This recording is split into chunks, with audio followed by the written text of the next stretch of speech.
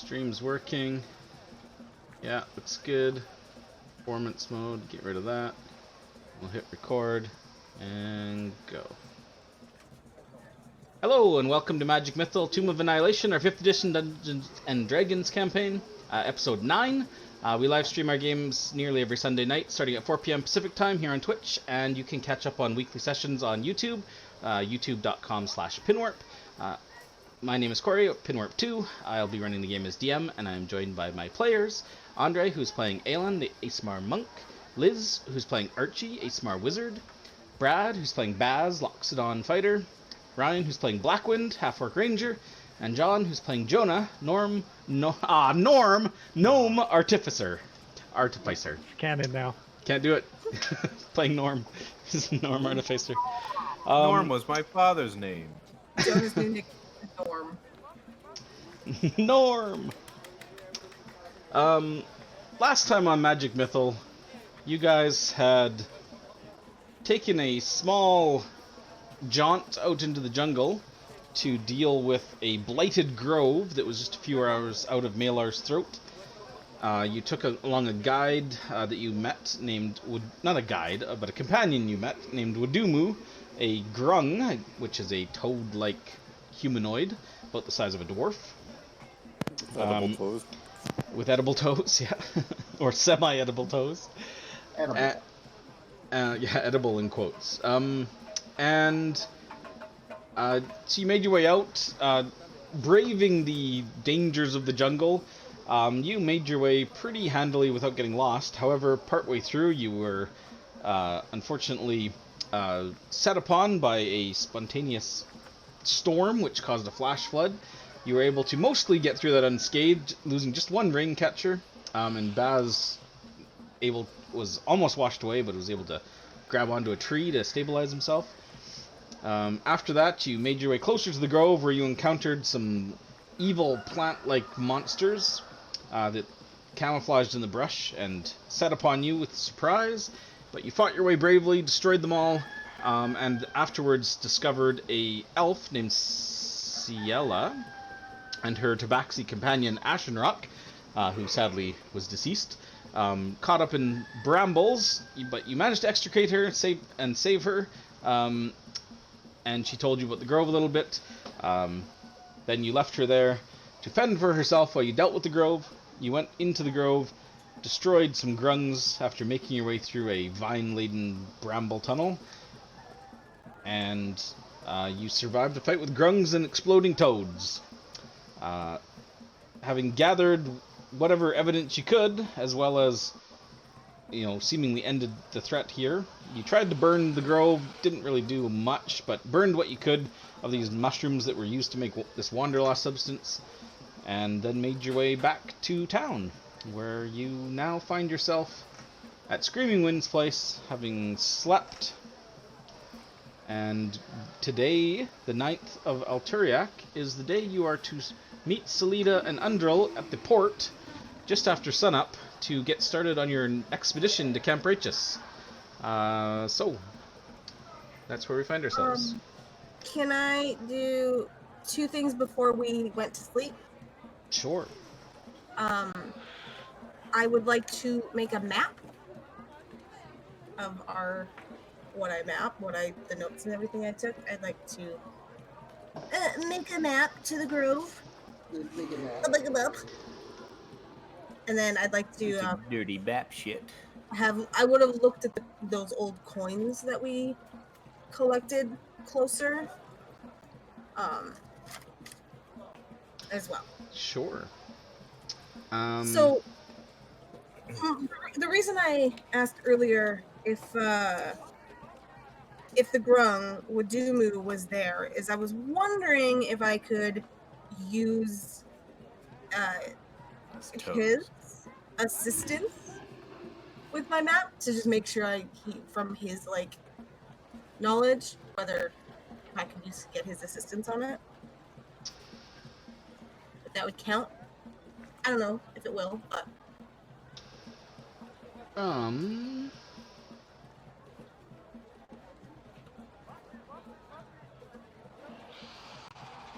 that's weird. I mean, it's just a map. No, randomly there's the bookmark that's normally here is not here. In my PDF reader, normally there's bookmarks for witchcraft, and none of my bookmarks, like, it's not here. There's not even a table of contents. It's usually on the left. It's not here. Anyways, whatever, it's fine. Okay, let's see. This map, I'm going to say this is a pretty simple map. So I'm going to say it's level 2. Knowledge dice, yes, because you made good rolls while you were walking your way out there. High quality materials. Do you have high quality? Any high quality. It's a basic map. I'm not gonna put it on vellum or anything. Okay. This is just on parchment. Appropriate complementary skill, provide guidance in the effort. Yeah, sure. Yeah, I'll give you the assistance die for Wadumu. And I'm making it for either Screaming Wind or Ciela. So if they decide if the Citizens Brigade decides they want to go and like clear that or anything, I'm gonna make it. I'm making it for them. Okay, cool. Yeah, that sounds good. So you'll have 1, 2, 3 dice plus your normal, and then you will have to hit a DC 15. Cool. So 4 dice total. 4 dice total plus your proficiency. Would it be 5? Ooh, I'm nice. getting knowledge assistance in general. Yeah, My base of. and you start with 2d6. Oh, I don't know. You start with 2. Do you? I thought you Start with 1d6, I believe. I'm At the pretty sure first rank. I'm pretty sure it's 2. Oh, is it? Oh, really? I've been. No, I'm wrong. It is 1 die 6. Son of a bitch. It is 1 die wrong. 6. Yeah, it's 1 per tier you get. So I got a 6 Woo! nice. know it. and another 6. Yeah. Jesus. Ooh. Well, that She succeeds with 3 dice and not even adding her proficiency. You still get 1 more dice and you have to roll it. You can't not roll it. Oh, No, really? you don't. I thought you can you choose had to to stop. roll them. Once you succeed, you can choose to stop at any time. Oh, really? This is true. But I thought you had to I roll them. believe all. I believe you can't make a mistake with your eidetic drawing, though, can you?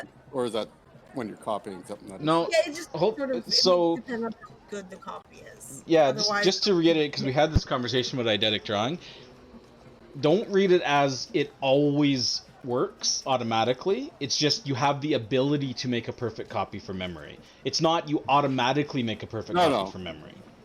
But I think it gave an option anyways. I can't remember what it was.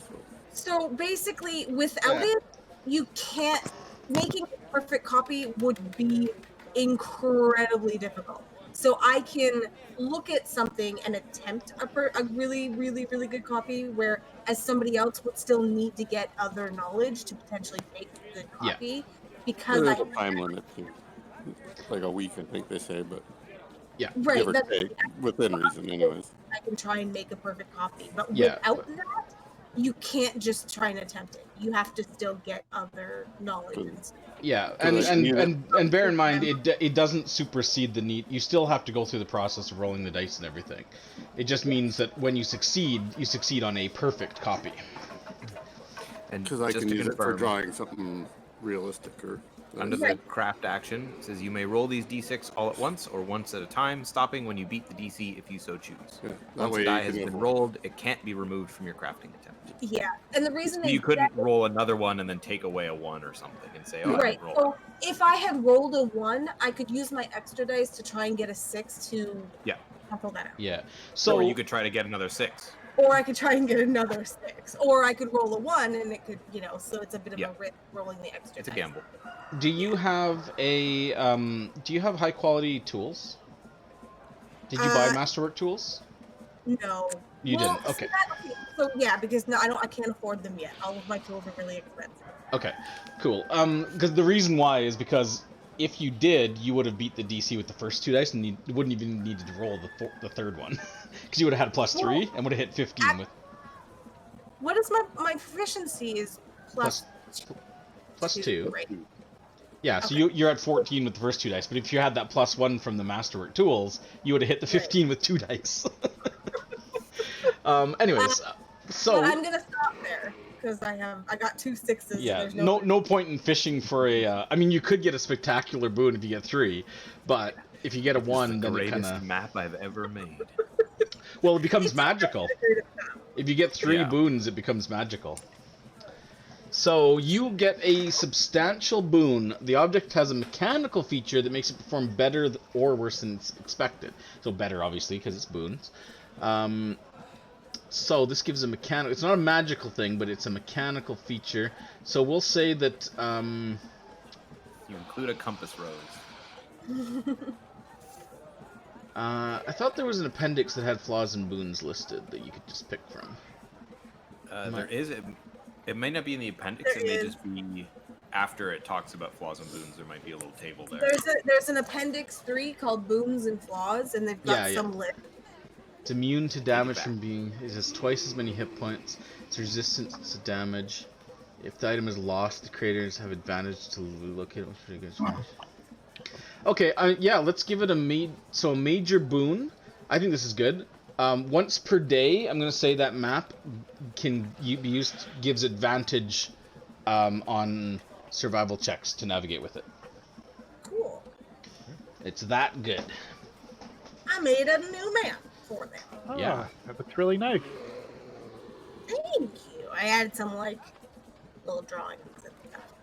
I drew the little grove on it or something, so it's cool. Hideous vine blights around the edges. Hey. And little mushrooms. All right, cool. So you spend your night before sleeping drawing your map, and then you wanted to examine those coins. Whether do you do that at night or in the morning, whatever. During the rest, you can examine them. Yeah. So give me. You've got your magnifying glass. You have advantage. You could give me a. What would it be? History? Would it be history? As Probably. opposed to. It's just Investigation? I They're think. the same bonus, but Yeah. Well, yeah. It's the same bonus. It doesn't matter. But we'll say.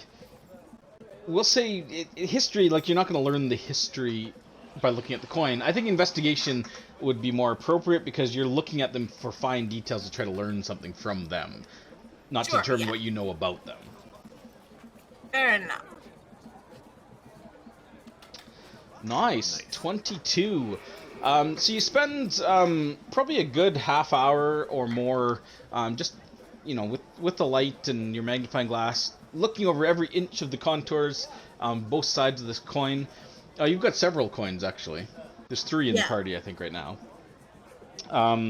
And especially because you have more than one, it's easier now because different ones have different features that are more prominent versus worn away, so you can kind of put it together a bit more. These coins seem to depict, on one side, a profile of a queen of some sort. You could make out some crown, kind of like it almost looks like a circular, as opposed to like your normal, what you think of as a crown. Looks more like a circular, ring of like spikes or thorns that kind of move outwards from the head instead of upwards. Or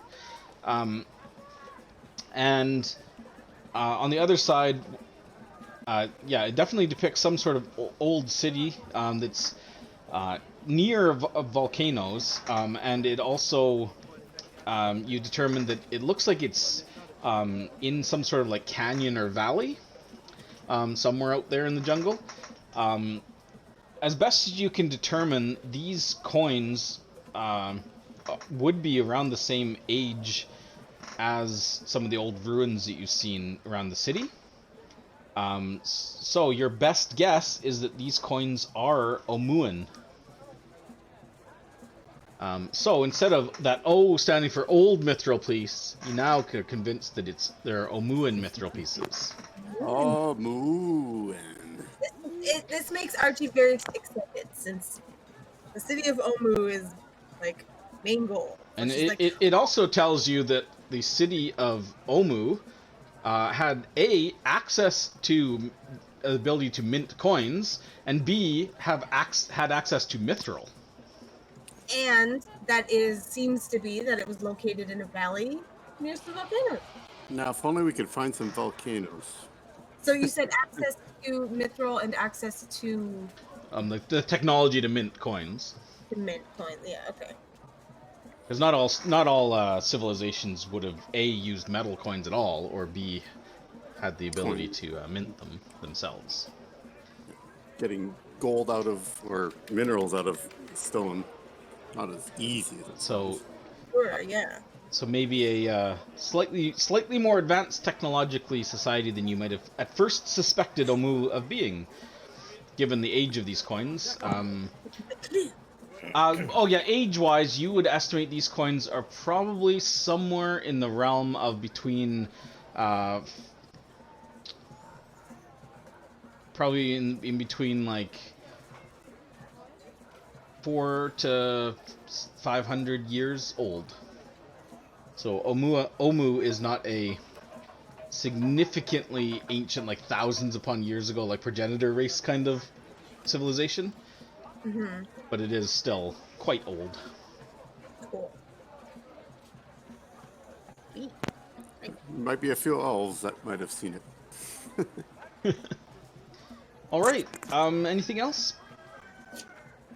That was all my notes for.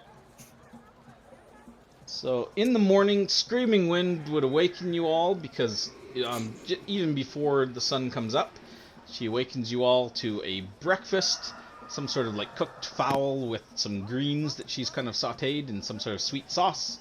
Kind of bland, to be honest, and chewy, but filling enough if you partake. If not, eat your own food. Eat it or don't, I don't care. And yeah, she would just say that she knew you wanted to get an early start this morning and head in, so the gates should be opening probably within the next half an hour or so, give you enough time to kind of freshen up, get your gear, and make your way to the gate. Assuming the plan is still to meet them at the dry docks at dawn. Oh, did the gates open before dawn? Everything opens at dawn. Okay, so we might be just a little bit late, but it'll have to do. Yep. So Wadumu and Screaming Wind aren't going to go into the city with you, so unless you have anything else you want to say or do to them, do with them or whatever. Over attack. We're going to a dark place. Your No mind is a very witnesses. different place than mine. Give me some of those toes, Wadumu. There's already too many people that know who we are. Baz has got a taste for him now. Thanks for letting us stay the night. This is our house now.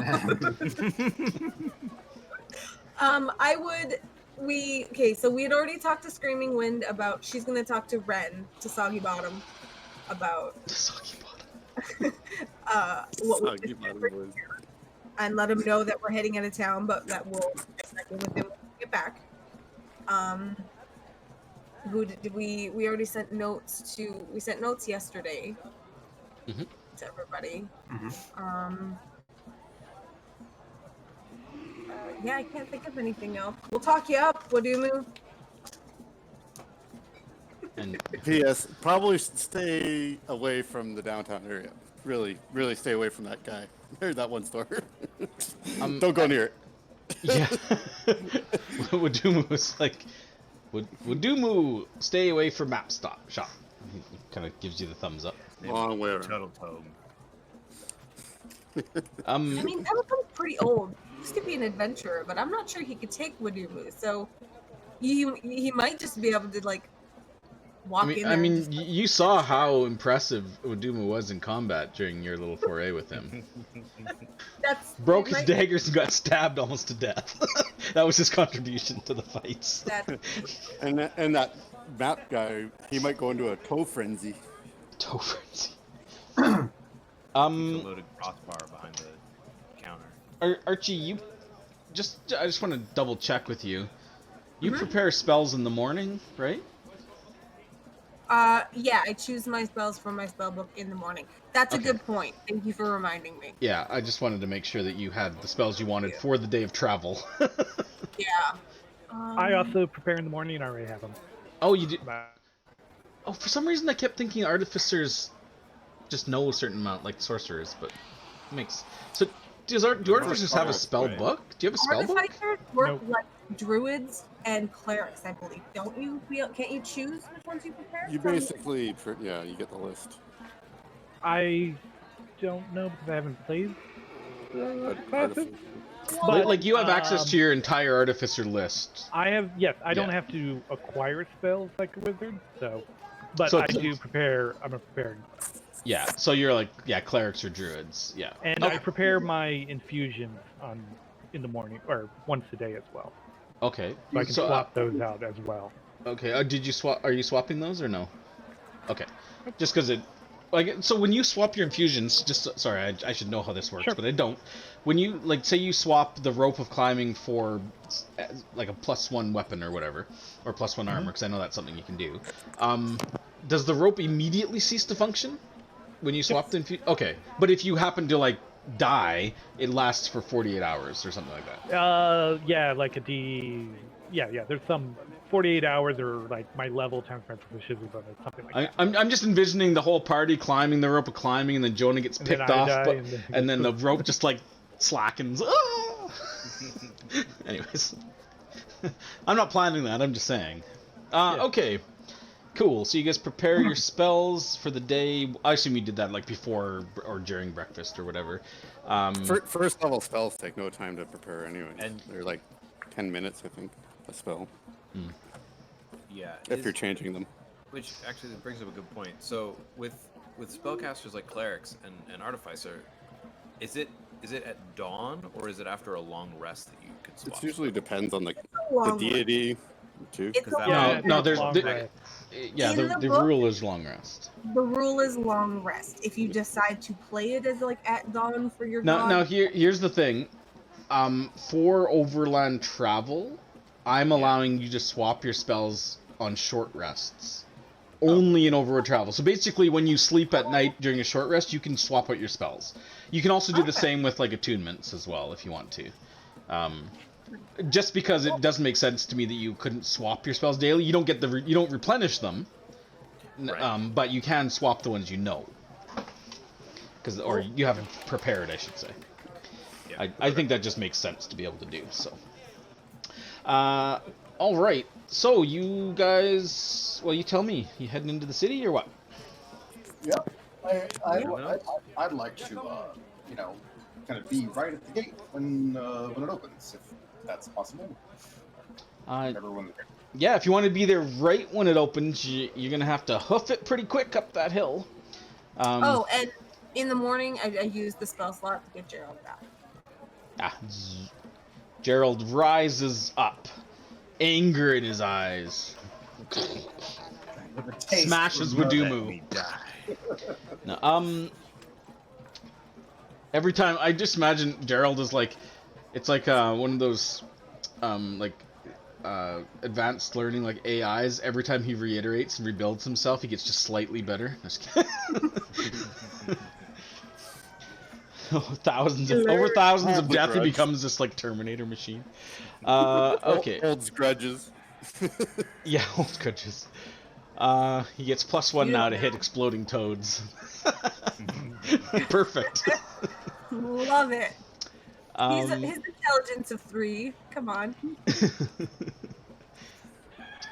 all right. As you approach the Obteo's Jaws, which is the gate, there is a captain or sergeant at least, seemingly commanding. You can see them like cranking up the portcullis, locking the large swinging doors into place, open, and just generally getting ready for the day. You see some of them are like sharpening spears, and there's only about like a half dozen soldiers around. And as you approach, one of them steps forward. He's kind of a short man with auburn hair and green eyes. Looks to be about 20 or so. You can see he's got several tattoos. It looks like nautical tattoos on his left shoulder, which is bare. Both of his arms are bare. He's just kind of in like a general like leather hauberk and leather skirt with sandals and this kind of wide-bladed spear. Rugged brown skin, and he's got kind of a square-shaped but slightly disfigured face. It looks like something slashed him across the cheek and nose. He's got a short chin-strap beard, a large piercing above his right eyebrow. And you also notice, if you would, you can roll me religion to know what this is, but he's got some sort of like silver medallion or silver colored medallion around his neck. Looks to be some sort of holy symbol, which Aelin recognizes immediately. Archie, you don't know. Aelin, You haven't. you recognize this, and I would say that Aelin, it sparks a memory in you of a group of traveling monks who once visited your monastery. They performed certain acts of martial prowess, and they were part of a company, or their martial technique was the way of the striking wave. And you recognize the symbol as Istitia, which is a primordial elemental god of ice and water. We almost had to deal with it there. The man steps forward and points his spear at you, and he's like, he kind of looks you up and down. He's like, and he says, "Ah, adventurer types, survived a night out in the jungle?" Worse, Malar's throat. He's like, "Haven't seen you around here before." We've been in and out. He nods. He's like, It's like, "Well, I'm normally stationed here at the Jaws, and I've never seen you before." The blade things. And you notice when he talks, he's got a bit of a lisp. It kind of says his S's almost like TH's a little bit. Well, we're new to town. Only a couple days. My name's Jonah. What's yours? And he's like, "I am Sergeant Bastion Serpentwind, former captain of A lot of titles. the." He says, "Former captain of the Pearl Trident, sunk by the blasted dragon turtle in the bay." Wow. Oh no. And he seems to be Aelin, you're looking at him and you can tell that this guy, like, he's a bit shorter than average, like shorter than the other guards, and he may have some sort of a bit of a complex about that, because he stands like he's almost like trying to make himself taller. But he's only like slightly above like 5 feet. He's like 5'1" maybe. Oh dang, he's even shorter than me. Yeah, he's a short guy. But he's human. Spear. With a short spear. His short spear like looks like a normal spear. No, I'm just kidding. That's terrible. We've heard a few tales of that, the mighty beast out in the bay. He's like, I'm just doing this for some cash. I'll be back out on the water soon enough, and I'll hunt the beast down. Ooh. He's like, or at least that's what I tell myself. I've been here for a couple of years now. At least he's honest with himself. He's like, well, I won't keep you. Just watch yourself in the city. We don't take kindly to thieves or troublemakers. Sure, yes. We've come to understand the rules of the city, at least to a degree. But I admire your ambition. I think you'll slay that beast yet. And he kind of nods, and he's like, well, we'll see. If the waters are kind, I'll be back out there soon enough. And then he kind of like gives you a nod like he's done talking, and kind of walks back over to his men. Oh. Like, what? He's got spear envy. Massive blade. As he turns to walk away, Archie would just try and get his attention just for a second and just be like, As a note, do you have, since you are very experienced with the water, do you have any tips for traveling along the coastline? He's like tips. The Longer spears. water's better on the outside of the boat. Yeah. He says, well, you're traveling along the coast. Just watch. Occasionally, the Batiri set up nets just under the surface of the water. They can get tangled in oars, and when you're trying to extricate yourself, they often attack with bows or javelins from the shore. I've seen it happen a few times, so just keep an eye out for that. Thank you. We will. Good tip. He's like, Tip oh, of the day. and don't eat the red-tipped flail fin. Highly poisonous. Looks like a salmon, but definitely is not. Red-tipped flail fin? Don't eat the salmon then, just to be safe. It looks like a salmon, Damn it. but All it's right. red tipped. Salmon. Salmon! Don't eat. Everything When? here is poisonous. Salmon. I wonder if you can eat throat leeches. And as the roosters crow, you find yourself in a familiar section of the city, just just south of the Grand Bazaar and just north of the Thundering Lizard. You said on our way through we could just like grab rations through the bazaar and stuff, right? On our way to the dock? Yeah, because you'll have to pass essentially through the Grand Souk to get to the dry docks at the Harbor Ward. So just assume that whatever you guys want to purchase for last minute supplies or replenish or whatever, do so. And just mark it off on your character sheet. If you want anything specific, then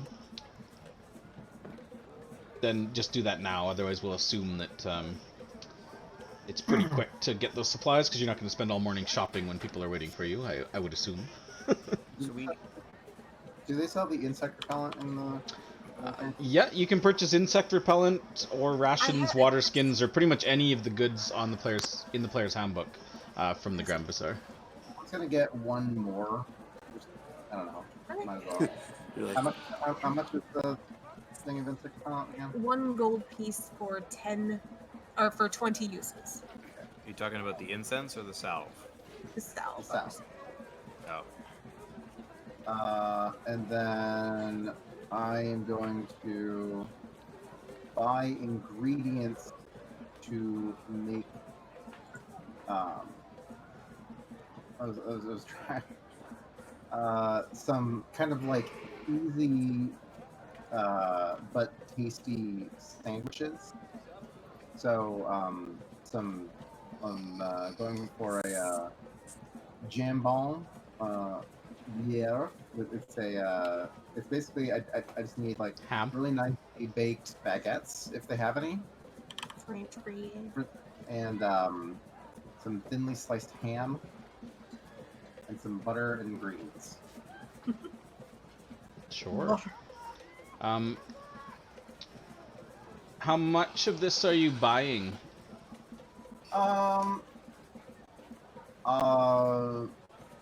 I'll say enough to make sandwiches for the first few days. For the entire party, Yeah. including Undril and Salida, or just the party?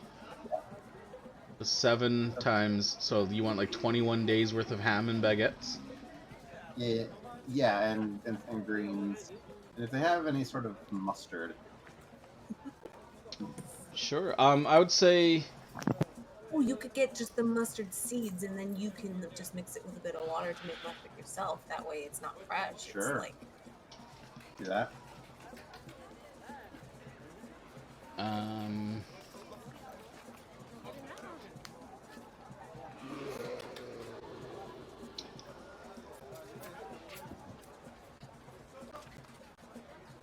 Sorry. You'd be looking at for 3 days worth for the whole party of, but that's enough for like one meal, not for like a full day's worth of food, right? Yeah. Okay.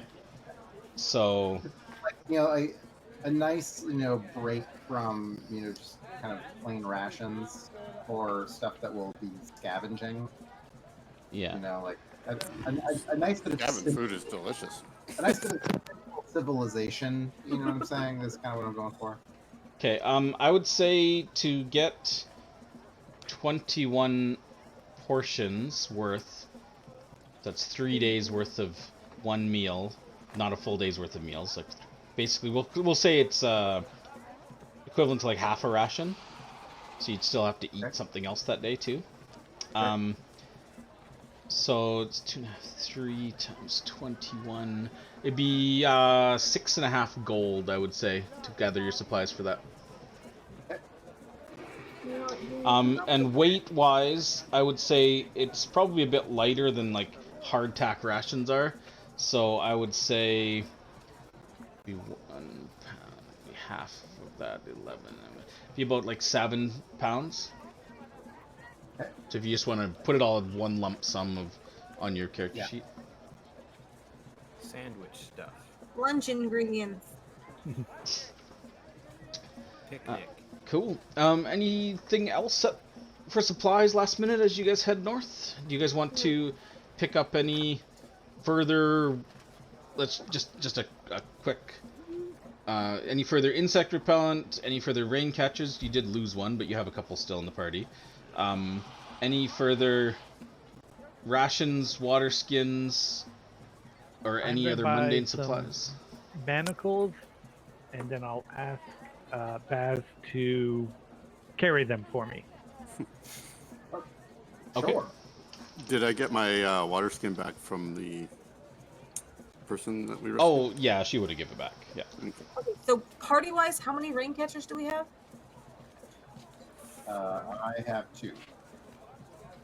So manacles are 2 gold and weigh 6 pounds. So make sure you put that on your character sheet. You can just snag it out of the PH.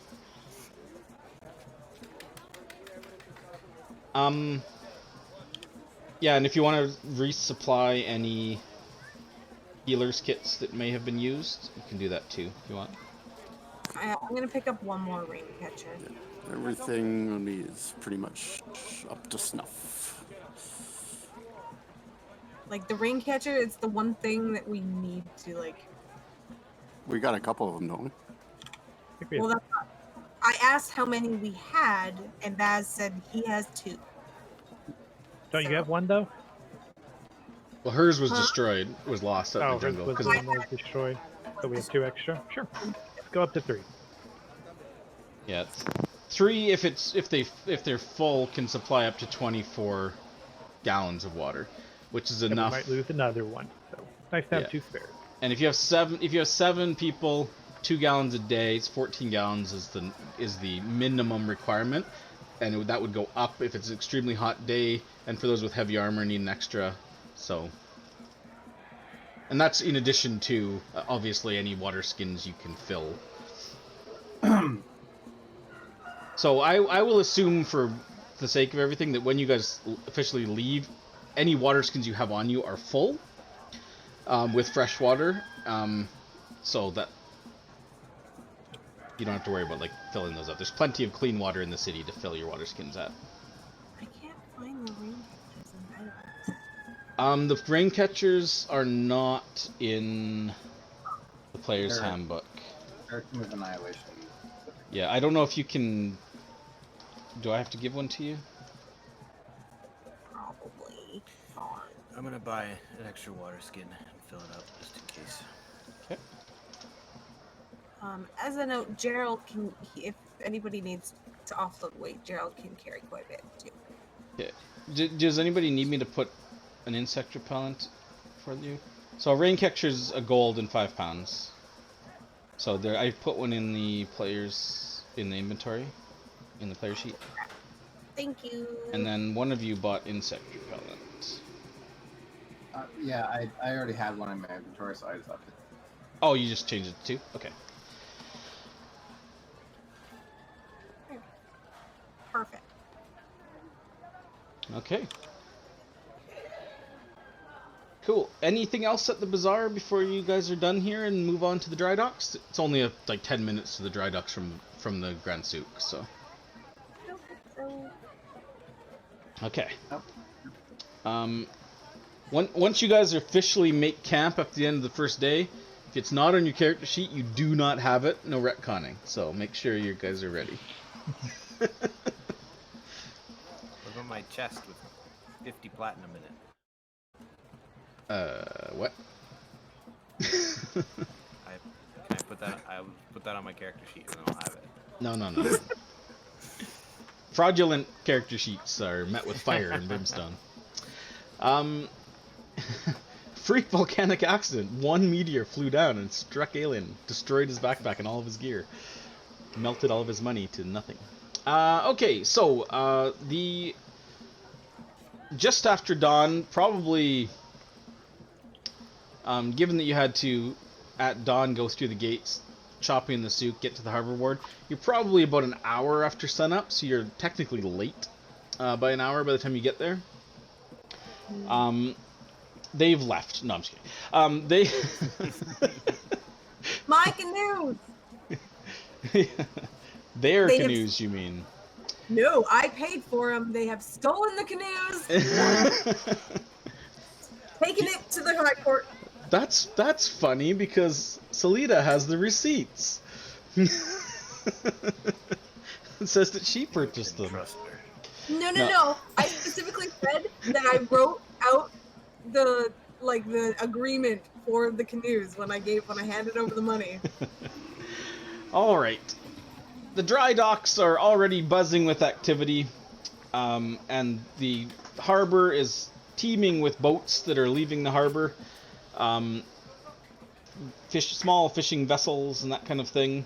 There's a big ship that's kind of pulled up out of the water that a crew is kind of working on, like carpentry kind of stuff, fixing some holes and repairing the hull and that kind of thing. You can see that there are sets of what look to be dwarves, for the most part, seem to be crewing the dry docks. They kind of remind you of the person that was in charge of the Temple of Gond, with kind of like feathers and bones and stuff, like tied in almost like dreadlock style hair, mostly like kind of like a reddish, kind of auburn color.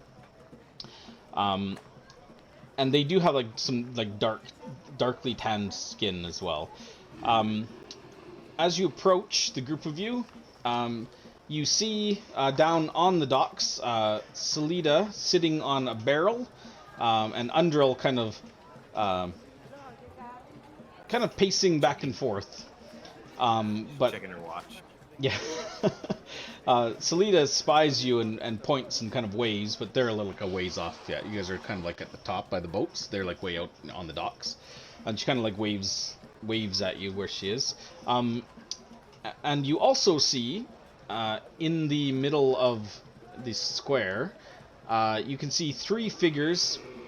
One of which you recognize immediately as the harbor master Zindar, the gold dragon, half dragon, actually not dragonborn. Gold half dragon, with his like scepter of office in his hand. Another you recognize as well, although you've never met him, as Wakanga, the merchant prince. Although he's not in like bath towels and silks like he was. He is in kind of more like light robes and seems like a bit more official. There are surrounded by women. No, there are no women around him this time. There are, however, about 10 kind of fanned out guards with spears, some of which although you didn't really take note of the guards specifically when they were walking past in the bathhouse, but you do recognize probably one or two of them as similar, the same people. And the third figure is a female dwarf.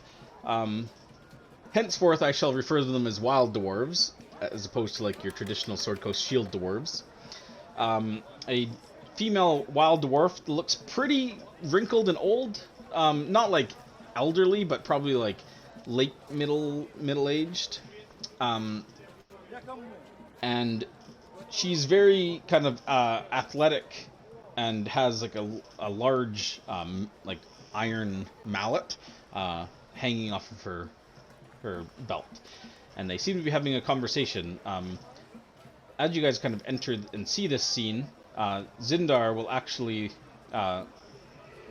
look towards you from his conversation, kind of waves at you, and he says something to Wakanga, who nods and continues his conversation with the dwarf, and he kind of steps over to you, waving, and he's like, ah, so you survived several days in the city. How have you fared? Enjoying yourself? Getting to know the lay of the land? Very much so. Yes, this is quite the port. It's, I've been to several coastal cities, and so far, I'd say this one has some of the most enjoyable and interesting culture and sights that I've seen yet. Bustling and vibrant. He nods. He's like, well, they don't call it the Jewel of Chult is its name. I appreciate you saying so. We pale in comparison to the great harbors of Waterdeep and Baldur's Gate, but we consider ourselves a developing power in the south. I'm sure that with trade increasing, that we will only be more prosperous in the future. And then he turns to Blackwind specifically, and he says, yes, the Colosseum. I heard about your boat there, although I was not able to take it in myself. You all did well, and took the prize. Quixote certainly took notice of you. And he points back at the man. He's like, as did Wakanga. Oh, It was definitely we all did our part to make sure the victory. oh, it was it was exciting and fun, and I'd love to do it again. He's like, I'm sure you'll get the opportunity. I'm sure, definitely. He's like, well, if I can help you find anything here in the harbor, don't hesitate to ask. I do have some pressing business, you see. However, Wakanga has told me that some trading partners of his from Halarua were to arrive yesterday, and unfortunately have not shown yet. So I'm trying to see if I can track down any information for that on him, for him. Trading partners from where? Halarua. Is Across the sea. do I know where that is? You probably heard of Halarua. You could make a quick history check to see if you know anything specific about it. Nice, 23. Halarua is in the south of Faerun. It is kind of renowned for both electrum mining, as well as wine, and you would also know that it is a majocracy. And Halarua was damaged heavily in the Spell Plague about 150 years ago, 130 years ago, whenever that was, 13 something. However, you would know, the 23, that the wizards actually shifted their kingdom to another plane, and then it came back after the Second Sundering, about 30, 40 years ago. It's about 500. So its southern border is the Great Sea, but it's over on like the continent of Faerun. So same continent as like the Sword Coast, but much further south. Gotcha. Okay. Yeah, there's more, but I mean nothing really relevant. You do know, however, they are a prosperous nation it's a majocracy, which means they're run by wizards. Not like Fae they're like autocratic and very authoritative, but they're kind of a majocracy, like a mage council that runs it. Yeah. Yeah, she would just be like, oh, I hope the dragon turtle didn't get him. And he's like, oh, I don't think so, unless he's learned to fly. Oh. Ooh. How were they supposed to arrive? The Halaruans were to send an airship known as the Star Goddess. They would have had to pass over the southern jungles on their way here. I don't imagine they would have braved the storms out in the Great Sea to the east. So they should have come around through the jungle from the south, but alas, they must have either something delayed them or run into some trouble. Wakanga is hoping that, well, he's petitioning me, and I'm afraid I may have to go along with it, but looking for someone that can go searching for them out in the jungle. I'm not eager to do so, but, well, Is that Wakanga's worried. Is that why he's talking to that dwarf? And he looks back and he's like, ah, yes, well, he came down here to talk to me, but they're good friends, those two. And then he says, what? Let me introduce you. And he kind of waves over and kind of says, my lord, he's like, allow me to introduce you to some newcomers to the city. And he kind of turns and he would say, these are the champions of the arena the other day, the Blade Fangs. And he would introduce you all each one by name. And then he says, allow me to introduce you to the merchant prince Wakanga Otamu. And Wakanga kind of like gives a bow and a smile. And then he would point to the dwarf that's standing there. Not Wakanga. Zindar would point to the dwarf. He says, and this is Zuri Bluntchin. She is the head shipwright here at the dry docks. And she kind of like gives you like a bit of a wave and just kind of nods at you. Oh, it's our pleasure. We've certainly been hearing all sorts of great things about you. Your lordship. He's like, please call me Wakanga. That's much easier. I'm Baz. He's like, Archie would like have fixed her clothes so that like she tried to look presentable. yeah, and he would kind of like kind of shake your hands. Archie, he would kind of like do the whole like kiss on the hand instead, and he says, and he kind of like looks you over and he's like, so you have had success in the arena. I have also heard you have been of some assistance in some of the troubles there the other day. I don't like to get involved myself, but I'm glad to see that newcomers are integrating well and not just here for themselves. Can I? I happen to be nearby. So easy decision. You? Can I retcon just one quick thing? Not about like what I bought or anything, but Baz doesn't want to be wearing his chainmail armor while rowing, so I think he wouldn't have put it on in the morning. He would have put on his new children clothes. Sure. Okay. So I'm sort of standing there looking kind of sort of like a tourist.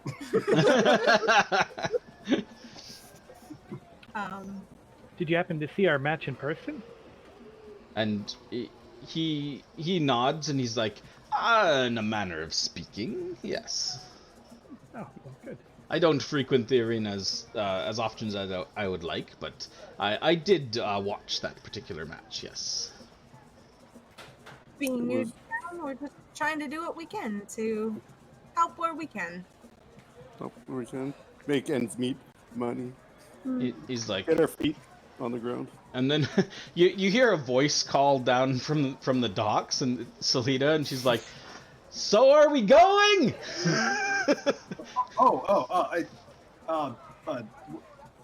Wakanga, many apologies. We're actually running a little bit late. But I don't suppose we'd be able to maybe speak a bit further once we're back. We're going to be leaving the city for a couple of weeks. And he's like, oh, truly? Where are you headed? Out into the jungle?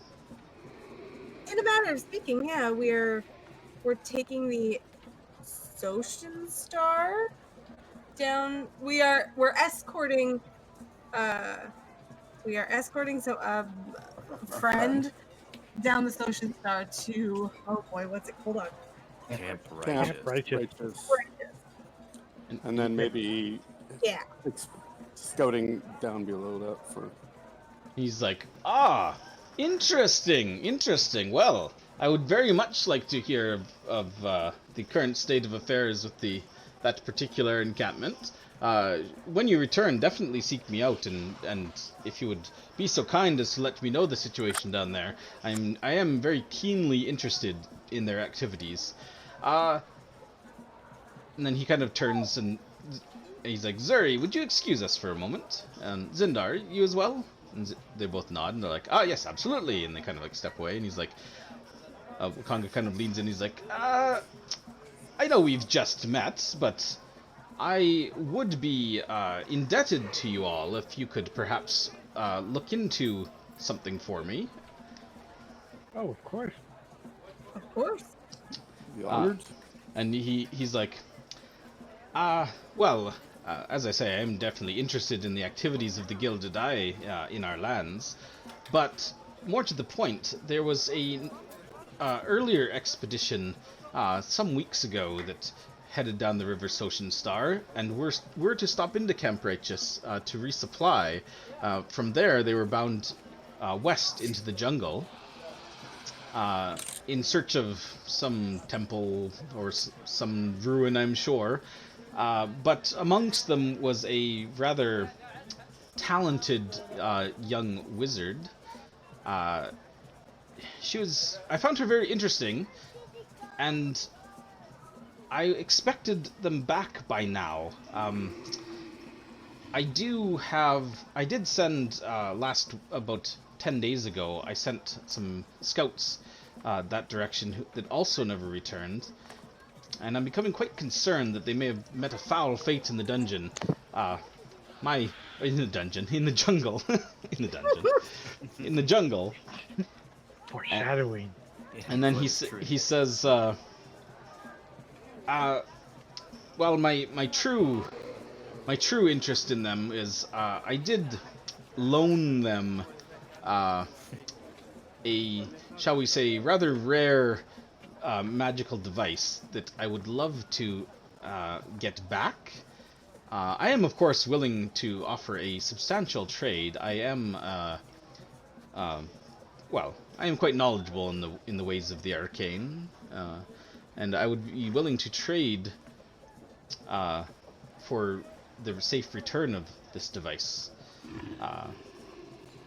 Should you be interested, if you are heading that way anyways, I hope it wouldn't take you too far out of your way. Definitely. Assuming they made it to Camp Righteous, and from there you'll be able to figure out where they went, but that was their plan. Definitely look into it for you. Seems how we're in that area. Yeah. He's like, wonderful! And he kind of like, he's like, do you happen to have any, a spare sheaf of paper? Or... I do. Everyone looks to Archie. She's just like, I've got paper, I've got parchment, I've got some vellum. And he's like, wonderful! And he takes the paper and he casts a spell. Ooh. You can roll Arcana to see if you can identify it. Hell yeah. Take him out. I will also try it. Oh, Archie! You're a little distracted. I'm a little distracted. He's like, I know magic. There's a wizard. I want. You don't even know that he's casting a spell. You're just trying to make sure that your paper. I'm pulling out my writing desk. Perfect. By the time you realize anything's happened, It's already on the paper. Jonah, you recognize this spell as a. So it takes him, well, actually it takes him a minute to cast. But he is using, oh wait, is this the right spell? His magical casting is foreign to me. Yeah, it is. He's casting illusory script. So, and you would know with an 18 that illusory script. Not today, Wakanga. Thought you We're could get on to over on us. You must be so happy that you have like 3 full more levels until you have to actually worry about that. So he's casting illusory script. You would know that illusory script, the effect of which lasts 10 days. And it essentially puts an illusionary writing or drawing or really anything you'd like onto a piece of paper. It can also be used to hide what's currently on the paper, so you can make a message look like something else. But then on the paper, essentially a drawing appears, and it looks to be an amulet on a gold chain. It's all in color. It's kind of a circular amulet with a red gem in the center and runes carved around like a golden circle around it, on like a golden chain. And he says, "This is the device I'm looking for. It is a control amulet. Ooh. And if at all possible, I would like the golem that it controls along with it. You should be able to control the golem with the amulet, assuming both are in working condition. And ideally, you should be able to find them together, as they... Well, I loaned them this as additional protection out in the jungle, and... Well, I'd like it back. It is a rather rare piece, created not by myself. I wish I could say that I was as skilled as that, but I acquired it from some wealthy merchants out of Kalimport. Archie, do you use an amulet to control your golem? No. He's just mine. I just like pat his head. He says the golem in question, well, I was told that he was named Vorn.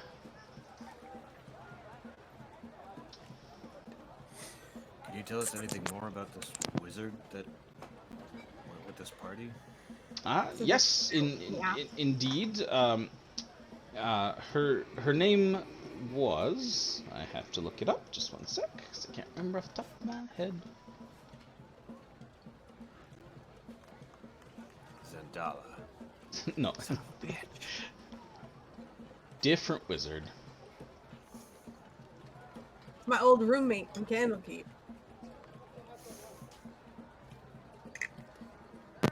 Emmeline. Sorry, just had to find it. Jenny. Hamun Khan. Unfeminine name. He says her name was Selasser Deralthor. She was around 60 years old, female high elf. She said she has long, curled, dyed black hair and blue eyes. He suspects that she has actually much lighter hair, but she dyed it raven black. She was noticeable because she was quite glamorous looking, and had soft green skin. He suspects that she may have a bit of Eladrin in her.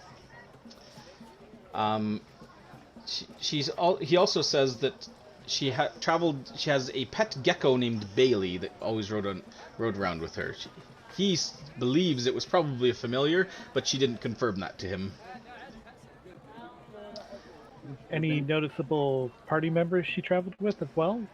And he shakes his head. He's like, she would have left. I know she hired some porters and sellswords, mercenaries, and that kind of thing, but she came alone to the city. My understanding was she was seeking some sort of temple out in the jungle, but she didn't tell me all that much. But we shared a few good nights and drink together, and I grew rather fond of her, so I'm hoping that she's still all right. Longshot. Have I ever heard of that name? Not get Candlekeep? No, I don't. Well, give me a history check, just in case. Jonah, yeah, you can as well. No, I was going to give her some advice. Oh, and guide guidance? her. Sure. Okay. That's the wrong one. Sorry. It's the D4. Of course, it's better. That's some really good guidance I gave you. 24. 24, not what I was looking for a DC on that one. If only that guidance was slightly better, or you went with the second roll you just made. Anywho, I had already made it, so. If only you cheated and used the better rule. yeah, I'd set the DC at 25. I figured it'd be pretty unlikely that you would know. But yeah, so close. Sounds funny, the fact sounds that- familiar, but no, maybe she was in a for class yourself. ahead of you. But you could be mistaking her with someone else. Isn't she like 60? How old is She's aren't she? yeah, but she's an elf. Gotcha. But she's got green skin. If I'd seen her, you'd think I'd remember her, but whatever. Book. She's ripe I like book. or not ripe. She's ripe. She's Ripe elf- or not ripe. Perfect. Everyone doesn't Unripened know a lot elf. about Eladrin. Good Yeah. camera for the jungle. I think it. Yeah, we can definitely look into that when we get to the camp, and we'll keep an eye out on the way as well. Do you have another golem you can send with us to go get the other golem? He's like, oh, I wish I would have a collection so grand, but unfortunately, no. She did take the only one. Well, Selita's like, let's fucking go. Yeah, We're both her talking and about- Undrill are kind of like standing around, like looking at you, like. When she asked me who we're talking to, you'd think she'd be like, "Okay, we'll give him a minute." I don't think she cares. Well, we can definitely when we get to Messing camp with her breakfast- travel plans. It's like And when then you're at the when we- airport and your plane's like boarding. It's like, I'm talking with this really important guy, but our plane is boarding. I gotta kind of. No. It's a private plane, man. When, That's true. When we get back, we shall seek you out, I guess, and let you know what we discover. It's like, yeah, yes, please do. I'll be definitely look favorably upon anything you can tell me, and if you bring that back, well, let's just say that I can be very generous to those who I deem friends. Zindar, And he seems forward, pretty but- genuine. Like, he gives you a pretty genuine smile that you can definitely tell is in his eyes and everything. Like, doesn't seem to be hiding anything. Zindar mentioned you were waiting for an airship from the south. We're not heading directly south, but we'll keep our eyes and ears open for anything on that front as well. He's like, yes, the star goddess. It should have been here today. But, well, I suspect that they must have ran afoul. They've never been late before. It's like, I don't imagine you'd be able to find it out in the jungle, but if they did have to land or, heaven forbid, crash, if you happen to come across it, I would love, that would be a miracle. We did encounter a really bad storm in the jungle just south of the city last night, or yesterday afternoon. Hopefully that wasn't. And there's a call from the dock. Daylight's burning.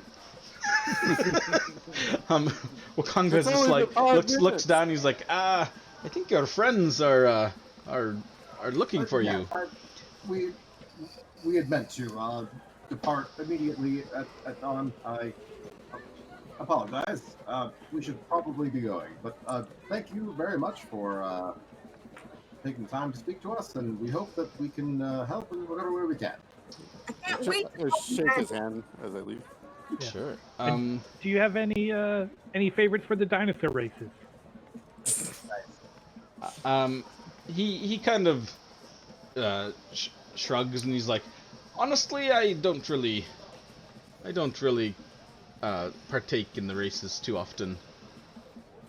I don't like to play favorites, if you will. The gladiatorial games, that's more interesting, although a bit crude. I prefer finer things, music and plays and such, but to each their own. And I'm gonna give you, let's see. An explosion! That's meteor swarm. Counterspell. Yeah, okay, no, that's good. But he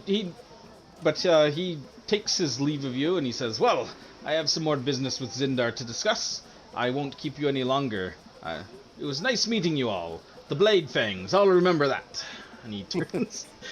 We really don't need have to change to. that name. The name How is about the Raptor's Talons? we're workshopping it. We're We're workshopping workshopping it. Oh, Suggestions. The Raptor's Talons or something, anything. I was gonna get it tattooed. Glad we discussed it. Right. The Screaming Raptors. I don't care. Archie just is like, ugh, no. We didn't choose the name, by the way. Yeah. So you can mark down that you have you have that depiction of that control amulet if you like, but it doesn't weigh anything. Yeah, but he would take his leave and go back towards the harbor, or not the dry docks where the dwarf and Zindar are still having a conversation kind of off the side. Yep, all right, let's go. It's a real power move, guys. Alonzi! What are you on? Telling a high-ranking official that you're busy and can't spend more of their time breaking off the meeting first. It's a good power move. Oh, I was just trying to. But thank you. And so you arrive at the dock. Salida is like, "Well, have you? If everybody's ready, we should get going if we want to make it to our first camping point before dark. We're already a bit behind. We might have to push the pace a little bit, but I know of a good spot that we should still be able to make it to before sundown." Yes, many apologies. We weren't able to actually bed down for the night in the inn, so we had to wait for the gates to open, and then, well, we had a bit of a, pressing conversation with Tonga, and yeah. Well, anyways, yes, let's go. And Undril sets up, and she's like, and she kind of just as she looks like all of her stuff is loaded. The canoes themselves, as you haven't seen them before, they're pretty wide. Like, they're not like these small like single file canoes. They're like pretty wide canoes. You can sit two abreast. Maybe Baz would be like on his own, but there's basically 3 benches, and there's also like storage, like lockers, like built into the bottom of the canoe. Undril seems to have packed some of her stuff, food and some water and that kind of thing, in there. Her backpacks, as well as Salida's, are in one of the canoes already. Salida basically says she would ask you essentially, because you have 2 canoes, how do you want to split up? They can hold up to 6 people in each, so you guys can decide entirely how you want to split this up. Salida and Undril included, they'll just take your lead wherever you want them. I'll be in a different one beside, other than Salida, or whatever, than the guide, just so that we have 2 guides, more or less, in 2 different canoes. I think maybe me and Jonah could be in one. Oh, yeah, that makes sense. Our weights kind of cancel each other out to some degree. Yeah. Wait. Yes. Oh, and you're, we're, anyways, Your skin set. and then maybe, I suppose that Salida and Undril could ride with us, and Blackwind, Archie, and Aelin could ride in the other. Good plan. Feels good Works to for me. That way, at least, we're kind of spread out with meat shields and whatnot, too. Okay, so canoe 1, Salida, Undril, Baz, and Jonah. Canoe 2, Blackwind, Archie, and Aelin. Yeah, And Gerald. and Gerald, yeah, that's a good point. Gerald would take up the spot of a person. Yep. He is a medium. Okay, so essentially 4 people in each. Sounds good. Evenly distributed weight-wise. Gerald steps in and the canoe goes. And there would be a total of probably 6 oars. And there's like little like hooks, so you can like a single person could row by themselves if they wanted to, or you could do people side by side or whatever. Baz is thinking too. I imagine Baz probably want to sit in the middle as opposed to like being like back heavy or top heavy. So take like the two middle oars. Sure. Salida will sit up front. Undril will sit at the back. Jonah, you can decide where you want to sit on the canoe. Close to Salida, I'm going to talk to her about our adventure and ask if there are. Actually, first thing I'm going to look to see if there's any exploding toads in the water. In the water, no, there's no. Right. Not that you see. You see Always check for other colorful fish swirling around the post of the dock, and it looks like some Okay. small turtles chewing up lichens off it, but no exploding anything. But as she's preparing to depart, I'm going to tell her all about our journey, for our adventure from the previous day. Nice. All right. I'll take the front half of the boat I'm in, I guess, or the front end. We'll take the back. Yeah, I guess I'll sit in the middle with Gerald. He can also row Sure. for us. I can direct him to, follow the other row and follow the other canoe, basically. Sounds To good. the best of his abilities. The best of his abilities, he just powers. He's- Just on one he's a side. rhythm. Just, why do we keep going in circles? Gerald. He follows my commands, so I can, direct him with Be his, better. his strength. Follow the rhythm. Okay. And you guys can decide, are you, for your gear as well, just so I know as a DM, will you be keeping all your gear literally on you? Are you putting it in the containers on the canoe? Just so I know where your gear is if you, for some reason, lose your canoe or make camp I will or... Container with my It would- backpack. So It's like is there enough room like at your feet or next to you? I mean, For sure, yeah, you can put your your bag back? just in the bottom, in the base of the canoe. Okay. But there's literally like boxes, probably like in the middle, probably behind the middle seat. There's like a big box that could hold gear and like shut and like lock. I wrote No, canoe I'd say locker next to me. Yeah, beside while we're backpack. traveling, I would keep mine just on my feet. My backpack. Gerald has my backpack with all my big heavy stuff in it. He's just gonna keep it on him. And then Archie would keep her individual bags, her smaller bags. Okay. Just And I think Baz would like. He's already taken off his armor. He was just carrying it with all his rescue crap, and yeah, he would be fine stowing his stuff. The only things that he's gonna keep on him are his shield. He's gonna like kind of have that strapped to his back. After hearing about potential ranged attacks from the shore, you might want to have that available to him. And then water skin. Everything else can go. And insect repellent. Okay. Oh yes, I would. Oh, we still have it on from yesterday for now. Because we put it on yesterday afternoon, so I'd reapply after. all right. So Make time. let me close that. Okay, so you guys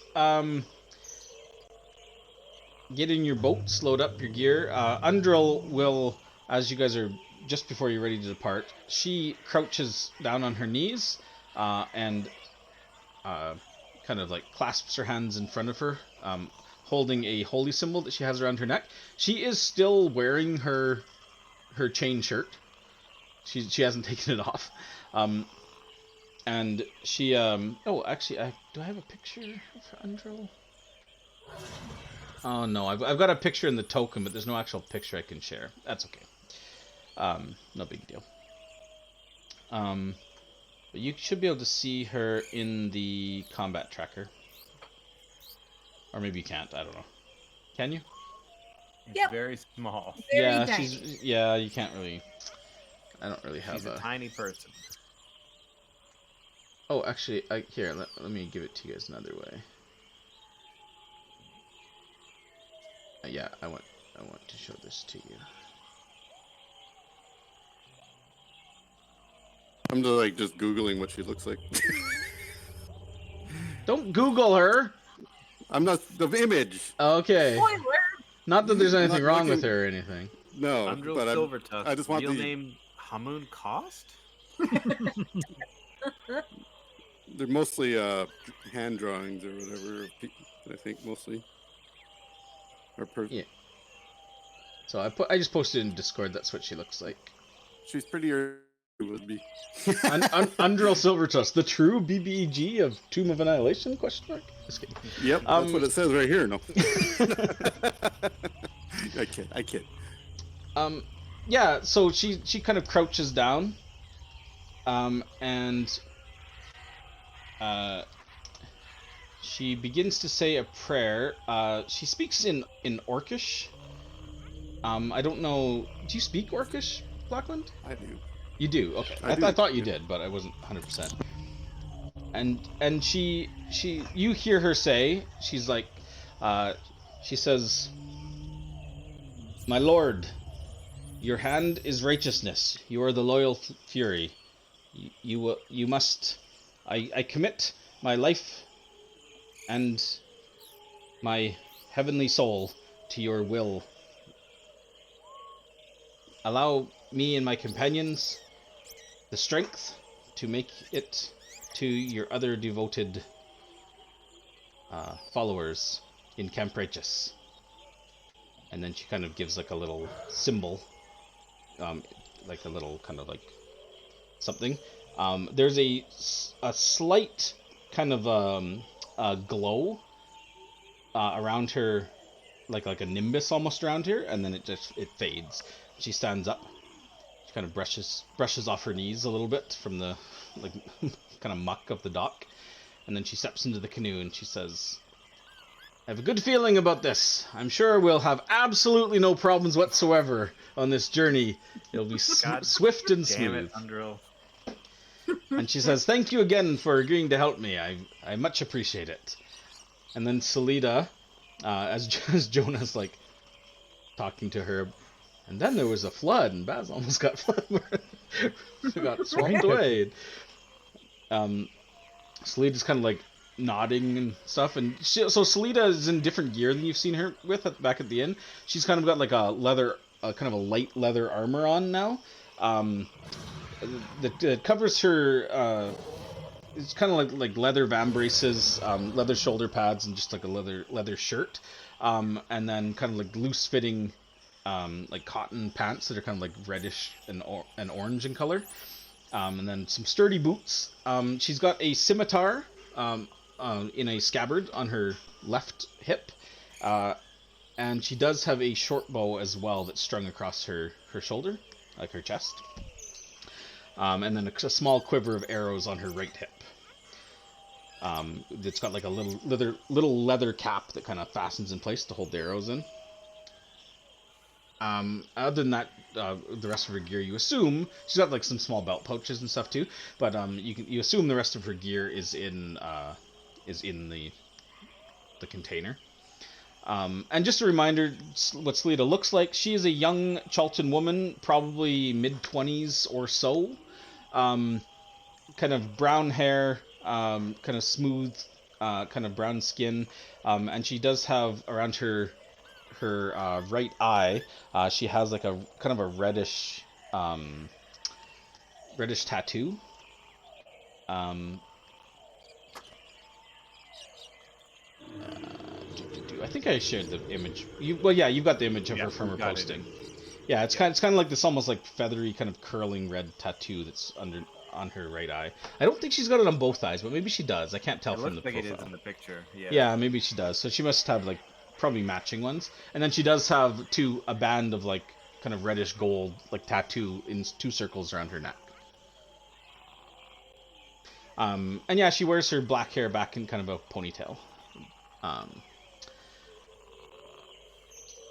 And she kind of looks around as everybody's settled into the canoes, and she's like, "All right, anything else? Last call before we head out?"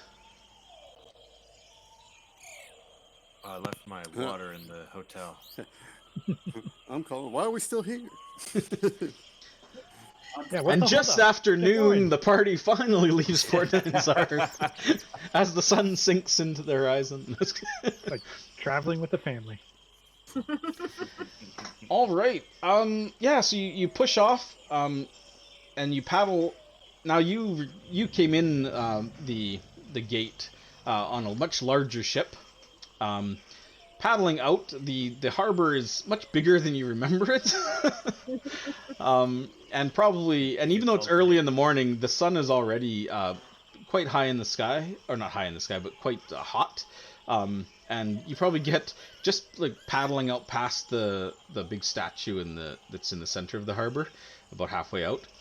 And you probably just, especially those of you who don't paddle or not used to physical exertion like this, you're probably like, I'm just imagining. I don't know if Archie's paddling. Are you paddling? Probably a bit for now, but Okay. I'm okay. Just acting. I just feel like Archie might be like a little worried about blisters paddling. But well, I don't know. You're pretty strong.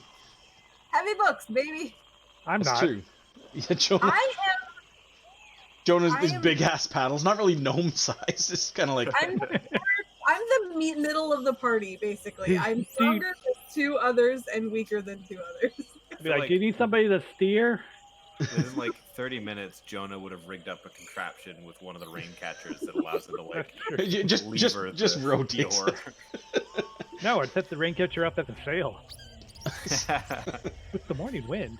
It's me and Gerald paddling, basically, right now. As you head out of the harbor, Salida kind of like, as you like head past the statue, Salida kind of turns to it and kind of gives like a little bit of a salute, and she's like, "Goodbye, Port Nizar." She kind of like waves towards the docks. Nobody waves back.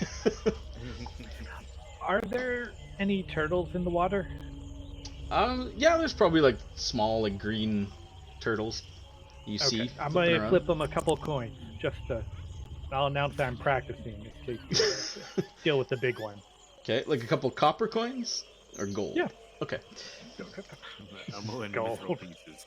I'll flip them the Omu and mithril pieces. I have 3 copper. They're worthless anyway.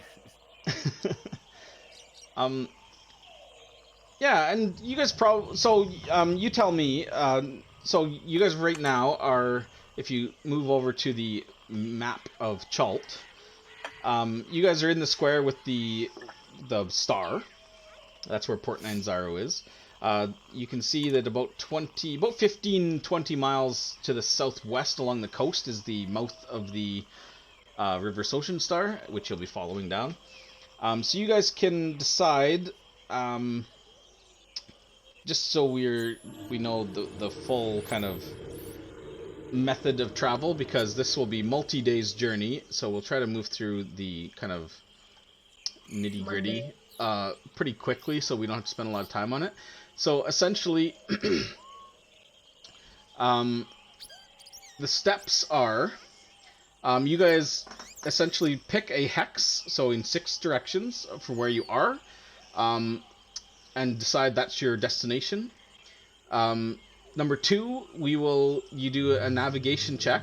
So one character can make the check. It's a survival check. Depending on the terrain and everything, and anything else going on, I set the DC of the check.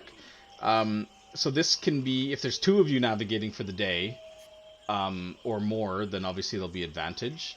So you guys can decide who is making that check, whether you want Salida to do it, Blackwind, Archie. You guys can decide who's actually making the check. And if there's multiple people, Salida will be navigating. So whether she's making the check with someone else's help or she's giving someone else assistance, that's what her role is going to be the day to day.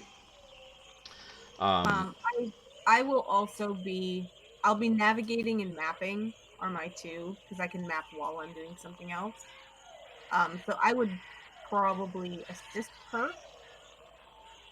Okay. I'd be mainly mapping, but assisting the navigation would probably be Okay. my Um, roll so today. so essentially, just for the steps. So step 1 is you pick where you're going. Step 2, you're going to pick because it makes a difference. You're going to pick a speed that you're moving at. Just a quick reminder: if you move at a fast pace, it's -5 to navigation and perception for keeping watch. But it gives you a 50% chance of moving an extra hex that day. If you go to slow pace, there's a 50% chance of moving one less hex that day. But you get a +5 to navigation and you don't get that minus. Or you can just go at a standard pace, which on a canoe is 2 hexes. And then you choose roles. So you can navigate, you can forage. Foraging off the canoe would just basically be like trawling, essentially. Or do you guys have fishing gear? No, I don't. Boy. So I'm fine without it right now. So. okay, so if anyone's foraging, at least for this first step of the journey where there's not really a chance to, because you're just on the water, you guys, if you don't have fishing gear, the DC is going to be quite high to catch any food for today. And there won't be any opportunity for water unless it rains and you can somehow set up the rain catcher on the canoe, which would be a little awkward, but it could work. And then, of course, the other options are you can make a map, but Archie can do that passively. But if someone else assists her, you get advantage on it. And then the fourth role, of course, is just keeping watch, which essentially means you're just on watch, and you would contribute your perception like actively for the day to determine threats approaching upon you. Is there any questions on like the general like process? I've already pre-rolled weather and encounters and anything for each day, so I know what's coming. So we don't have to do that as you guys are playing, but the general steps are always the same. You wake up, you pick a direction, you pick a speed, you pick your rolls, and you go. You make the rolls. I'll take a lookout roll, just because foraging right now isn't really plausible. Not. I imagine Baz would be doing the same. Yep. Okay. So Baz, Aelin, and Blackwind are going to be just on lookout. Salida will be navigating. Archie, you can assist her with that, or she can assist you. It's up to you. I'm probably better assisting her. I've only got a +2 right now. Okay. And then So I imagine as a guide, hers is probably higher. Probably better. okay. Undril will just keep Undril will just keep watch. Because she doesn't really have any other skills. she doesn't have survival. So she's not going to be foraging, navigating, or anything like that. What about Jonah? Are you planning on doing anything or? Well, I'll forage. Sure, you can try. Why not? Yeah. Absolutely. Make yourself a fishing line. Okay, I got so a dagger. so you picked your roles. I mean, unless you guys tell me otherwise, you are technically in charge. I'm assuming you're heading Down along the coastline to the river. Yeah. So, what speed do you want to go? Fast and chance for an extra hex, or do you want to go? We want to try and do fast now, like, given the fact that We're barely late. Though. pretty shot, we kind of know the terrain here better than once we actually get to the river. You know what I mean? I mean, we should be able to make it to that river no matter what, even if we are behind. We can get 2 hexes unless we're held up by weather or something that blows us off course. I'm saying, like, basically, you know, I think if we want to try and move fast, like, the first day is probably the only Best good day time to do to it. do it. Well, I don't think we want to move past it. Narratively. I'm fine not doing it, but I'm saying it's today. I think is probably the only day we'd want to even consider it, unless we get into a situation where it's like, oh, we have to get somewhere fast. There is a camp spot basically that she likes to use near the river mouth, right? Is what she wants us to make it to, like a decent. Yeah, shelter there. I mean that was her suggestion. Is she knows a spot near the mouth of the river that's decent for So camping. If we can make it there at a normal pace, then let's just go at a normal pace. Okay, Because sure. I think that would be fine. If we can make two approximately 2 hexes a day normally. I think we should be able to make that no problem. Yep. Right? Sure. I mean, yeah, it is pretty much 2 hexes, almost bang on. Right. I was thinking 1 hex, but canoe. I forgot. Yeah, about canoe that. is 2 hexes. Yeah. And depending on currents, I guess, too. But The current is not, for the most part, unless I say otherwise, the current is, and Salita would tell you this, the current is so slow in most parts that it's almost imperceptible. they're lazy rivers. Eh? Yeah. But wide. Yeah, well, not just wide, but they're also, like I said, the river isn't just like a single river where you can see both banks. Some of the rivers are very wide, and also there's lots of tiny like inlets and tributaries that it's sometimes can be difficult to determine whether you're going to hit a dead end and have to backtrack, that kind of thing. So that's why there is a chance of not getting lost entirely on a river, but there is a chance of losing time because of backtracking on a river. You can't actually like get lost and end up in like the mountains over here. Like you can't, you're not gonna leave the river if you're on your canoe, right? But you can take a wrong turn and end up in the wrong neighborhood, though. Wait a minute, is this Icewind Dale? What the fuck? Holy shit! No, I mean, I knew we passed those icebergs before, but we've gone to hell. We've gone way too far. This is the river Styx. God damn it! No, okay, so Doing an Elysium. all right, so normal pace. Let's start with the navigation and the foraging rolls. So let's do that. So Salita will make a navigation with advantage because of Archie helping. Cool. And Jonah, if you want to make the foraging check, since you're the only one foraging. What, just a D20 or? It's survival if you've got it. Otherwise, it's just a straight wisdom. Is it wisdom? Okay. Yeah. Yeah, wisdom or survival if you're proficient. We'll do. I mean, a survival check, not proficient. Is Oh, anyway. Okay. All right. So you guys travel along the coastline. Let's see. So in the first day, you guys don't get lost. It's easy to keep the coastline in sight. So Lita and Archie have no problem. So you travel along the coast. Past where Port Nyanzaro is, the coast on the east side of well, I guess that's the only coast you can really see. Gets like almost like cliffs and like bluffs, like overlooking the water for the most part, with like just a shallow beach, with like and kind of rocky.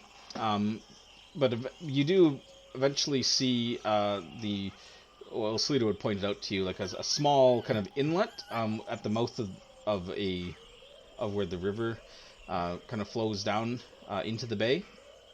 And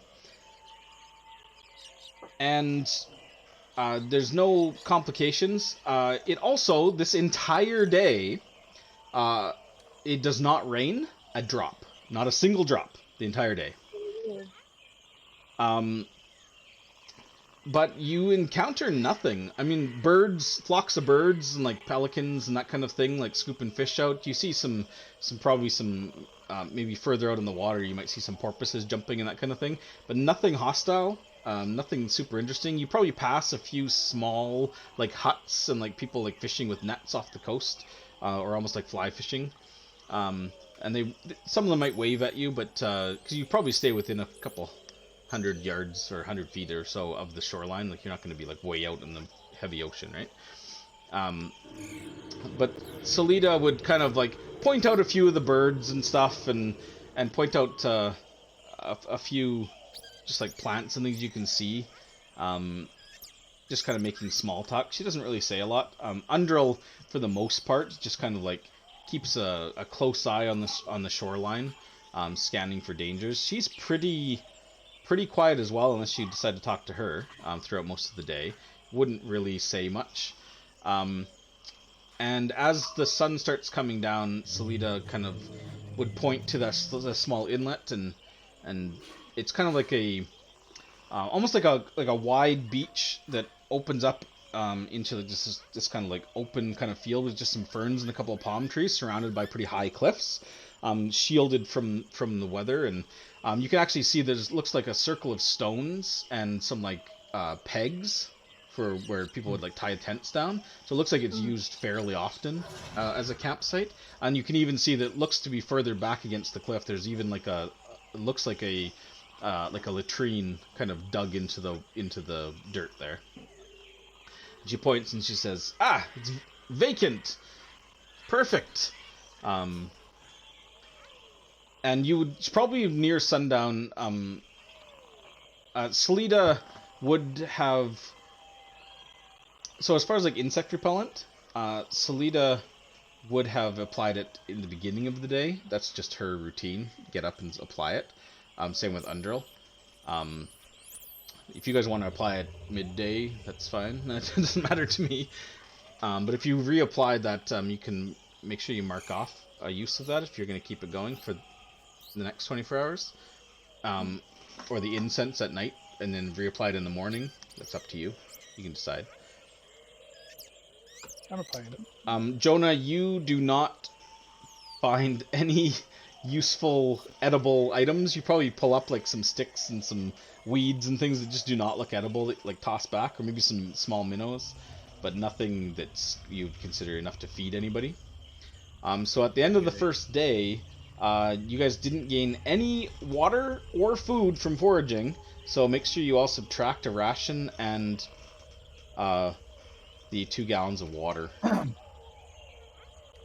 Yeah, You gotta use those minnows to catch the bigger fish.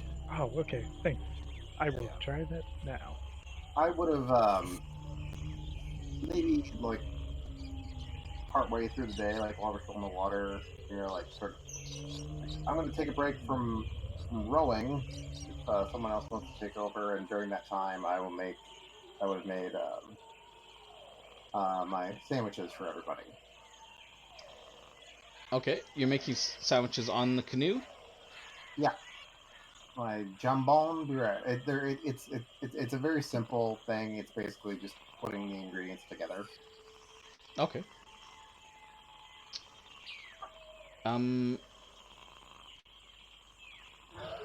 Didn't we determine that you can gain a benefit from doing that? Because I'm proficient with chef's tools or cook tools, there's something about temporary hit points or something like that.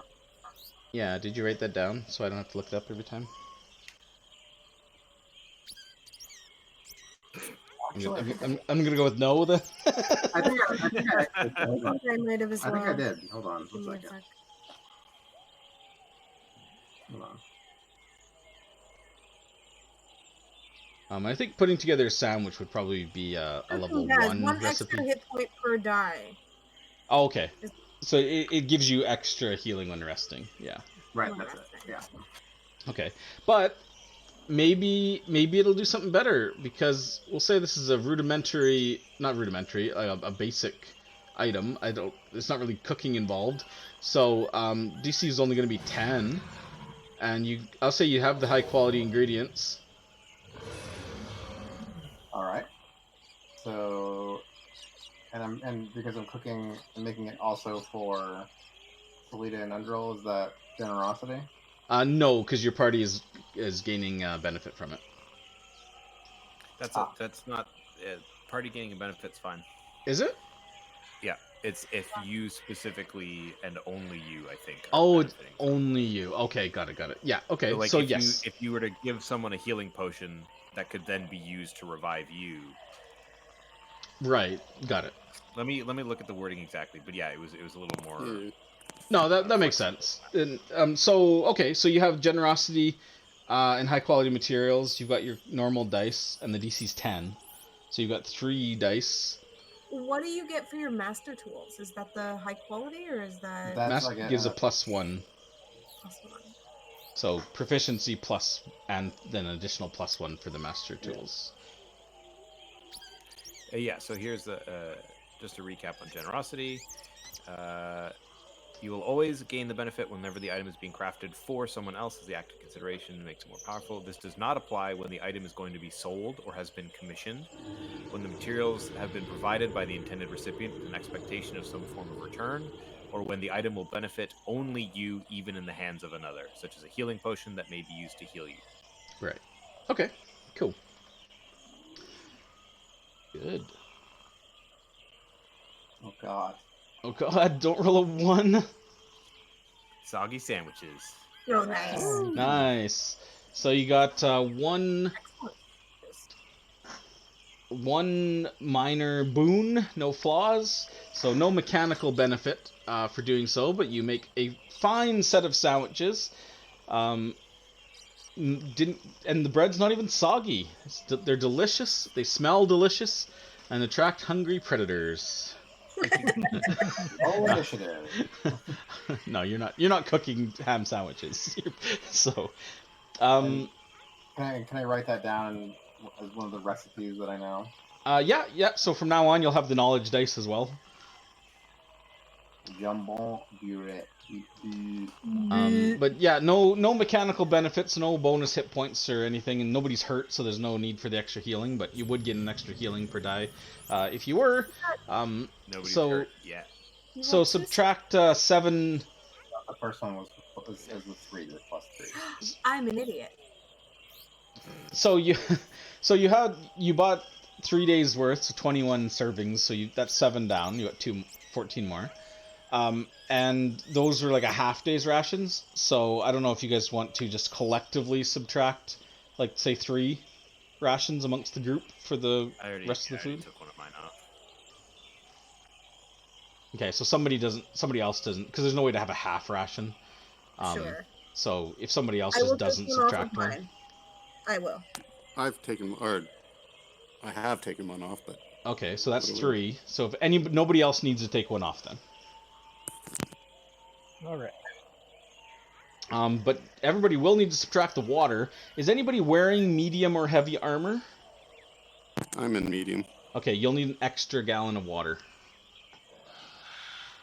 And it's 1 gallon per water skin or 2?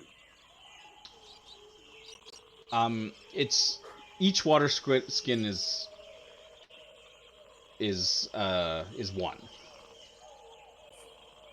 So unless anybody else bought a second water skin, everybody's short on water except for Aelin. I have 2 water skins. I'm so I have thirsty. enough for myself for the day. I might go drink the lake water.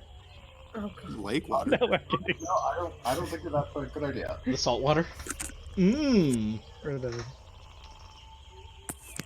They said boiling gets rid of throat leeches, doesn't it? Like, if you had to, but it's just there's a chance it doesn't. I mean, yeah, that you've been told you can boil water so that throat leeches won't affect you. Oh, and then we'll plan to do that. I've got a pot with my cook utensils. Okay, so the river, I would ask Salida about this. The river water is salt water or fresh? It's Where we are right now. It's fresh, but she would say it's not safe to drink. Okay. Well, there's a latrine right here. And that's not safe even with boiling, correct? No. Basically, the issue with drinking fresh water of any sort is throat leeches. Anywhere in Chult, from any source in Chult. There's a potential of throat leeches. They're microscopic, so you won't be able to tell by looking if there's throat leeches. But in general, Salida would say it's not safe to drink fresh water in Chult. Unless you know it's been boiled or purified in some way. Right, Or fell from the sky. I guess my question is, would it be safe to take the river water, currently boil some, since we're running low on water? Yeah, if that's what you want to do. Yeah. Like, how often does this place go without rain for 2 days in a row? Not often. Just if anybody's Used up thirsty all that rain now, yesterday. boil some water. That was my question. Okay, so We don't want boiled water in the boats. Salida and Undrill have enough water. to make it through the day. Underl needs 3 because of her armor. But I think probably by the time you make camp, she probably, when she gets out of the canoe and like you guys are like setting up camp, she'll take that armor off, and she's like just like the clothes underneath her just like sweat. She's probably like chafing and stuff and everything, and she's just like, okay, I knew it was going to be hot, and I know, Salida, you told me that it was a bad idea to wear this, but now I understand why. She's like, Torm blesses those who sacrifice, but I think tomorrow I might go without. No sacrifice for one day. I think that's a smart idea.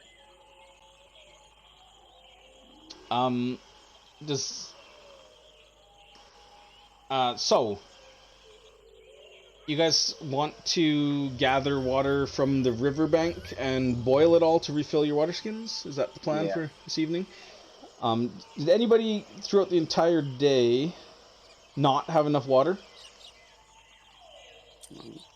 I have 2 water skins. No? Everybody's good? Well, I have 1 water skin. Did I run out of water during the day or at camp? I think you'd be... Well, it's kind of like at the end of the day if you don't have enough water by the end of the day, by the time you sleep. So, I think it won't... Yeah. I think you'd be fine, actually. If when we can... Yeah, because, I mean, it's around dusk when we, like, camp, right? So it's not the very end of the day yet. So if we boil water now... Yeah. Plug it. Because you're thirsty. Okay. You could be slightly dehydrated for a little bit before collapsing, right? So you're, and just wanted to double check. I assume Baz has this, but you guys have, like, pots to boil water in? Okay. Just wanted to check someone has, like, a mess kit on their character sheet. Because if you don't, boiling water is going to be difficult. I have a mess kit and utensils. I also have a mess I have a mess kit. Okay. Yeah. Okay, easy then. You can boil water. I mean, you guys have fire spells, so starting a fire is not going to be an issue. I'm not going to make survival... You guys roll survival checks to start a fire. You can literally firebolt kindling and it'll start, as per the description of the cantrip. All right. So around the campfire, end of first day, you've refilled water skins, boiled the water. Nothing happened adversely this day. As you guys set up your tents, you guys can let me know at night. What is your watch order? Yeah, I don't think we've established this yet. Archie's on first watch? Yep. Okay. And then... I'll go next. I'll take one of the evening shifts or night shifts. Yeah, whichever one. I think I probably need to go last, being Sam Dark Vision. Okay, then throw me in Now you guys can double up, remember, if you want to. a little bit.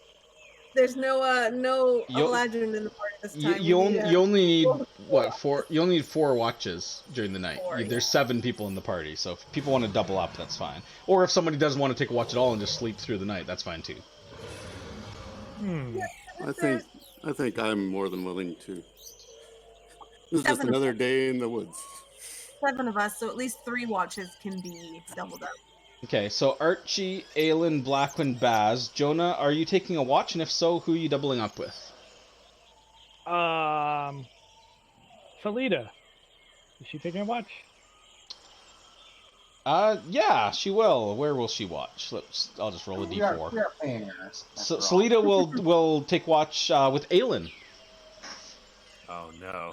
I love it. So Jonah, if you want to also take that watch. Okay. And Undril will take a watch as well. I can watch with my sister. It's fine. No, I will go ahead and take the first watch as well. That way we can talk about Magic and shit. magic, yeah. And Yeah. Okay. I want to look over her map. Love it. Undril will also take watch at the same time as Archie and Jonah. So it'll go Archie, Jonah, and Undril, followed by Aelin, Salida, then Blackwind alone, and then Baz. Sound good? Sure. Okay. Sounds good. Unless you guys tell me otherwise, I assume that's the same every night. That's fine. Yeah. Okay. Sure. I know the first day is a lot of establishing your MO, and then we can just not, Yeah. we don't have to go through it every time, but I just need to make sure that I don't assume something, that you guys are doing something. And so, on that note, when you're setting up camp, is there anything specific you guys do as like a camp setup, either at night or in the morning, or... I have a two-person tent that I can set up. I seek out a high spot for when I do my watch, just somewhere that allows me to see. Okay, so unless you say otherwise, during your watch you'll be like either up in a tree or like up on a cliff or something, so you've got like high ground over looking over the camp. Playground and hidey a little bit. Yeah. Sure. Okay. You got her. Yeah. See, I mean, I'll use my best of my outdoorsy knowledge to find a decent spot, anyways, if possible. Okay. I mean, never know. Could be useful to be up in a tree. Or detrimental trap. Does anybody want to share my tent? Oh, Sure, we're on the same watch. Yeah. Makes sense. It's a Slumber party. What about your golem? He stays outside. He doesn't sleep. He gets to stay on watch. Watch, quote unquote. He has. He stands around, blink, blink, blink. Yep, pretty much. He has dark vision. Basically, he looks in, like, if I tell him to, like, I mean, watch out for... He You just, could like, put him on, one direction, on basically. sentinel duty. Yeah, he's on, like, sentinel duty, basically. Oh, I was gonna say nothing in here says he doesn't have to sleep, but he's immune to exhaustion, so he doesn't have to sleep. You gotta plug him in. Okay. Anything else as like an MO for camp setup or teardown? Anytime we boil water, I'm gonna take my little cold gem stone that's always cold to the touch, and I'm gonna plop it in one of my water skins. I love that. Ooh, cold water for at least keep it chilled. One serving of maybe cold in an area around the gem. Probably not all the water. Nice. And I'll ask this question because nobody said it yet. Are you guys going to be setting up your rain catchers every night before? Yes. Okay. Absolutely. Both of them? 3 of them. 3 of them. All 3? Let's do two, just in case. Okay, we'll keep Yeah. one. Yeah. Save Okay, one in the backup. that's smart. Just in case something happens during Yeah. the night and, like, wrecks it or something. Yeah. Okay. That's smart. I don't want to have to try and catch another one. All right. Somebody needs to study the schematics. One last book thing. I don't remember, and I'm terrible. When we talked about my mapping, what did we figure out? Yes. So you will. Yeah. So as part of your mapping, you do make a check each day. Okay. My notes and stuff, right? Is that just the cartography tool check for Yeah. the day? Yeah, exactly. And then just note that, and then when you actually go to craft the map of the hexes that you've made this check for, your essentially those checks will give you like how well the knowledge, whether you have the knowledge dice or not. Okay, cool. Yeah. So I'll do that for the day. Oof. Liz is on a non-roll today. Start with mapping with a 6. That's great.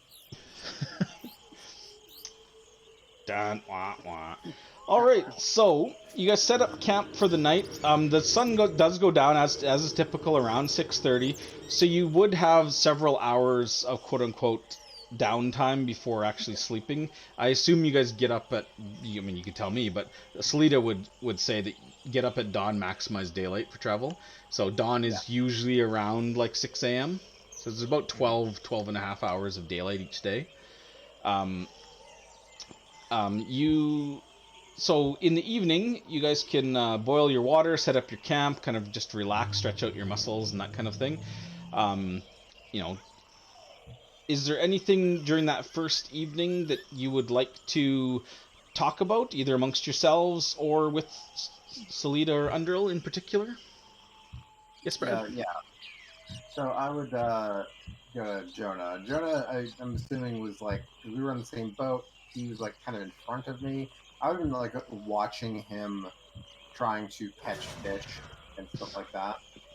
Um, uh, well, okay. Here's another question.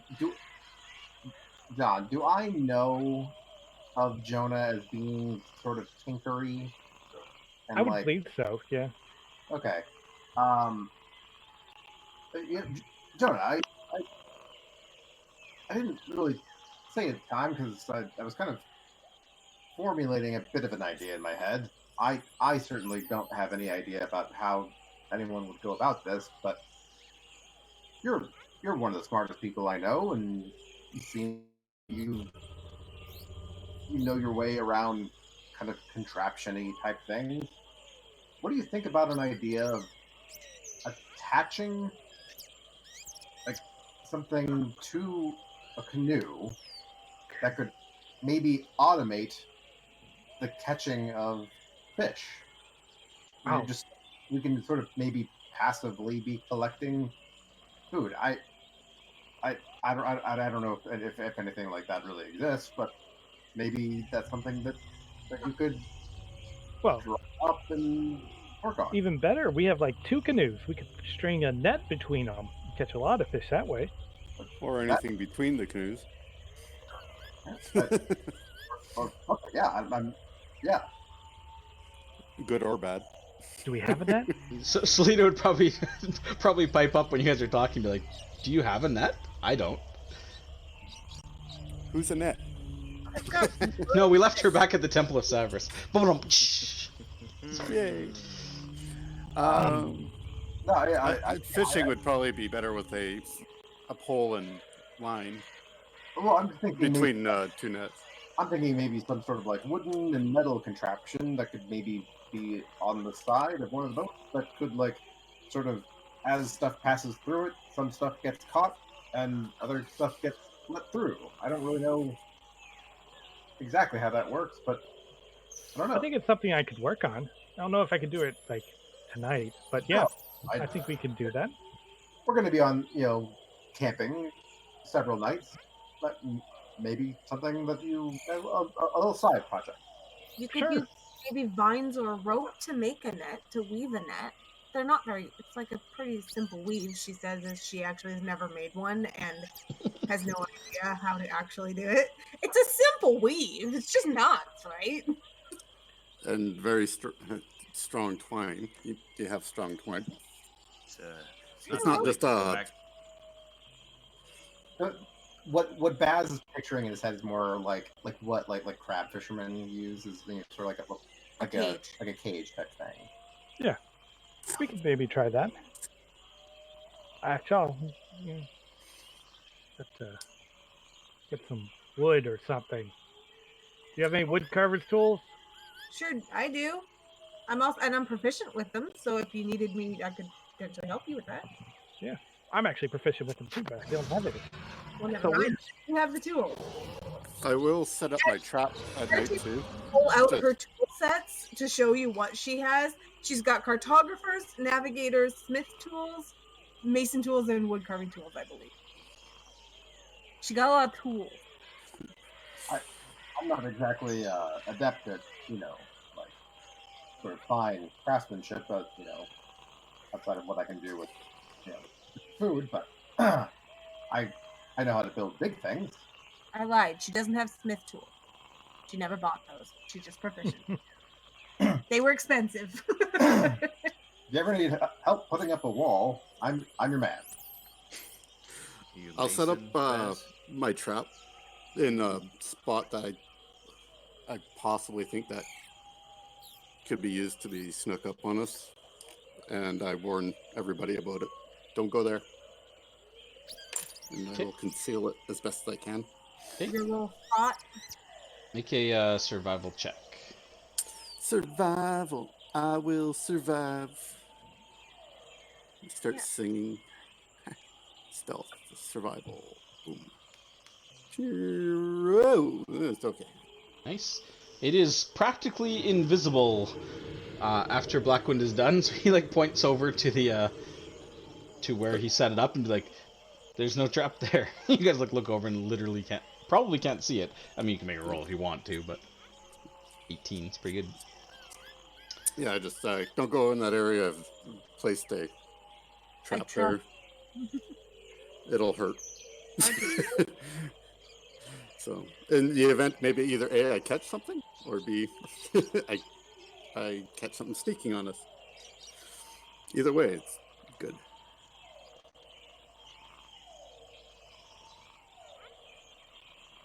Okay. Yeah. Oh yeah, I will actually talk. I'll just kind of talk to Undril and ask her where she hails from and like where she grew up and what, if I may ask, anyways, what brought her to the Brotherhood of the Gilded Eye. She would tell you that she's from the Sword Coast, around the kind of like the north, the savage frontier as it's referred to up there, kind of around where you guys were like traipsing about in burial mounds last campaign, that kind of general area.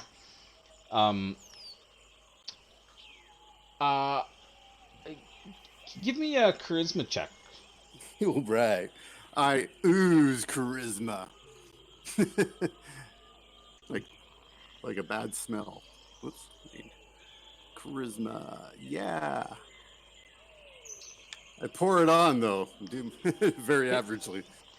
Okay. She kind of like gives you a bit of a non-answer as to why she joined.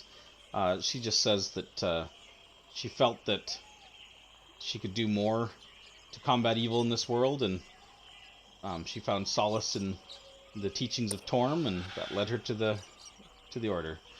But she doesn't really say or elaborate too much on that. Almost like a canned answer. Yeah, a bit. She just kind of. She pulls out a pamphlet and reads. Yeah. Yeah, she's kind of one of those people that is not very good at like small talk, or even like talk. So I'm just not very good at talking. Yeah, so it's just kind of like it's kind of like when you ask someone a question and you get like that. Yeah, no, fine, good, thanks. Kind of 1-2 word answers. Not. I mean, she's not like it's unpleasant more the way or I'm questioning, because my ability to probably be personal is more awkward than her. Yeah, and anyone listening to Blackwind and Undril talking is probably just like, have you guys ever had a conversation before? Because but she's not being like mean or like standoffish or anything. She's just kind of like just matter of fact, etiquette and like maybe boundary questions, and I'm just not, just because of my outdoorsy nature. All right. Well, unless there's anything else tonight. Yeah, I might try to make Baz's fish trap. Okay. Do you have raw materials for this? I am going to cut some small twigs. So you're like making like a cage out of like branches, sort of thing. Yeah. Okay. Circle cage of branches. Okay. Give me a survival check to see if you can get enough quality raw materials that are going to work for what your purposes are. It's essentially like a forge, but did not go on. see if you can find some suitable raw materials. Okay. Yeah, I mean you get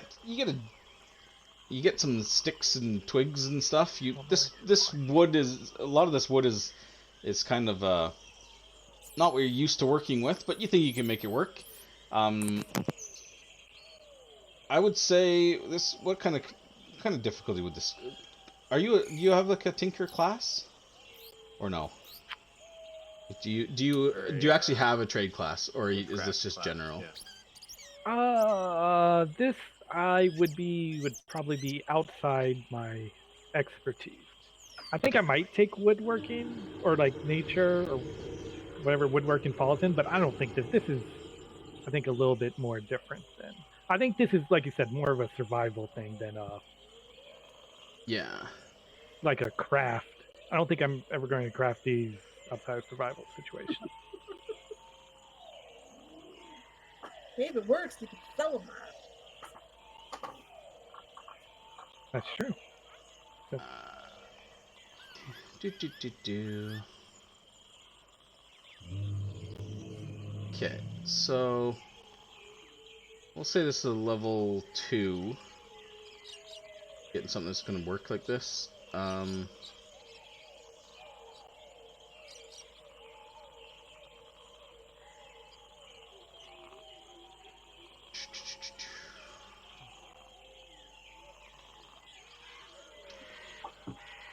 Sorry, I'm just looking here.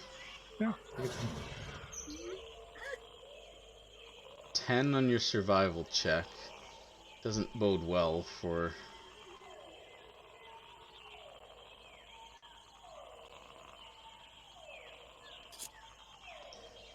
Do you have any techniques that would help you, or no? I don't think so. Okay. Master crafted tools or whatever it is, and I forget what the other one I took was, but I don't think I took like foraging or anything foraging related. Someone more familiar than me with this book. Where the heck is the general? Is it after classes? Because I can't find it. Maybe I'm blind.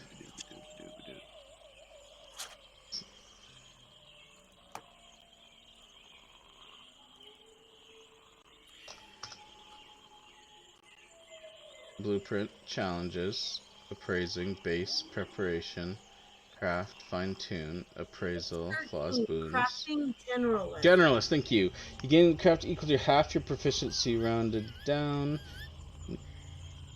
Okay, so you have one. You may not gain use of any features or techniques. You add your tools using, however, you must still have tools relevant. Okay, so you still have two. You'd still have 2 dice 6 plus your 3, but you're looking at a 15 to get a useful item out of this. Because he gets to use tool proficiency. Yeah.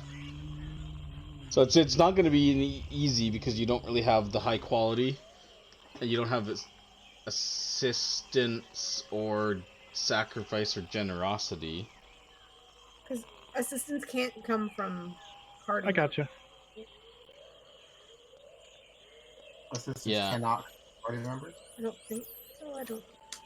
Could Yeah, one of the guys yes, it help can. me? Fellow player or NPC of a complementary skill. So does anybody? You know what? So, Salida can try to help you. All right. She's not a fisher, but she is a survivalist. I'm a survivalist. Yeah. Okay. So you'd have assistance dice. You have 3 dice 6 plus 3 to hit a 15.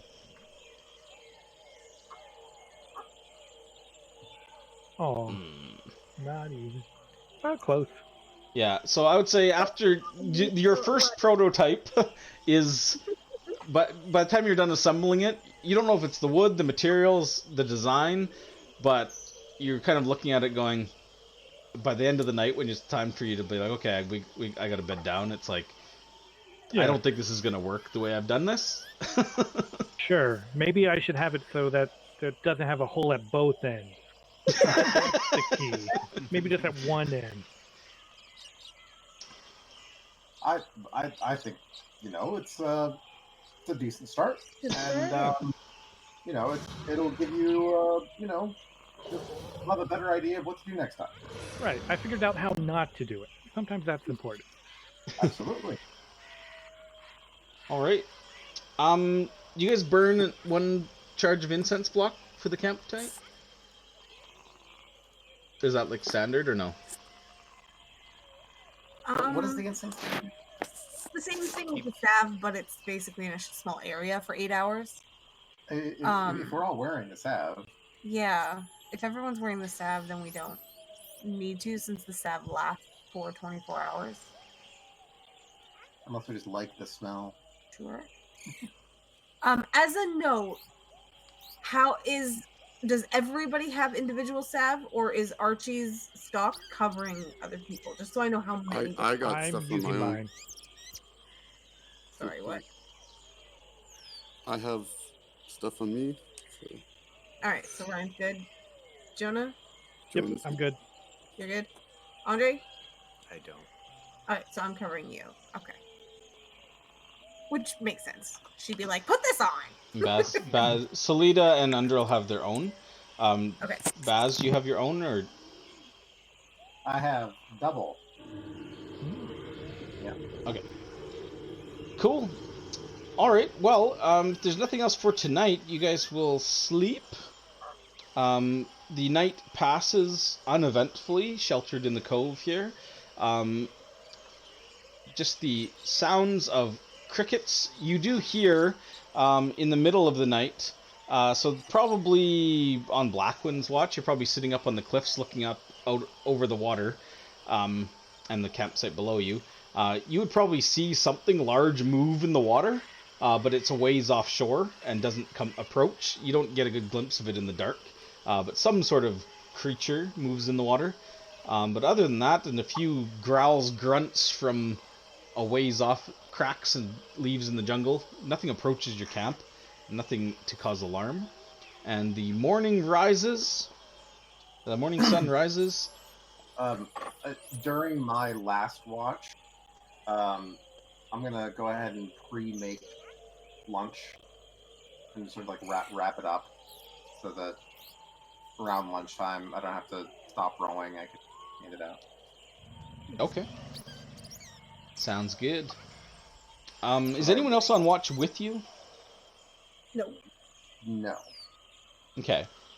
So just so you know, if you're making lunch instead of actually actively just staying on watch, you won't notice threats if nobody else is on watch while you're making sandwiches.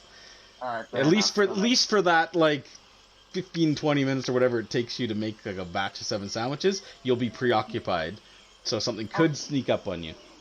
I'll take the risk for 15 minutes. Okay, nothing happens. I'm just saying, if you're the only one on watch and you're not just doing nothing but watching, you're not technically on watch. I'll take the risk for 15 minutes. All right. Baz is never seen again. All right. Day 2. You awaken. Should I roll for the sandwiches? Oh, yeah. Let's see if they're even better than before. You have the knowledge die this time, though. Yeah. So 7, because you get your proficiency on the first one. 9. Oh my god. 12. I mean, you win. You didn't have to roll that last one. Sandwiches are only... shit. It's only DC 10, so you made it after the third one. Can we not? Yeah. I forgot about that roll. Moldy bread. Oh, soggy. Ah, This isn't bread. This is worms. No, no. You're perfectly fine. No boons, but no flaws. You succeed in making sandwiches. They're delicious sandwiches, and they're ready to go for the day.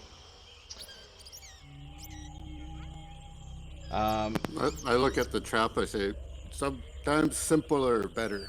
Stick, twine, hook. Now you got yourself a foraging. oh, Well, maybe I can add That's that all to you my need. contraption.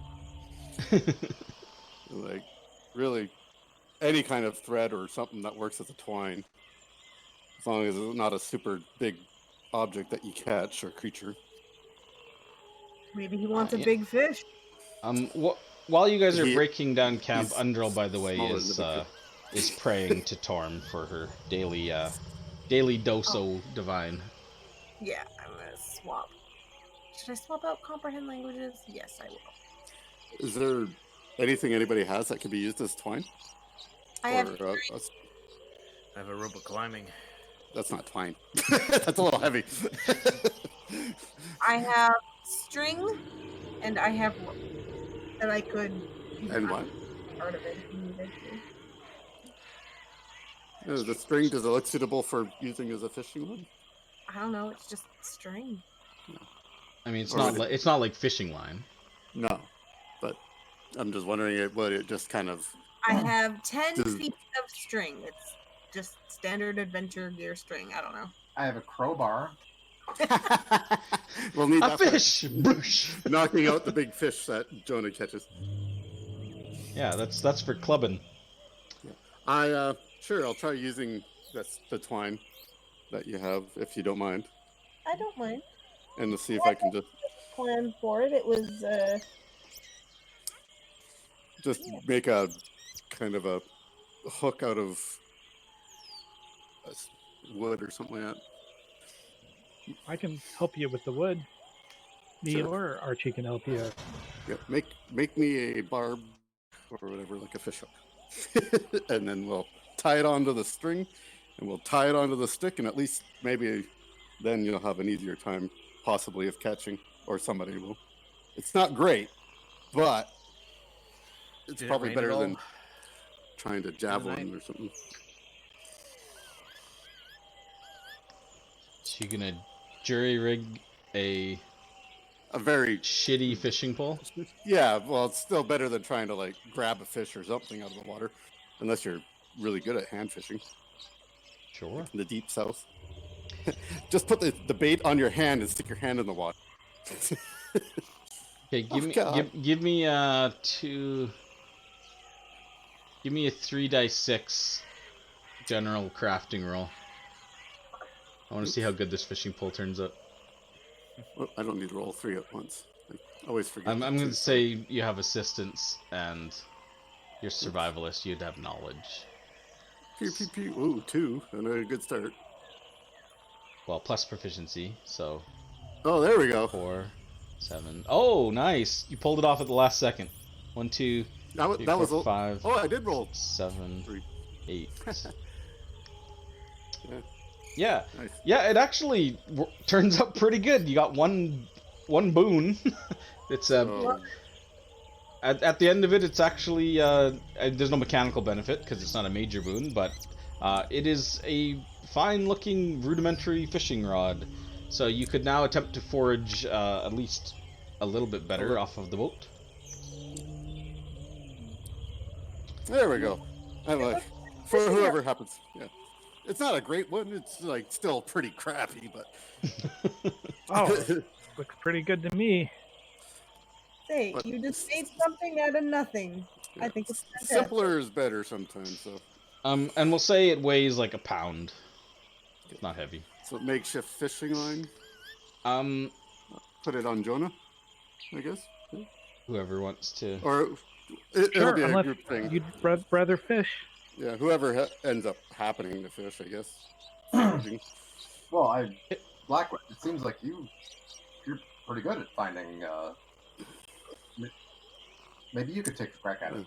I actually asked Sarissa if the fish in this river are okay to eat. Salida? Or yeah, Salida or whatever. She says, most, not all. Okay. Sure, I guess so. I can take my eyes off the...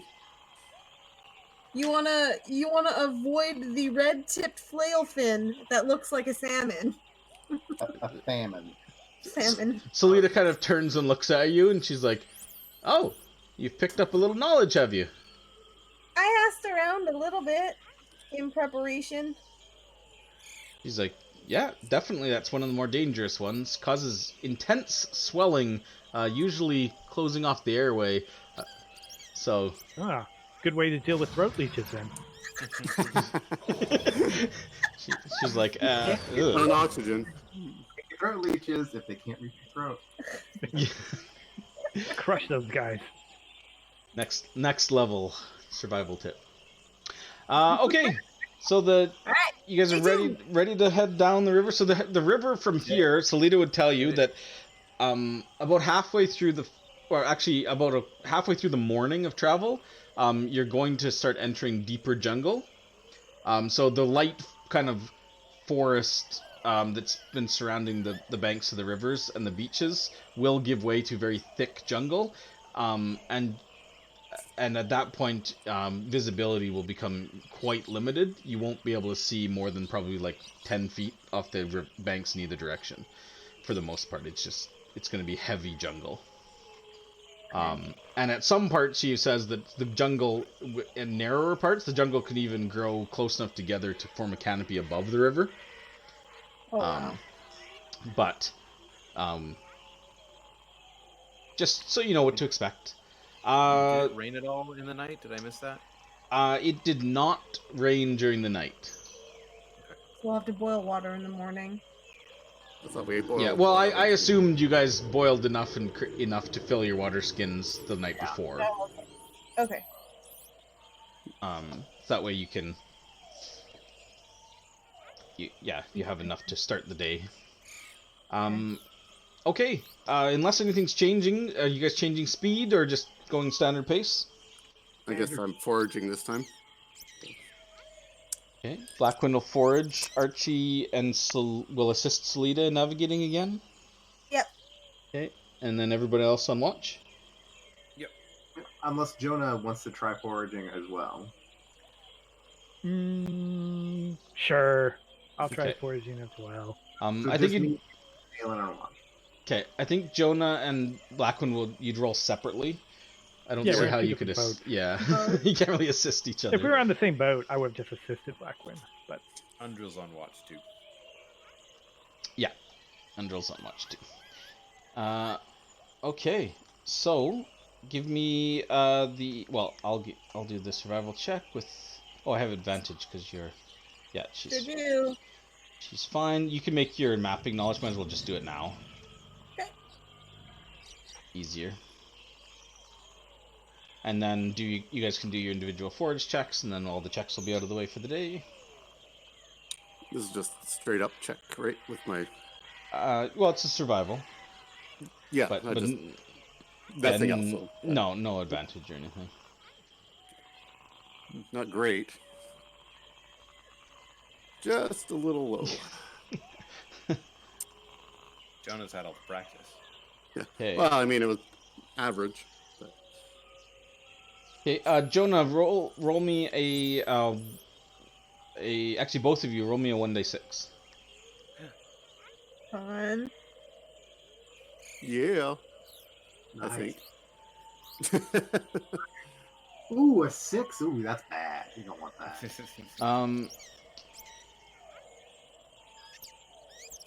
You had 5 fish, and then when the 6th one showed up, you dropped them all. And then, sorry, actually, it should have been a d6 plus wisdom. Did you guys have a wisdom bonus, either of you? 1 Plus for 2. me. 2. So 8 plus 7, 15. You guys forage throughout the course of the entire day. You will forage enough food to feed 15 people. Damn. Great. I don't even know how I'm doing this. They're just jumping in the boat. This is awesome. Use pheromones. Wait. See, you are good at this. Just imagine. That's how yeah. much Well, more you rolled a 17. Yeah. that fancy 2 days. contraption. 2 days I worth think of it food. was the crappy trap. It was the crappy trap I was using all along. Crap. It's like that river that has those invasive catfish that just jump into the boat. When you...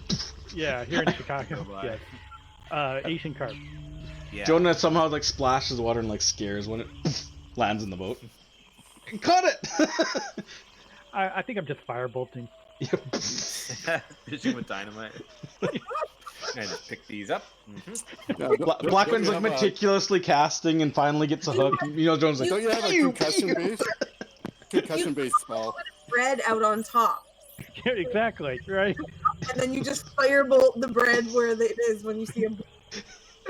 well, however you managed it, you rolled a 17, so you did you effectively were able to catch. I don't know. I like the firebolt idea. It's 15 pounds because you get a d6 plus wisdom pounds of food. People need 1 pound of food per day, so. And these are edible fish? Yeah, you find edible food. So it feeds up to 15. Foraging doesn't carry over day to day. No. Oh. Each day, it just gives you a maximum that you can feed per day, unless you have some way of magically preserving food. It just won't keep day after day after day, especially not in this heat. We need Especially, that. a dead fish that over the stuff. course of a hot Chalton day is not going to be good the next day, especially with the bugs too. I feel like Baz might be able to like make beef jerky if he had some time with like salt You and need to stuff. set Might be able to salt like and fish smoker. out fish jerky or something. We don't have obviously we don't have Yeah. the time now, but I feel like that's something Baz could do. Make a drying rack. Yeah. But we got fresh fish for the night. Yeah, we'll be able to have a nice dinner, not have to eat our hardtack, and it'll be lovely. I've got spices. This will be great. I think I have a drying rack actually. I have the frame for one because I bought it to dry out leather eventually. I don't know how yet, but I do have a stretching frame that could potentially be converted at some point. So you guys make your way down south, down the river, fishing and blasting fish, keeping watch and navigating and mapping as you go.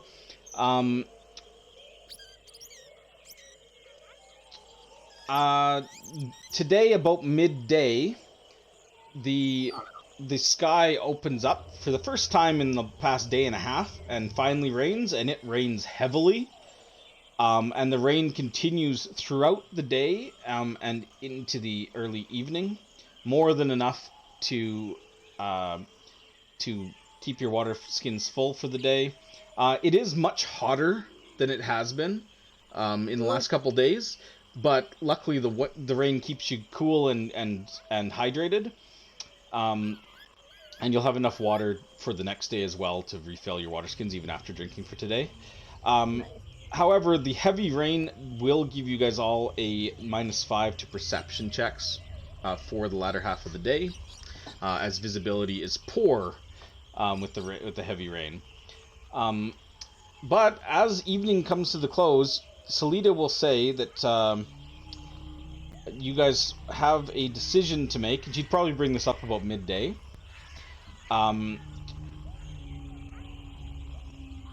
Which bank of the river do you? At this point, you're probably going to have to try to decide whether you'll be, unless you want to crisscross diagonally.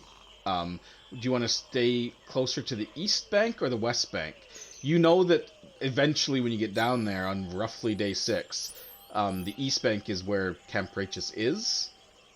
But it's up to you guys whether you want to, which side of the river you want to camp on. Goblins tend to be on the east side, don't they? As well. West side. No? Undead on the east, goblins on the west. Yeah. Okay. I would go with the undead because they're not clever. They're just that they're not going to set up ambushes, or unless these are intelligent undead. I guess there's that possibility. We did see a ghoul, which tend to have some resemblance of thoughts, I guess. But The quote-unquote more powerful, higher-ranking undead can have more intelligence. nobody's really. Sorry, go ahead. At the talk of undead, Undril, she would say, I mean, she hasn't encountered any undead here yet, but she hasn't been outside the port until now. She says that ghouls, while obviously not your stumbling around zombies, she does have experience with them, and they aren't. They're smart enough if they've recently fed to set up an ambush, but most ghouls kind of are heedless in their attacking, especially when hungry. They kind of throw caution to the wind and just charge straight forward. So if it's ghouls, zombies, and the like, yeah, she agrees that they wouldn't easily sneak up on us. So I didn't know, like, Right. yeah, the cannibalistic goblins. They probably have ambushes and all those sorts of stuff on homeland advantage. Well, we already know that they lay traps because of what somebody told us. Yeah, they're not big, but they got to use what they know against you. So Yeah, I for one, I it's not a sentence that I ever thought I'd say, but I prefer the undead Yeah, in and this well, specific.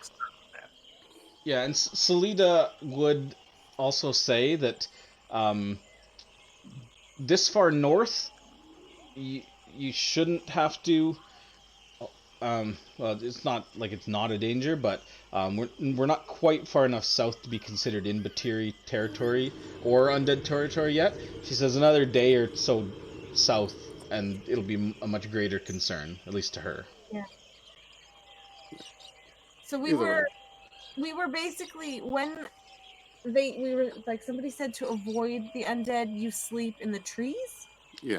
Kalita, when we were having our conversation, yeah, okay. Mm-hmm. Yeah, if possible, it just prevents, Yeah.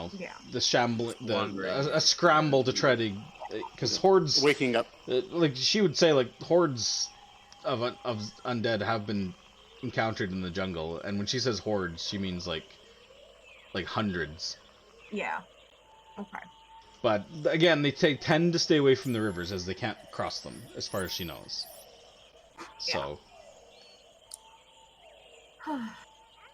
Okay, so Night. East Bank then. Really? So east, yeah. You don't want to wake up with one dying on you. I recommend everybody ties themselves into a tree too, so you don't fall out of the tree while sleeping. All right. Anything else? You have enough food from foraging today and water from the rain, easy enough. So just mark off an insect salve for another day. Unless anybody has anything they want to do tonight. I'll set up a trap again, just like same thing. Okay. I would. How basically, yeah, I'd ask Selena how, like, quote unquote, clean and safe the water is just to be in it, like in the shallow Just don't drink it. bank. She Bath says my general rule of thumb that I tell people is, I mean, it's generally safe enough to swim as far as like waterborne disease or parasites, as long as you're not drinking it. However, she would highly recommend not swimming alone. She recognizes that there may be privacy concerns if you're trying to bathe. So she says, unless you're bashful, she's fine watching your back while you do so. Or she kind of like points at Aelin. Yeah. He's like, I'm sure he'd be fine to watch us. What do you mean by I did us? see something in the beginning of my shift in the water at one point, pretty large. Like I say, couldn't make it out was. I'm not like going out for a swim. It's more just like in the shallows, just to like get in the water and clean. Yeah. Yeah. Cool. I would do that. Okay. Do you have soap? I do. Okay. Cool. Archie needs a bath. Archie scrubs down. Yeah, it's. I'm not going to go through the whole MO of camp, unless you guys tell me you're doing something different. But and watch is already set, so the night passes without incident again. So far, a rather uneventful trip down the river. Just small creatures. I would say, however, that during when you're camping tonight, Salida would tell you, now that the jungle has grown thick on either side, so you're able to find like a relatively close campsite, but probably not too far from the river, like far enough away that you're not going to be like sleeping like on the shore of the lake, but probably stay within sight of the river. It's thick brush, and visibility is very poor. I would say in the heavy jungle, 10 to 20 feet before things become heavily obscured with thick ferns and just the trees. It's very difficult to see any distance in the thick jungle. But she would also tell you just a couple things during the course of the night as she talks. She would tell you that as she said, you'll be entering Batiri territory within the next day or so. She says that the Batiri, while clever and dangerous, she would also tell you that legend has it that some Batiri villages can actually soar through the air like a meteor. She's never seen that, but she's heard tell from other guides. Although she would caution that one of those guides was Hugh, and he's not the most reliable source. She would also tell you as well, just in general, she says, now that we're getting deeper into the jungle, there is a much higher chance that we could encounter some of the children of Uptao, and she would clarify that in case you don't know. That's what the locals call the dinosaurs.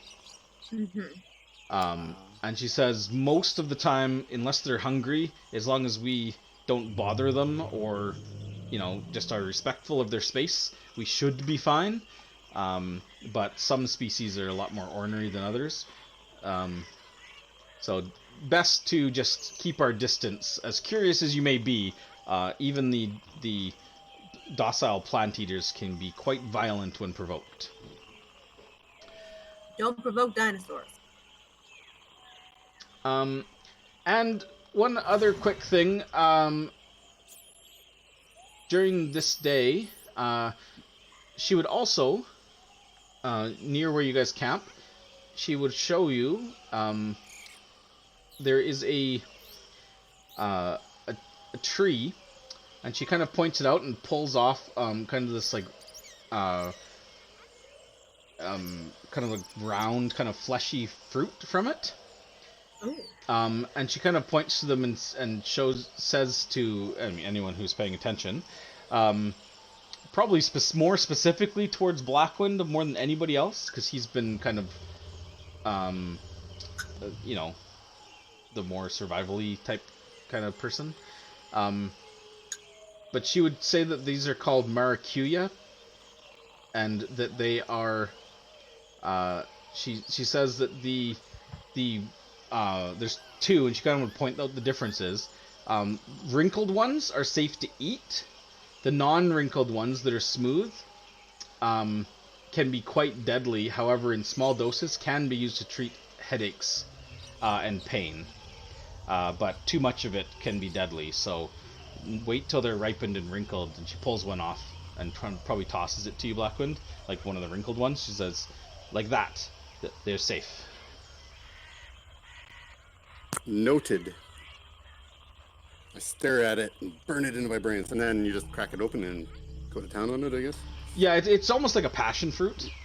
It's kind of quite juicy and tasty. It's really, really sweet though, like really sweet. But it gets your water too while you're eating. Like juicy, anyways.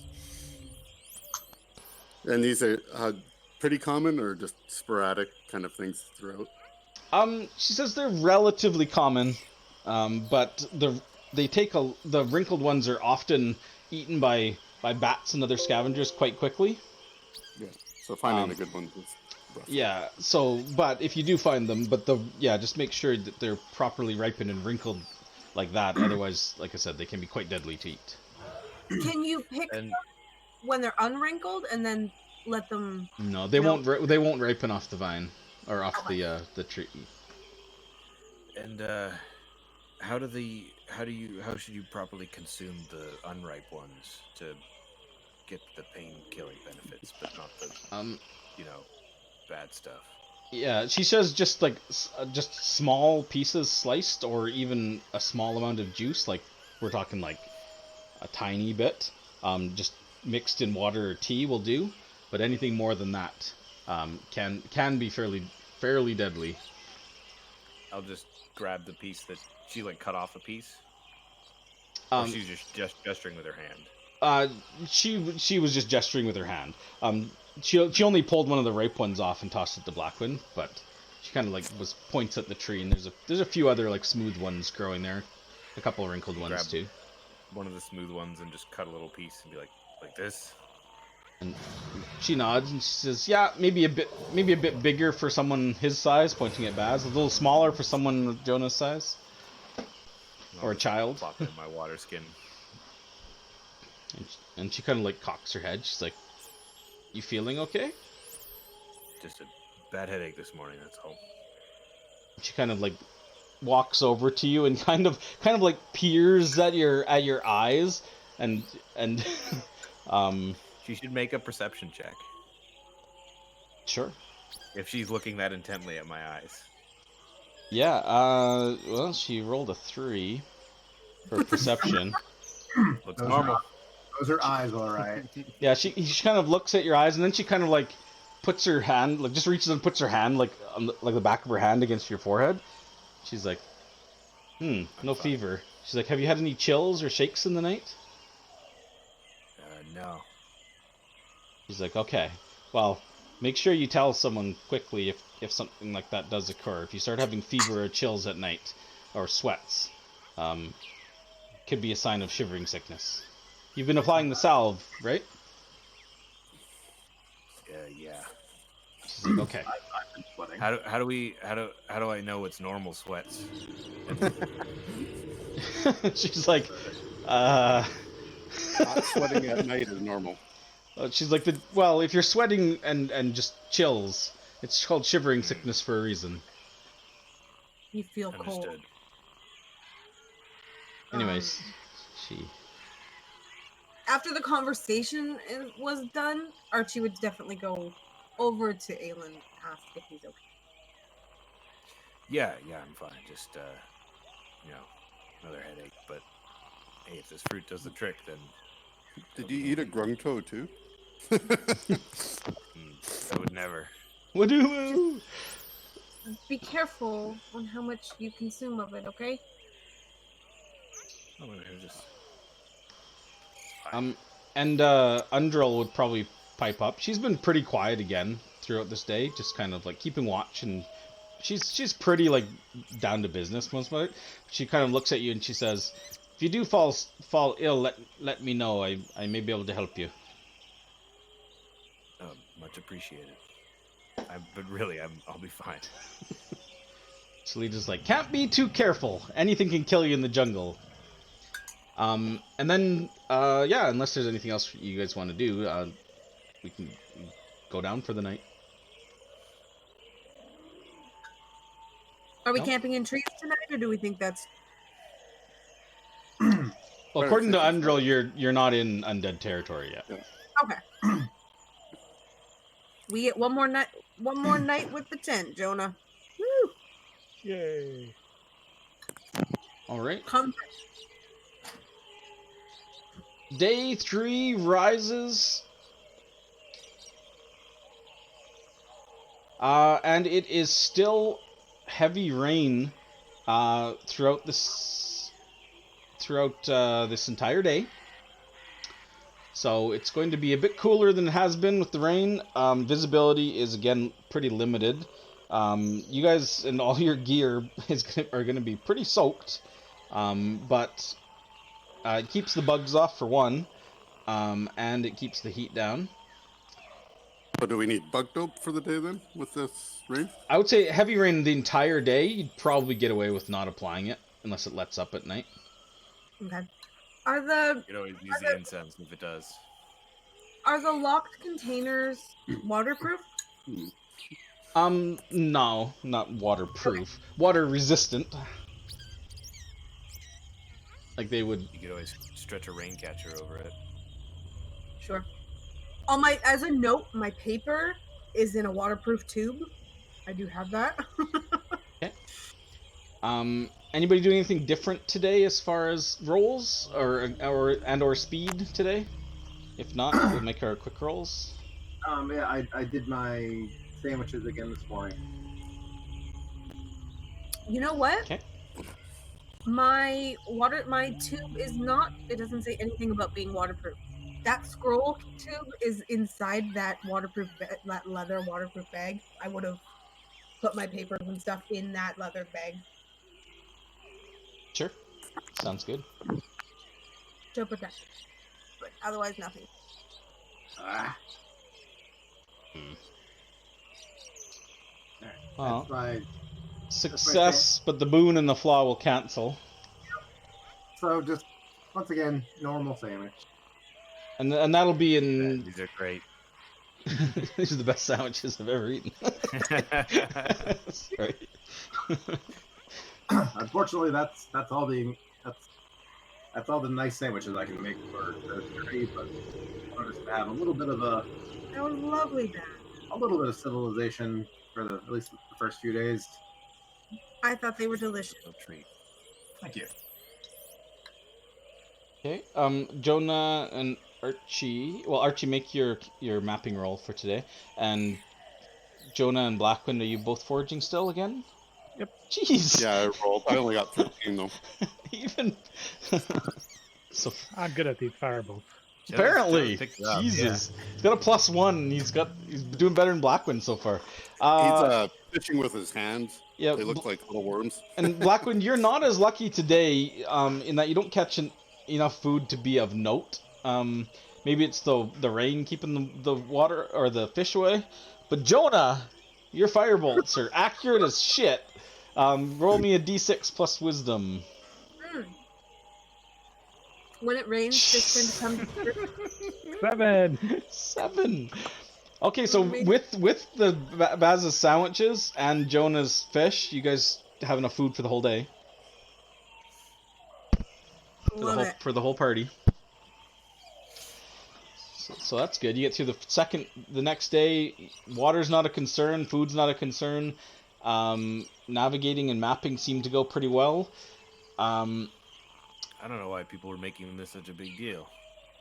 Oh, I was waiting for that. So, in the mid-afternoon... As Aelin is uttering those words. Finally, somebody said the fateful words. Aelin, what is your perception? 12? Well, Minus 5 Right. because of the rain? People on perception, when they're actually actively doing that for the day, does it just use their passive or do they get a roll for it? It just uses their passive. Oh. Yeah, it just means you're quote unquote actively keeping watch, but it just means that yours is the perception that anyone sneaking up or trying to get the drop on you has to beat. Gotcha. Anyone who's not keeping watch, they essentially don't get that opportunity to defend the group. Gotcha. So, Aelin... So who's on... Aelin and Baz and Undril?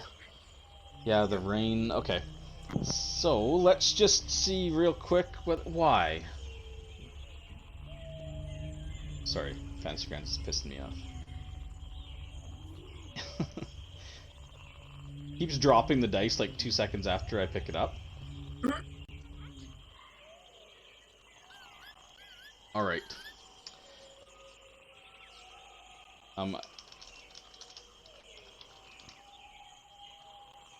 I don't have a map for this, but we won't need one. because nothing bad is going to happen. You don't need a map when you're making new characters.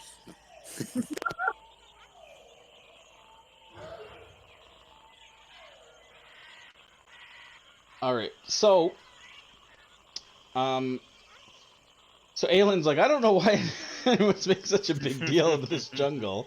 And then suddenly, something darts through the air off to your left, and you barely catch a glimpse of it, but unfortunately, you and everybody else is surprised when this happens. It seems to be something has leapt out of the water and then glided through the rain a good 60 feet directly at Aelin. And you see what looks to be about like a 4-foot long multicolored like striped snake. that How seems to have on about midway on its body a pair of bat wings, or at least leathery wings, and it kind of like leaps out of the water, flaps twice, and then dives. Kind of folds its wings in and dives at you, and as it does so, it opens its mouth to bite at you. Why did it have to be snakes? Aelin, you... Oh, Jesus. 24 to hit. Not a crit, thankfully. But this snake, like, slams into the side of you, bites into you, and you will take... Jesus. 1 point of piercing damage and 8 points of poison damage as a lance of pain shoots around across the wound, and on your pale skin you can see like these like black kind of like your like veins kind of shooting out in different directions from the bite. It kind of hisses, flops, and lands on the floor of the boat, and then kind of coils up, almost like cobra-like, and flapping its wings. When fish fight back. Roll initiative. Everybody can, but it's on the boat with Aelin, Archie, Gerald, and who else is on your boat? Aelin, Archie, Gerald, and Salita's on your boat? Look at those initiatives. Blackwind's on your boat. Wow, the rolls. Way to roll, guys. We're Startled. so surprised. I mean, as is appropriate with our group, we always move together as a cluster. We're just all moving terribly. Gerald gets a 6. I think that might be the lowest party initiative we've had in any campaign. So Salita will get 11. You need to roll 2, Liz. Yeah, Liz, you need to roll. I clicked on it. I guess it just didn't. Undrill will get a 13. And Gerald will get a 6. Good. What's our your dexterity check? So this is the real round. Archie with 15, you go first. It's on your boat, kind of. So it's behind. You're sitting down next to Gerald, kind of sitting there. Kind of. I imagine you with like your hat or something, trying to keep the rain off as you're making notes on your map. Absolutely. Gerald rowing away. Aelin's kind of in front of you, looking around. He says that, and then you hear this like cry of pain, and something thunks in the bottom of the boat behind you. Snake! Snake. So it's in the combat tracker. I don't have a What's with map all for these this. snakes in these motherfucking boats. Is this the surprise round, or did that already happen? The surprise round was the first round when it attacked. All right. Everybody was surprised with the snake, so it just got an attack, and now it's the real round. Gerald, kill the snake! Kill that snake! Punch snake. Punches through the bottom of the canoe. Yeah, I'm just like, he knows not to put a hole in the boat, right? Hit the snake, not the boat, Gerald. Punch snake carefully. And then I'm just gonna try and hit it with a firebolt. Ooh, he's right. Is he right beside me, or is there a gap? He would be within 5 feet of you. So if you're doing, you'd have the disadvantage because it's like literally right there. Oh. It doesn't seem to matter. Okay, I can't hit ever until I get disadvantage. I will take it. Scorches the snake, and it shrieks and kind of like whips its head around towards you and lets out this hiss. You see like this thick kind of like orangish like venom dripping off of its teeth. So quick question about how far do you guys keep the canoes apart? Like 20 feet? 10 feet? Probably only about 10. 10, 15. Okay. Yeah. Big amount. Okay. Undrill would kind of like, she like stands up and kind of looks over, but the snake is small enough. It's a tiny creature. She's kind of like looking. She can't really see the snake because of the canoe, and she's just like, what's happening? It's a snake. We've got it handled. Fine. Um, Ow. She would have heard me say, Gerald, kill the snake, not the snake, not the boat. weird. Salita's turning against us. I don't know why it did that. Mm, It randomly Yeah. turned her hostile when it went to her turn. Randomly. She kind of takes her quickly, like takes her bow and grabs an arrow and stands up on the side on the canoe and takes a quick shot. She has disadvantage and a -2 because of she's firing a ranged weapon in heavy rain and with into melee. So chances are she's not gonna hit this guy, but Tiny snake. come on, stop. Yeah. Yeah, no, she'll miss. So she unleashes an arrow, it flies past and just splashes harmlessly into the water, which is unfortunate because the flying snake goes next. It hisses and snaps out with a bite at Archie as it's turned to this threat that just tried to torture. No, bad snake. Bad snake. Yeah, that's a 24 to hit. Nothing I can do about that. Oh, as a note, I guess it doesn't matter. I was gonna say my AC is 3 lower than on there, but Oh, yeah, that's a good point. You have to let me know. I know with Byron we said it's just a spell slot tax if you keep mage armor up at the start of the day, but you can let me know how you want to handle mage armor. it would be the same. But the thing is I don't think I can't do it the same way because I've only got 3 Exactly. spell slots for 7 days. Exactly. So I can't cover all the days. Yeah. So yeah, exactly. Unless you wanted to just say like I'm using it every day until I'm out, but that might not be the best Can plan. you regain a spell slot back on short rest though? She can gain one back on short rest with Arcane Recovery. Right. So I don't know how that works. If is it considered a short rest every night? Yes. Yeah. Yeah. So I get 1 back every 7 days. Yeah, so you get 1 extra. No, one You every get night. 1 every day. Or no, Arcane Recovery you can only do once per long rest. Once Oh, per round. okay. So you got 1 extra. Yeah, 4 spell slots. Yeah. Oh, you know what? I didn't take the resist poison off you from the poison potion you drank, so that's actually higher. You'll take 1 point piercing, and then you will take. Actually, 7 points poison. Okay. Okay, so Arcane Recovery specifically says once per day when you finish a short rest, you can choose spell slots to recover. It doesn't specify long rest, but I don't know if I do legitimately get that back every day or if it's once per 7 days, like a long rest. I mean, it says once per day. I know, but it's travel stuff, so I don't know. But days independent from long or short rest. But is it mechanically? Say per rest. That's the question. That's what I would say. I mean, raw it is. Yeah, it If does. it wasn't, he would say We're long not rest. routine raw, so it's, Right. it's I up- mean, if it's we up to court. Right, but it's like if you have a magic item that recharges at dawn, it's not going to suddenly recharge every 7 days because we're overland travel. Baby. Depends on Corey first.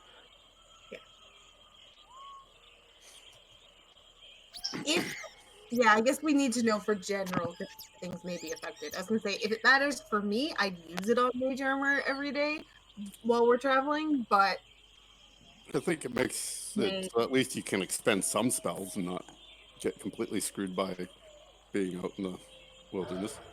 I mean it's pretty powerful is the thing when it comes to Well, how do other abilities read? They Like say for short rest. rest or long rest. usually Specific. per long rest or per short rest. This one's different because it's once per day you can do it on a short rest. So they don't say you get this ability back on a long rest like most do because it's the special wizard. As written, it sounds like you can. It doesn't Most abilities matter, but back on short or long. it could be just a miss. Yeah, how do I want to do that? You can think about it if you want. That way we Well, don't have to do it now. Yeah, but- I'm just thinking, like especially because you brought up the whole magic items with charges. Yep.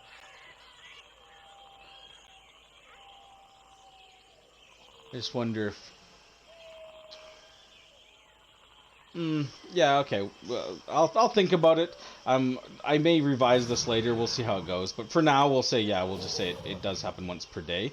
Because it specifically says on when you take a short rest. So you can do it at the beginning of the day, essentially after when you wake up, you can do that.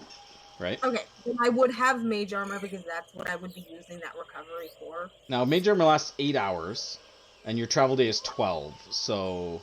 Yeah, so I get the spell slot back at the end of the day. I would spread it out so I'm covered throughout the middle of the day. So Okay. 2 hours in, I'd cast it. Okay. And then, or 8. It would wear out as you're setting up camp, essentially. Yeah, that's how she would. Just after sundown, it would wear off. Okay. Covering the most. Right. Okay. No, it's just good to know because then we can assume that anything that occurs in the quote unquote afternoon, you'd have it up automatically. Anything that occurs at night after the sun goes down, you wouldn't have it on because it would have worn off by the time sundown, essentially. Yeah. Okay. Until something happens at night and she decides nighttime's more dangerous. Sure. Okay, so this flying snake bites you though, so you take a 1 pierce damage and 7 poison. Yeah, it hurts like a son of a bitch. And again, same thing when it bites into you. This kind of your veiny black kind of gross looking spider web kind of spreads out from the little pierce marks, and it's like tiny, right? Like it's just a little thing, but the poison is the deadly part. Gerald standing next to it. Gerald is gonna try and punch him. Oh yeah, I can drop it on the on here, right? Oof. Gerald's trying to be too careful. and he attacked himself. Oh shit. 9 would have missed anyways. Cool. I'm not used to. Okay. Yeah, it's definitely Gerald that causes the error. Jonah. Can I see the snake in the other boat? You can see the snake. All right, I'm going to firebolt it. Okay, you'll have disadvantage. Actually, no, that's only on ranged weapons. Spells it doesn't affect. So you'll just have the -2 for which I ignore. Which you ignore. So go for it. Scorch that fucker. Let me actually tell you.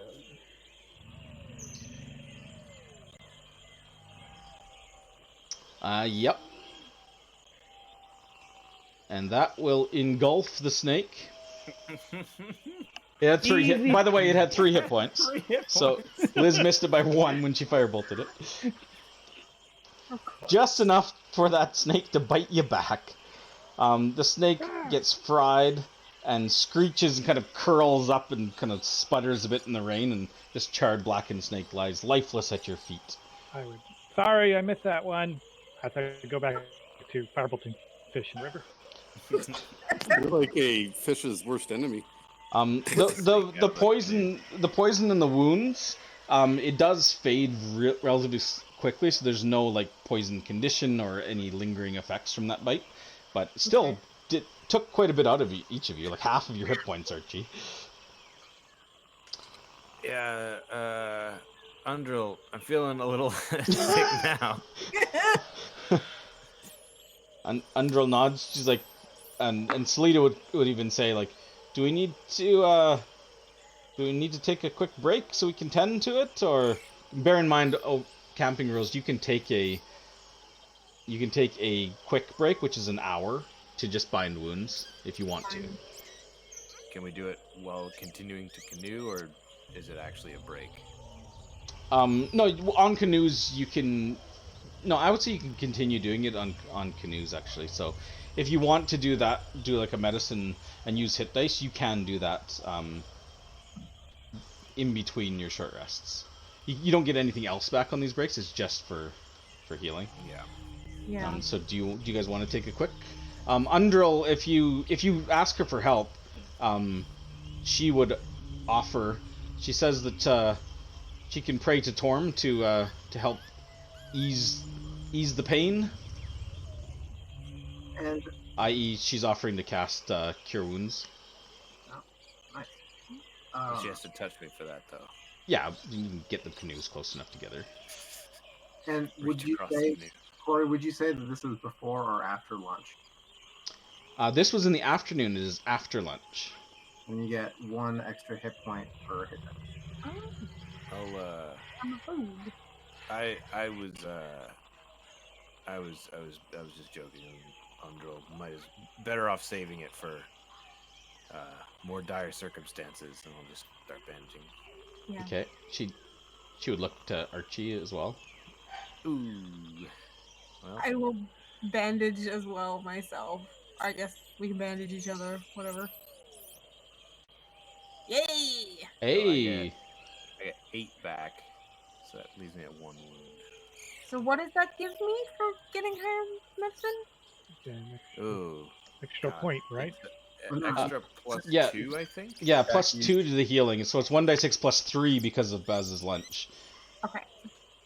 Plus your con mod. But you may, or is it 25? At 25, you get. Yeah, at 25 hit or dice. above, it doesn't use a hit dice for the first hit dice used. Okay. Otherwise, it's every 5. All right. So I got the 2. That's my constitution. So I get 3 more. So you'll be at Cool. 2. Unless you want to use your second hit dice, it's up to you. No, I'll wait for now. Okay. And mark off 2 uses of medicine kits, you guys. Well, 1 each. One, One. yeah. 2 total, yeah. Okay. You survived the flying snake attacking the canoe. Man, that was kind of embarrassing. I'm not gonna lie. I hit it. And it's around this time that again Salita poses the question, as you'll need to make your way over there to find a good camping spot. Do you want to sleep on the kind of south/east bank or the north/west bank? Zombies. Yeah, I think East Bank. the East Bank is probably the lesser of the 2 dangers, I guess. So up in the trees on the east bank. Is that what we're? Yeah. Agreed. Okay. Okay. So you guys, without further incident, and still in the rain, you guys make your way south. The river bends, and you're kind of heading to the west now, for the most part, for the most of the latter half of the day.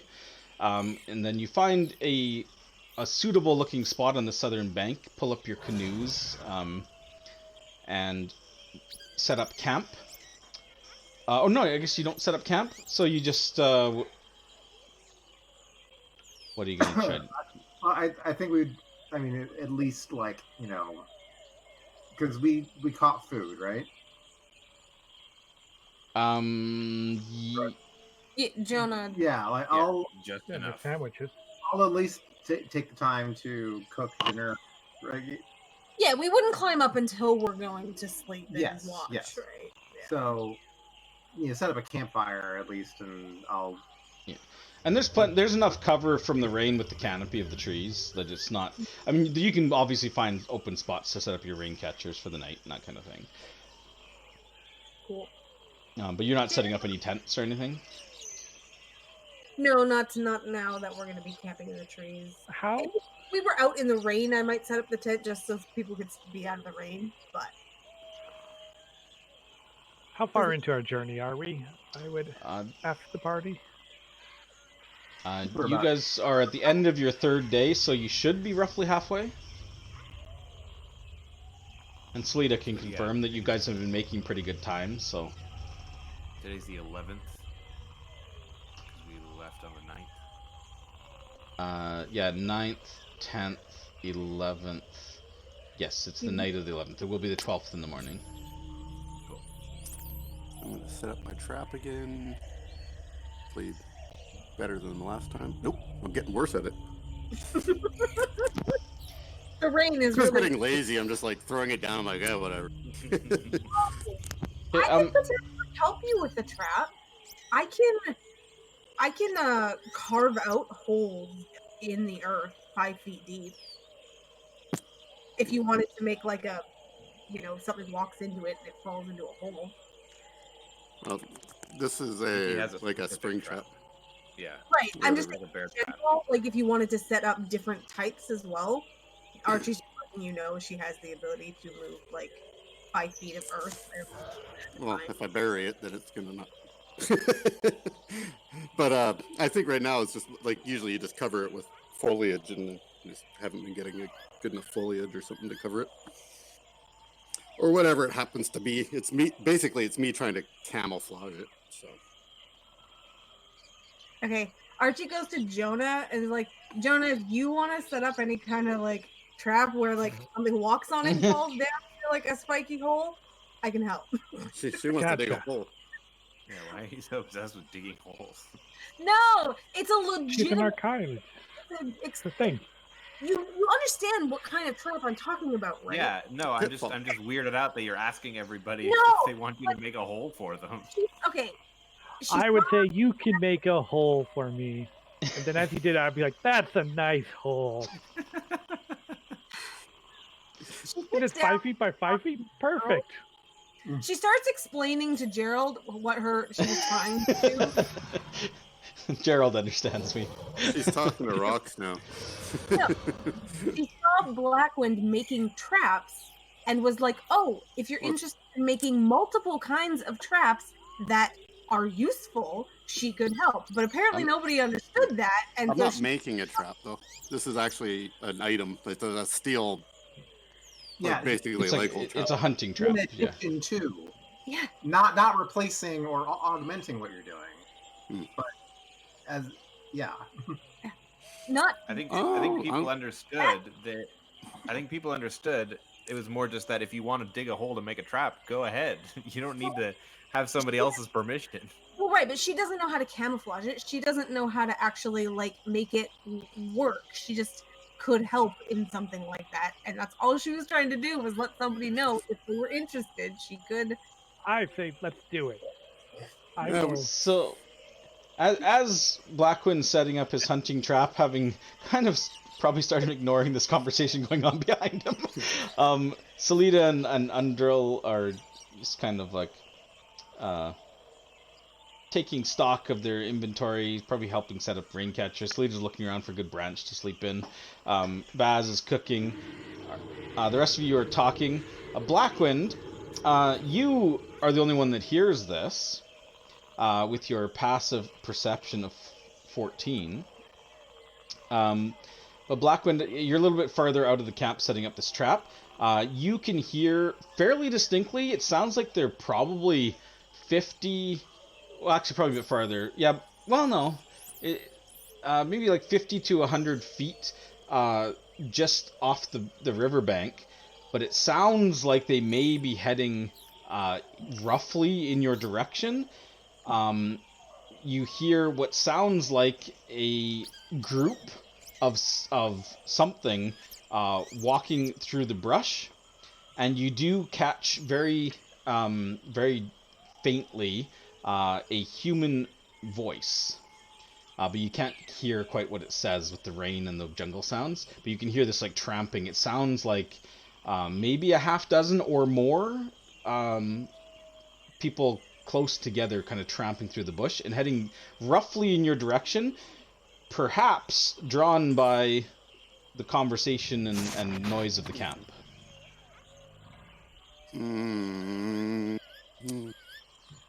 But it's probably like a good 100 feet off, and it's thick brush, so you can only see like 15, 20 feet. But it's heading in this rough direction, but you can't see anything. It's too far away. And I can't. How far am I away from everybody else? Like out of eyeshot? Yeah, I would say you're probably still in eyeshot, but you're probably like 20 feet like outside the camp. So you're like at the outskirts of like this little clearing where you pulled the canoes up.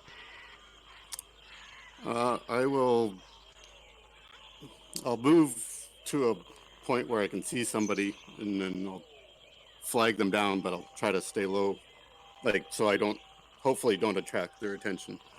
But I want to attract my people's attention. So sure. So you kind If of you kinda catch duck what I'm low, move like 10 feet closer to the camp, and kind of like wave at. Let's see who's got the next highest passive. Aylin's probably Baz is probably the first to notice you. Oh, sorry. and I point at my eyes, and I mean, he's 10 feet away, so yeah, I'm like, he's people, like practically standing in front of you. I'm waving you down. Look down. What's I up? hear- What's up? I hear people. Oh, guys. And I will try to hide in the shrubs if I can. Sure. You can make Hopefully a, better than my trap. Sure. Undril will kind of move fairly quickly over to the canoes and open up one of the things and pulls out her chain shirt, and she's going to try to put it on. It doesn't take very long. Salida will kind of, similar to Blackwind, she'll kind of like exit out of the little clearing into the trees and attempt to hide as well. I would follow. She disappears like a phantom as soon as she's beyond the edge of the grove. I just put As a soon branch as- in front of my face. Yeah, as soon as the alert is sounded, Aelin would like immediately stop whatever stupid argument he was having with his sister, and immediately send the rope of climbing up into the tree, and say, Araceli and Jonah, get up in the tree right now. I'm gonna take my shield off my back and get my sword in my hand. Yeah, Araceli would just say, Gerald, help Aelin if he assist him and listen to him, and she's fine. Yeah, I'll climb the tree. Climb as well. And then I'll try and somewhere on the ground level. What's it to climb? Acrobatics? It's Strength? athletics to climb. It's DC 5 on a knotted rope. No, it's advantage with the rope of climbing. Oh, advantage? Okay. Double Which, fixated. Good thing. I rolled double sixes, so. Jonah actually You climbs are over Araceli. He climbs She's over. struggling up. Jonah just no problem. I mean, he made it, so he should be familiar with it. Okay, and Baz, you're just standing in the clearing? Are you trying to hide? What are you doing? I mean, I will. I'm taking my shield off my back and my sword. And wait, where did Aelin go? I'm just hiding ground level. And yeah, I will. I'll try and quickly sort of dart over to one of the trees and like go behind a few of them. I know that one tree isn't gonna hide me. Yeah, but I mean it's thick brush, so you can still. It's not like it's like you're hiding behind one tree. There's like thick ferns and everything too, and so. Gerald would follow Aelin into the brush Okay. and stand there. He doesn't. A pile of rocks. Are you guys in the trees trying to be quiet as well? You should make stealth checks too, just in case, and as well as Baz, and then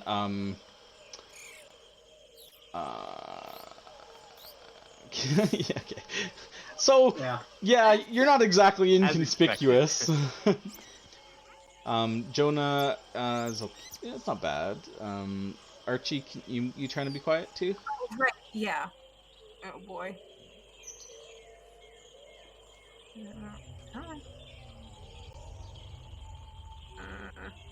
It's not rolling for anybody. Right. No. Come on. Yeah, it's really laggy. There goes. What is that today? I'm slow, but I'm quiet. Ish.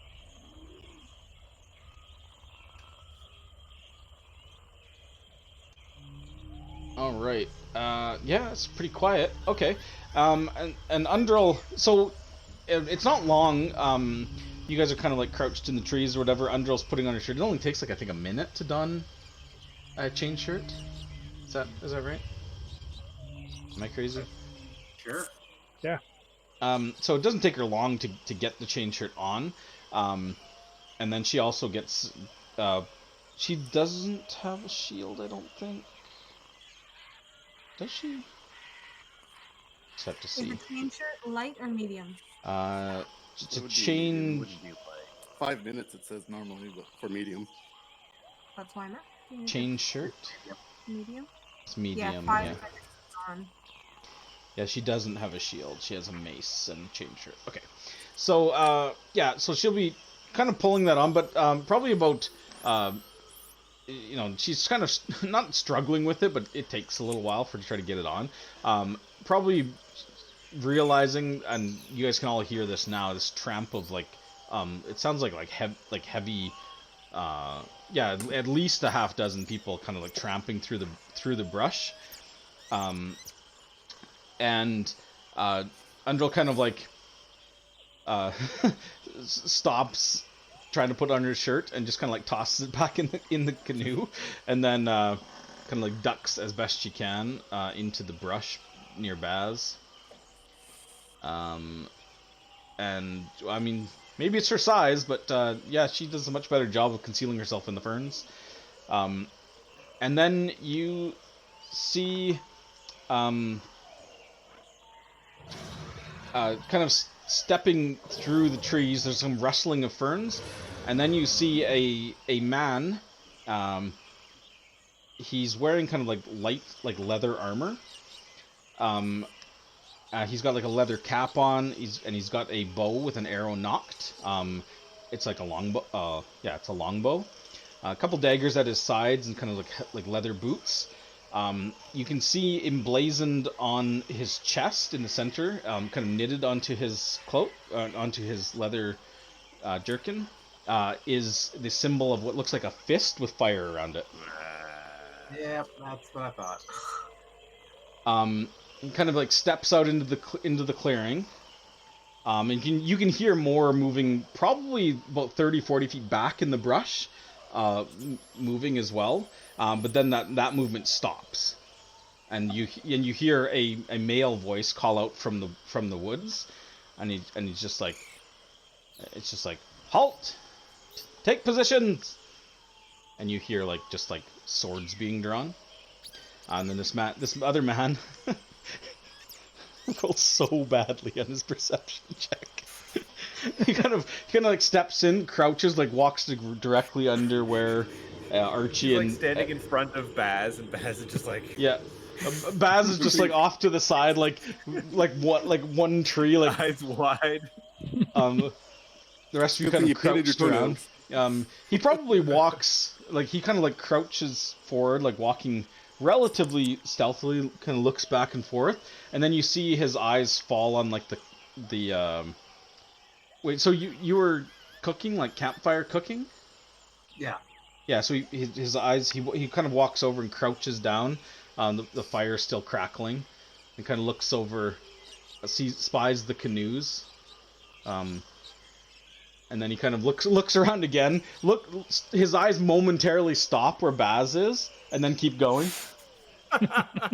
and then he kind of crouches and kind of goes to make his way back out the way he came. He would again pass underneath Archie and Jonah, past Blackwind. Blackwind, you're probably only like 10 feet off to his right. And that, but then he kind of walks forward, like near where you were, Blackwind, and then crouches down, and you can see him like move some ferns and like uncover your trap. And he kind of like examines it. Kind of cocks his head. There's kind of like a crack of like thunder because it's raining pretty heavily. Like it's pretty loud, the rain, right on the treetops. He kind of like cocks his head and like seems to like listen, looks back at the camp, and then kind of like creeps off back and then disappears in the ferns. You assume to report back to whoever is out there not too far away. But he didn't seem to notice any of you because I rolled a fucking nat 1 on his perception check. He is the master of scouting. Yeah. I was like, are you kidding me? A 5. He had to beat a 5, and I fucked it. I mean, obviously he knows somebody was there. The campfire, the canoes, the trap. Campfire's still going, but didn't see you guys. What do we do now? Maybe we should run for it? They're going to come back. I mean, we run for it, we leave everything we have behind. We could take the canoe. Better than losing the canoe. I mean, okay, you two are up in the tree. If anybody else came out at any point, then I would come down. I would have waited at least like a good 30, 40 seconds or so before moving. I don't think we got the time. And then Salida, by the way, kind of like taps you on the shoulder, Baz, just lightly. Had no idea she was there, and she kind of she kind of points down to some like kind of like thorny looking bushes that are near your right foot. You're not standing in them, you're near them, and she just kind of points, and then she goes like this with her arms. Oh, poor Baz. And I will back away from them slowly and carefully. Okay. And then she kind of nods and then just like backs like a step back and like disappears into the fronds again. Hold on, I was like, no, hold on. Hmm? And I have gestured her to come over here. Okay, she'll crouch beside you. Okay. While you guys are doing that, sorry, just one sec. Blackwind, what were you doing? Something? I was gonna say if could I attempt to move the trap into, even if it's 5 feet over, and then reconceal it. I don't know how much time that would take generally, so I don't like if this is like a 5-10 minute thing, then I probably won't remove it. Just, you know what I mean? I mean, you could. It's only like 10 feet from you, so you could probably move over and you know, dismantle the trap easily enough, like collapse it and like collect it. To reset it up again might take longer, and then to hide it. But you could easily go over and like collapse it and take it.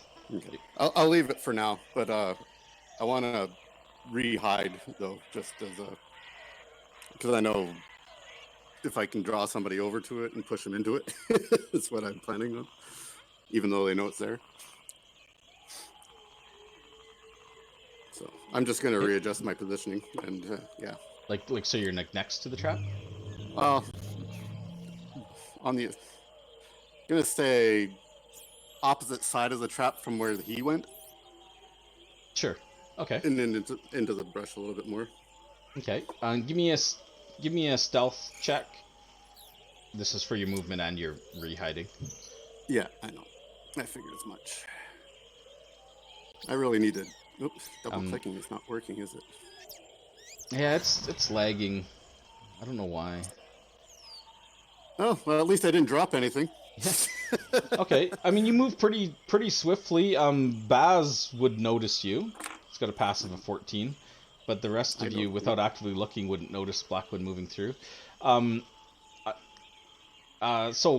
Salida's crouched beside you. Undrill's just near the canoes, just in the bushes, like just off to the side of the river. Probably crouched in some like mud, because she's like near the bank. And you, the rest of you are still whispering. What are you guys doing?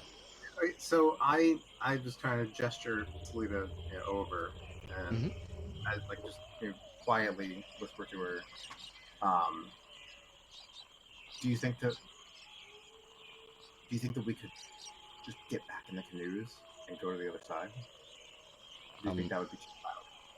Salida kind of whispers, and she's like, "Well, they know we're here. They may not have. That scout seemed completely incompetent, but if it was definitely a member of the Flaming Fist. They usually travel in groups of between, well, usually about a dozen members.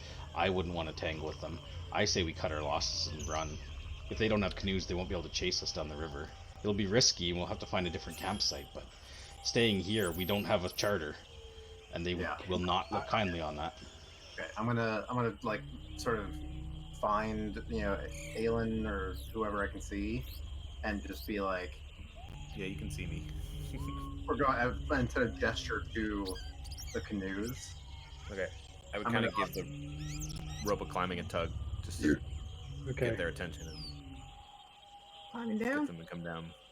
Fast as I can. Before I go down, I am going to see if this works. I'm going to light a torch, and then I'm going to catapult it into the jungle, 90 feet away from the camp. Like towards where the noise was coming from, or off to a different direction, or Off to a different direction. Sort of. What I'm intending to do is try to do a distraction out in the jungle, away from our camp, to give us more time. That's my intention. I like that. okay. And you're casting the catapult spell and just The firing this catapult stuff. spell. Yeah, and it goes 90 feet. Okay, so you just kind of like angle it through the canopy as best you can Yeah. through the thicket of trees and sure. So you can't cast that subtly. Is there somatic components? Or sorry, is there verbal components to catapult? I would imagine. Thematic. Yeah, if there's no vertical, it means you don't have to say anything loudly to invoke it, which is quieter, is why I'm asking. It's just Yeah. thematic. Okay. Well, that's pretty handy, actually. Yeah. Not having to... Because the verbal part is why it's hard to sometimes, Yeah. like, if someone's listening for you. But, Shazam! yeah, so this torch just, like, turns into, like, this missile and rockets through the canopy. It goes probably, so it says it goes 90. I would say with the thicket of the trees, it probably only goes about 50 before it connects solidly with the tree. Only about halfway. But slams into a tree and you hear this like, crash in the canopy. And you hear like screeching of like monkeys. And like a cloud of birds that maybe you see one or two that just flutter off. And yeah, it's a pretty good distraction. You do hear Black when you're closer. You hear a shout. It's like, and it says, uh, northeast of us, sir. He's like, well, pursue. Whoever they are, they can't have gone far. You hear like crashing of boots through the. They're kind of moving at an angle, like not directly towards you guys, but kind of at an angle. And then you also hear Black when you hear a shout, and it says, "You three, secure that camp and those canoes." Go, go, go! Corey's off. Nobody. Oh, Such a good boy. Look at him. He's always up for me. Can I have? Can I keep that, please? I want that. Give me that. Sorry. I don't know what that is, but I want that. Oh, I didn't realize the time. Do you guys want to take a quick break and we'll see how you guys handle this afterwards? sure. Yeah, sure. Yeah. You might, if we're gonna do a break, do it now. Yeah. I mean, it gives a little suspense. Sounds good. Okay, let's say we come back just after 8. Amanda made homemade chicken noodle soup. Oh, nice. So I'm going to eat it. And That's a We'll good idea. we'll see if you guys survive your first encounter with, yes, I can't believe I rolled Flaming Fist as one of your first encounters, but I rolled up 2 different scenarios if you slept on the East Bank or the West Bank, and these guys were on the bank you chose. I was like, oh no, they chose the Flaming Fist side. But it's okay. It's Okay. low chances. I mean, whatever. Dad, we're running. And your perception was high enough to hear them coming too. Can't believe that scout rolled so badly. Anyways, okay. We will be right back. I think the thing is Baz is so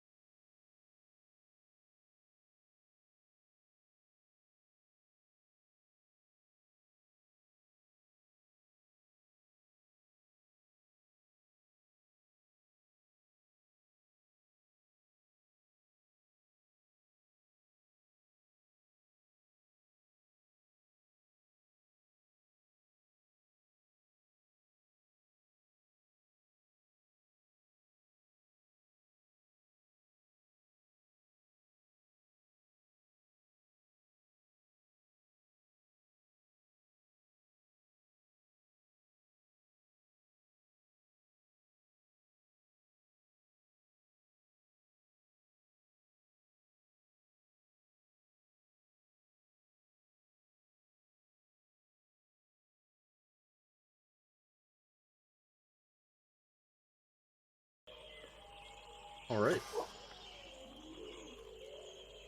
We are back. All right. So when we left off, you guys had Jonah had fired a catapult off, distracted what seemed like the quote-unquote majority of the flaming fist. It sounded like a lot of people took off in that general direction through the brush. You did hear the guy shout for 3 of them to secure the camp. And yeah, I think you guys were, at least some of you, were going to immediately start going towards the canoes, it sounded like. Absolutely. I am going to go to over by the trap, like where the guy disappeared. I'm going to empty my bag of caltrops into where I think they're going to come back from. Sure. Dump them all over the forest floor. I tell Gerald to come with get new. Okay.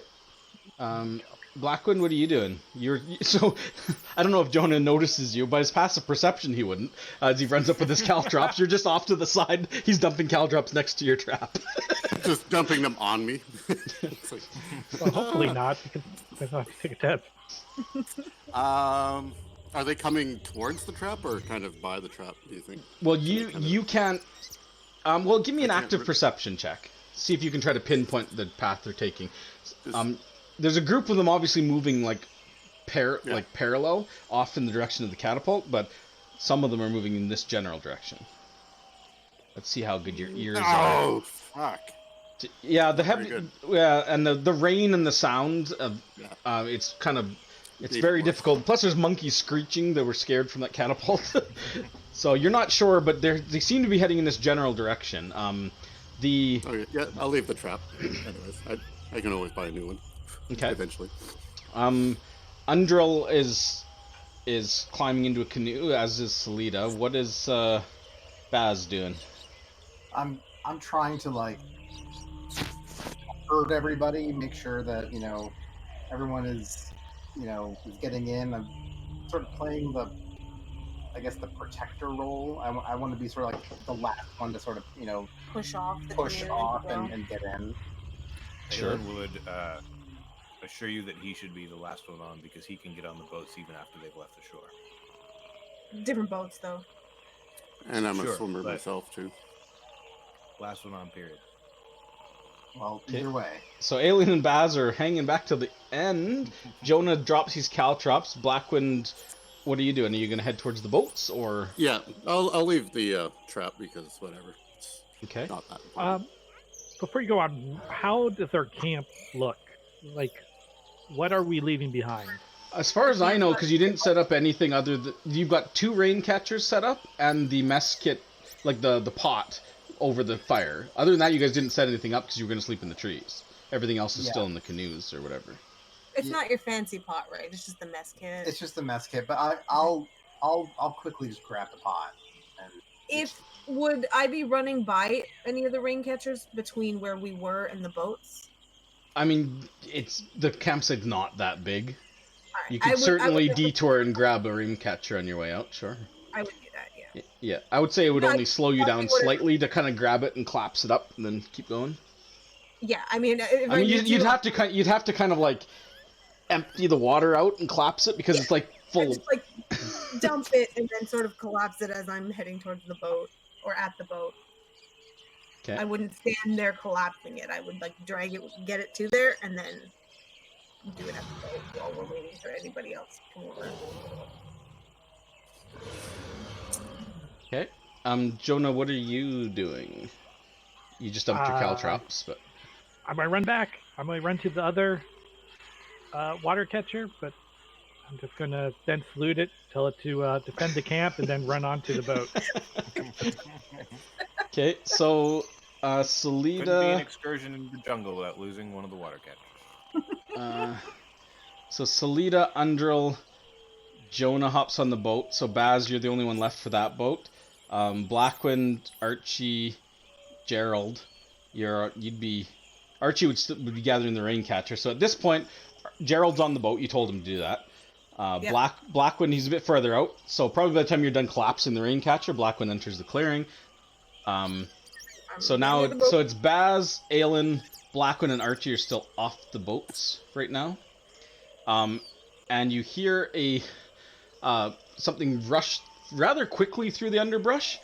And looking over your shoulder, you can see that same guy with the bow that was here earlier seems to be ahead. He's moving quite quickly, kind of hopping over the branches, and he runs directly over the patch of caltrops. Just steps in and he shrieks and kind of like stumbles off to the side, hopping and he yells back. He's like caltrops, caltrops. Please tell me he fall falls into the trap. Blackwind's trap. You know what? I'm gonna give him a dexterity save, and just see if he. I mean, he's running on it. That would definitely fucking See if he. be a shitty experience. Yeah, so he takes like some piercing damage. It's just a 1 point of piercing damage, right? And half Yeah, movement. 1 point. No, 1 point and your movement stops. Oh, and yeah. So he runs onto the caltrops and just kind of stands there hopping and kind of pull him out of his boot, just kind of shrieking. He does not step on the trap that's next to it, but he doesn't seem to notice it either. He's too busy trying to pry these out of his. But he does. He kind of shrieks and he kind of looks and he sees you guys like hopping into the canoes, and he shouts and he's like, "They're running! They're running!" What do you guys do? So half of you are in the boats. The only one to get. So Archie hops in the boat. What about Blackwind? Get moving. I get in. Yeah. Everybody get in because I can swim as well. So. Okay. I can get there faster than you can swim. So Oh yeah, but you're not. I thought you were at the boat already. Yeah, he was hanging back till the Archie was getting on. So. Yeah, I'm pushing off our boat and. Yeah, Blackwind, push us off. Okay. So Baz pushes off. Blackwind pushes off. Aylin's the only one standing on shore. When I'm gonna dodge. Okay. I'm gonna hold position and dodge until the canoes are 10 feet away from the shore. Yeah, I would tell Gerald to help Blackwind paddle. One Okay. on each, it would be faster than just one person. So. Okay. Takes just a moment to kind of like push the canoes off and clamber in and start moving them away. So Aylin's kind of like you're kind of dodging. You see the guy pulling the caltrops over his feet. You see two other men in kind of like heavier armor with swords, kind of like burst out of the bushes. One of which, well, actually, I'll let's see what happens here. Now I really am regretting not letting Aerosols just put a bunch of holes around. One of which runs directly over, and there's like suddenly like a snap and a clang, and Blackwind's trap just right over his ankle, and he kind of like shrieks and just like face plants into the dirt. The other guy, and he's just like, my leg. The other guy's like right behind him, kind of stops and like crouches down and like grabs onto it, trying to pull it off, but that's what he's doing. And the other guy's kind of recovered and pulls an arrow out and levels it at Aylin and fires an arrow at you with disadvantage.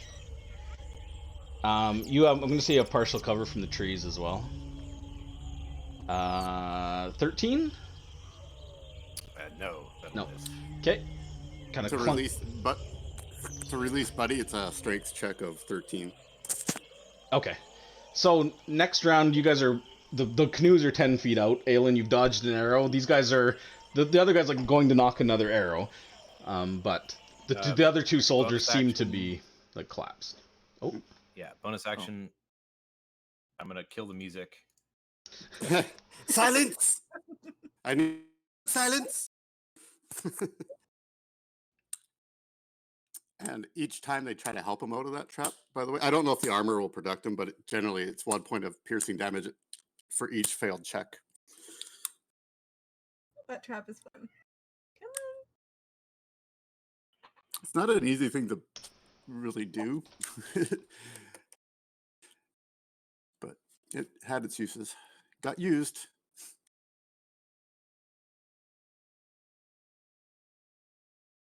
Who got evicted? Oh, Groovy died. Groovy died. Oh, I caught Groovy in the trap. No. Oh, there we go. Oh, Nope. There we go. I didn't switch it to any other music for this, but I guess I could have, but whatever. Sorry, I was distracted. So Yeah. he missed Bonus it. action. I'm gonna spend a key point, Step of the Wind, and I can jump 20 feet.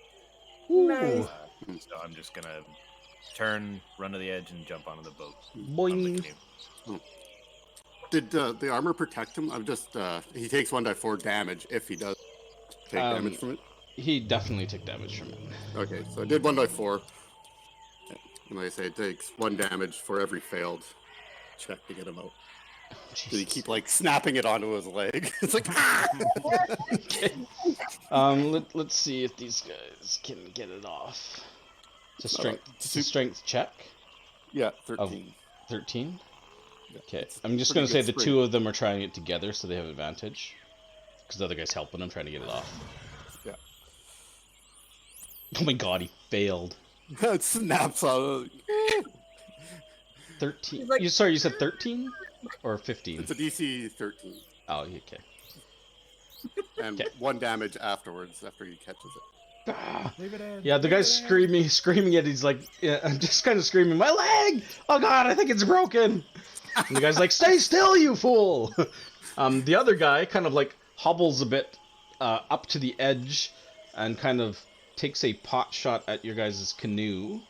Baz is further. It's going to be the one that Aelin's jumped at, so he's just going to fire again at Aelin because he's the one that is kind of in his sights. And I totally just rolled. No, that's not gonna hit you. No way. Not a chance. Not with the rain and everything. Yeah, it just kind of falls short, splashes into the water, and he kind of like stands on the shore, like knocks another arrow, but very quickly you guys kind of round like the bend and get out of his line of sight because the trees are kind of overhanging quite a bit. It doesn't take long before he doesn't have any angle on you. He kind of shouts and he's like, and you hear him shout in the rain as you're paddling away, and he's just like, they're heading upriver. But you They're not guys gonna be move moving too much faster than they do through the bush in the dark. With crippled guys. Yeah. So, I mean, how long are you guys? What's the plan? You're in the dark, kind of just paddling away. How long are you gonna go? I would ask Selena what she thinks. Like, if we want to, put enough distance between us and them, I mean, do you think it's enough to just cross over to the other bank and immediately, or should we go downriver for, I don't know, 30, 40 minutes? Yeah, and I would say and down Undrill's river on your just a little boat too, right? Yeah. Yeah, it's Baz, Jonah, Undrill, and Selena. Yeah, Undrill will probably pipe up first, and she's like, "Well, unless they're carrying canoes, if we cross the river, they're not going to be able to do anything. They're not going to swim the river, not in that armor." No. And Selena's like, "Agreed.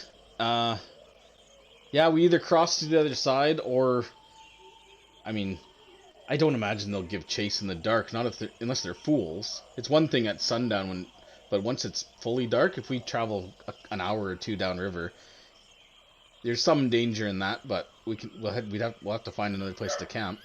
But I don't imagine They got injured guys as well now, so that. I think maybe we just travel for at least 15 minutes or so, and then start trying to see a good landing point. a good campsite on the western bank, and we cross our fingers that we're not walking into a goblin trap. I would say let's travel a little bit further. We did make a big commotion. Well, Okay, that guy heard.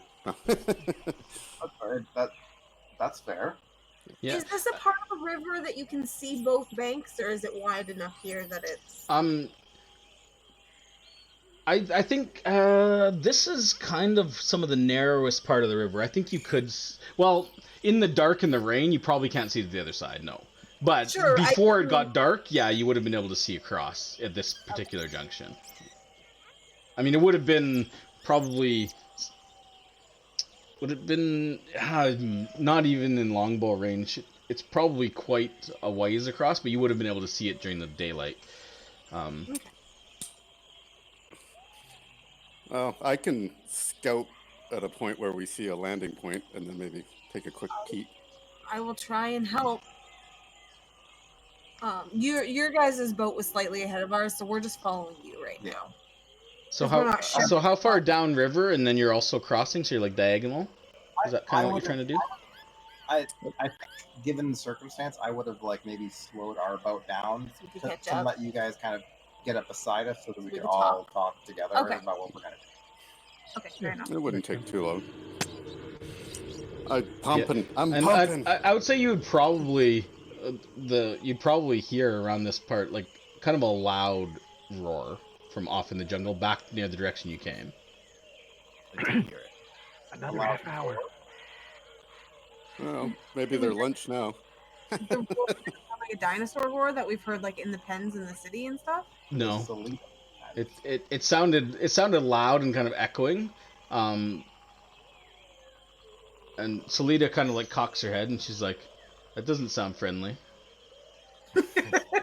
Nothing in this jungle really sounds friendly. And she keep paddling for a bit. And Salita would probably turn to Jonah and just like, "That was some quick thinking. Whatever the heck you did with that torch, caused quite a commotion." But she would just kind of say, "Although I don't begrudge you, it was great for dealing with the fist.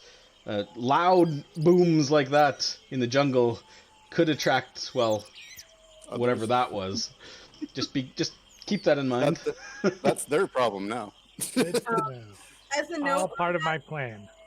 as a note on that, immediate inspiration, John. That was awesome. Yeah. Oh, show. So travel an hour or so up the river and then across as well. Let's say an hour. Okay. So I'd imagine we would be closer to the east bank, looking for a good spot to stop as well. Yeah. while the we're east doing- bank or the west bank? or west bank. Sorry, Okay. we would have kind of crossed over to the other side, keeping an eye for somewhere to. Okay. Let's try this. Oh boy. And I'd imagine we're all looking now. Blackwind and Aelin, the two of you, you guys are kind of, everyone's kind of like paddling or scanning, but with the rain and the dark, it's hard to see. It just looks like shadows in the rain, and you kind of navigate. You don't want to get too close to the shore because there's a lot of trees that have like gnarled roots just under the surface of the water, so you got to kind of be careful where you take landing. You kind of like move down, but after about 45 minutes or so, and you kind of crossed over near the other side, and the canopy of the forest is in quote unquote full view, and you, the two of you, Aelin and Blackwind, and maybe Salita and Undra, let's find out. Those are D12s, Corey, not D20s. Really dark. Yeah, no, they don't notice. No, they don't notice. The two of you, both notice, pretty close to the same time, on the western shore, probably another couple 100 meters up, there's definitely a campfire on the west bank up there. Like, flickering and... Maybe we can sleep in tomorrow. Let's go a little bit further.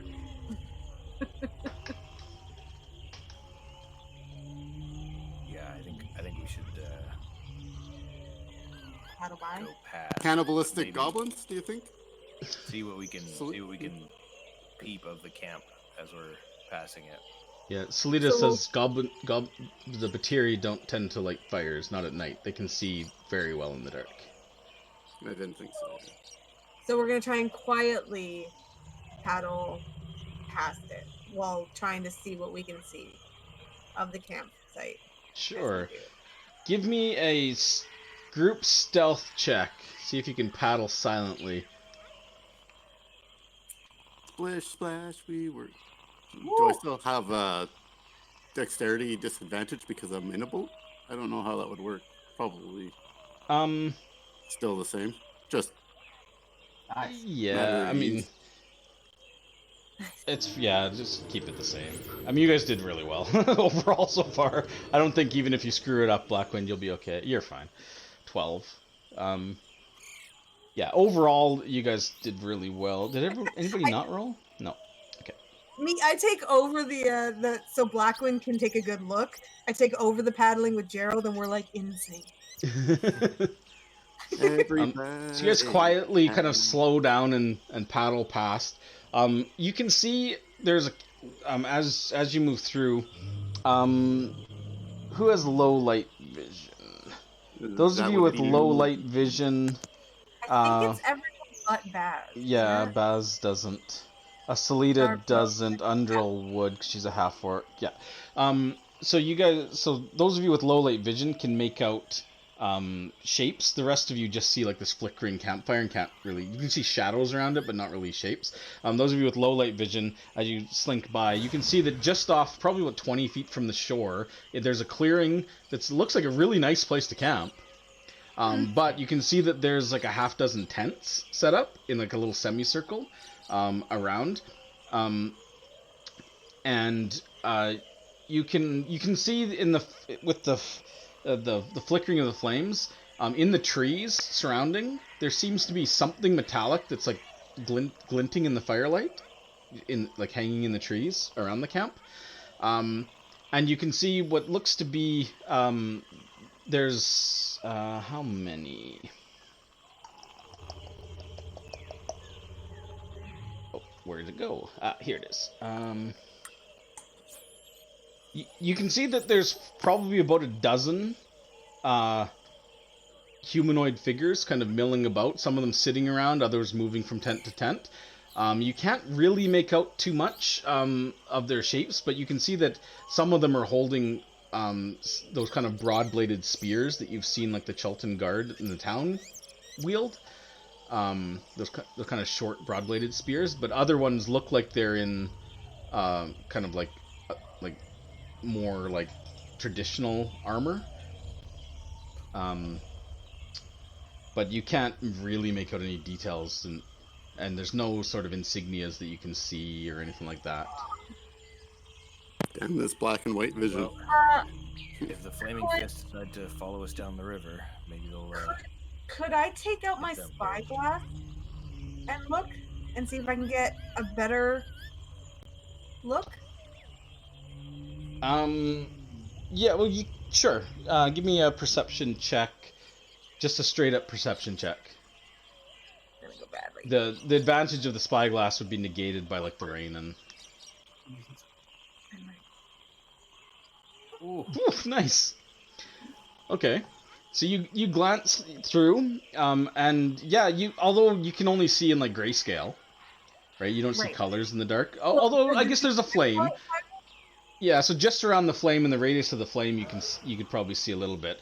But yeah, it looks like there's like about a half dozen like Chultan men that look, yeah, they're just kind of in like very simple clothing, and have like kind of like tribal tattoos and stuff, holding these spears. Most of them bare chested, and then there's another half dozen with basically white folks, wherever they're from, you're not sure, but they just kind of look like a pretty rough and tumble, but they're in like leather and hide, and they've got like swords. One of them has a battle axe on his back. Again, there's no insignias that you can see at all, and you also notice that there is with a 19, kind of sitting back in the mouth of one of the tents. There's a man sitting cross-legged. He seems to be in kind of dark armor, and you can see that there's like a half dozen like daggers on like a bandolier down his chest, and he's kind of got like a hood that covers most of his face, and he seems to be he's got like a kind of a curved like scimitar that he seems to be like sharpening in the dark there. And you notice with a 19, because you roll really well, you notice that he does have a medallion around his neck, and it looks like a gold coin with a dragon on it. Do I know what that is? Have we seen that? We would have seen it I think at so. the Temple of Savras. Yeah, it's the same symbol. Whether or not Archie knows, you could describe it and recognize the symbol, though. I don't know if at the time you made a roll for it or not. I think, but either way, if you describe it to anybody, I know somebody made the roll. It's the symbol of the Zentarum. Oh, okay. I believe that was. But One- none of these figures are the people you saw at the Temple of Savras. Like no Jamna, no Goliath, no Tabaxi. The metal glinting. Can I tell what that is? You said there was a glint of metal hanging. Yeah, you can't really No. tell. Fair enough. It looks like, yeah, just something shiny, maybe whether it's glass or metal, that just reflecting the firelight just faintly in the trees.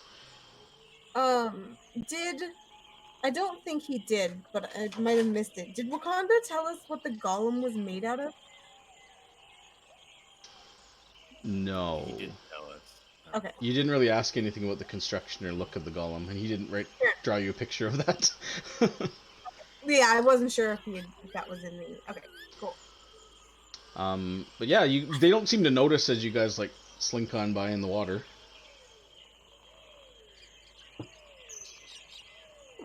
They don't seem friendly. I would, if I see in the other boat Archie getting a better look at them, because I have no freaking idea. Like once we're kind of past them, I would like try to like meet up with their boat, like match up, and sort of. Were you able to see who they were?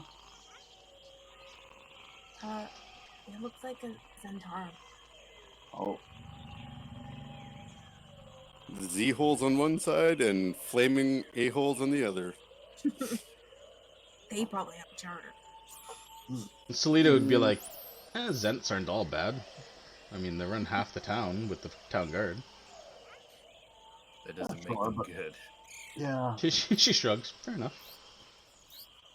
They have a bit of a reputation back where we come from. Wow.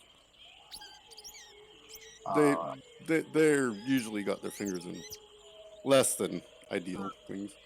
Yeah, I think they're safer than the Flaming Fist, Oh. though. certainly, but either way, probably best to leave them be. Sure. Right now, the flaming fists seem to be more of a mob. Right.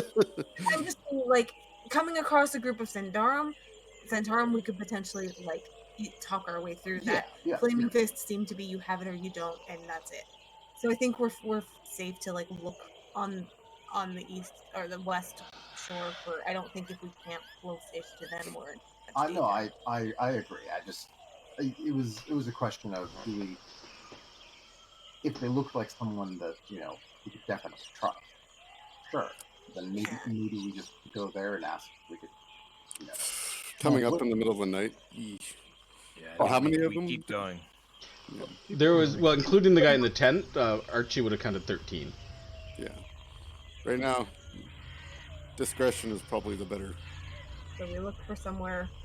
And if we're lucky, the flaming fist will run into them, and then Well, we won't have opposite any more sides. problems. They can yell at each other across the river. A distraction. Okay. You suck. So how much farther up the river are you going to go, and are you going to stay on this side? We're just looking for somewhere on this side now to stop. Okay. Even if it's like 10 minutes or something.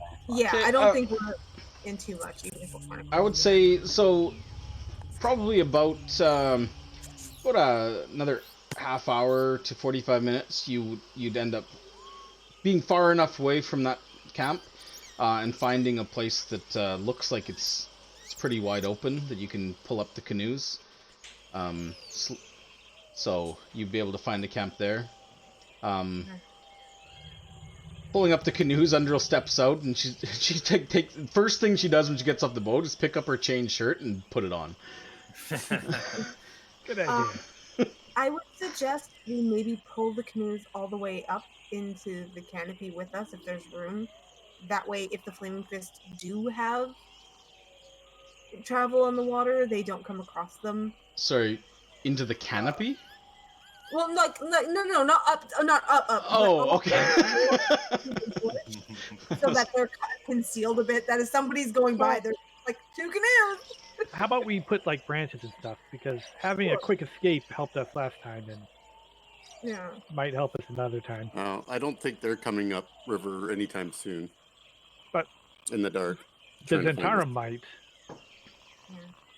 So we don't know which way that camp is going. They might be going downriver too, or upriver too. Did they have boats on the water? The Zentarum camp? You did not see any boats, no. So they may be traveling overland too. So where did? Or their boats might be out there. Or covered in branches. They were on Covered the in west branches. side there. Can we Sorry? make a little mark there about seeing the Zentarum there? At all, or? I mean, Oh, when like- On the map? Yeah. Sure. I'll put it in my notes.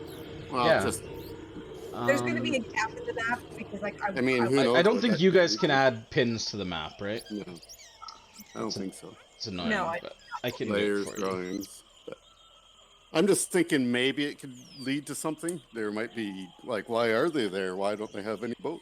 What's going on? That's all. So The way the... All right, did we backtrack? it's circling back. I thought we were continuing. No, he just moved it that way Moved so it just that so make the pin. Put the pin.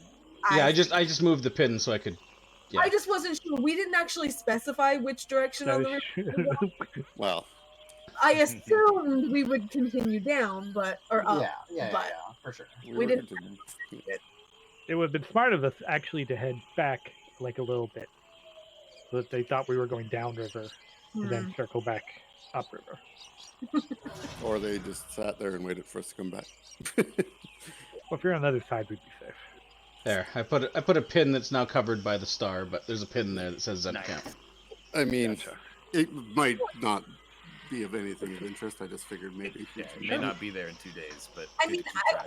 I'd make a note that they were in the area as well. So Yeah. So We're going to come back this way, so so you guys left one rain catcher and a mess kit behind, but everything else you got with you.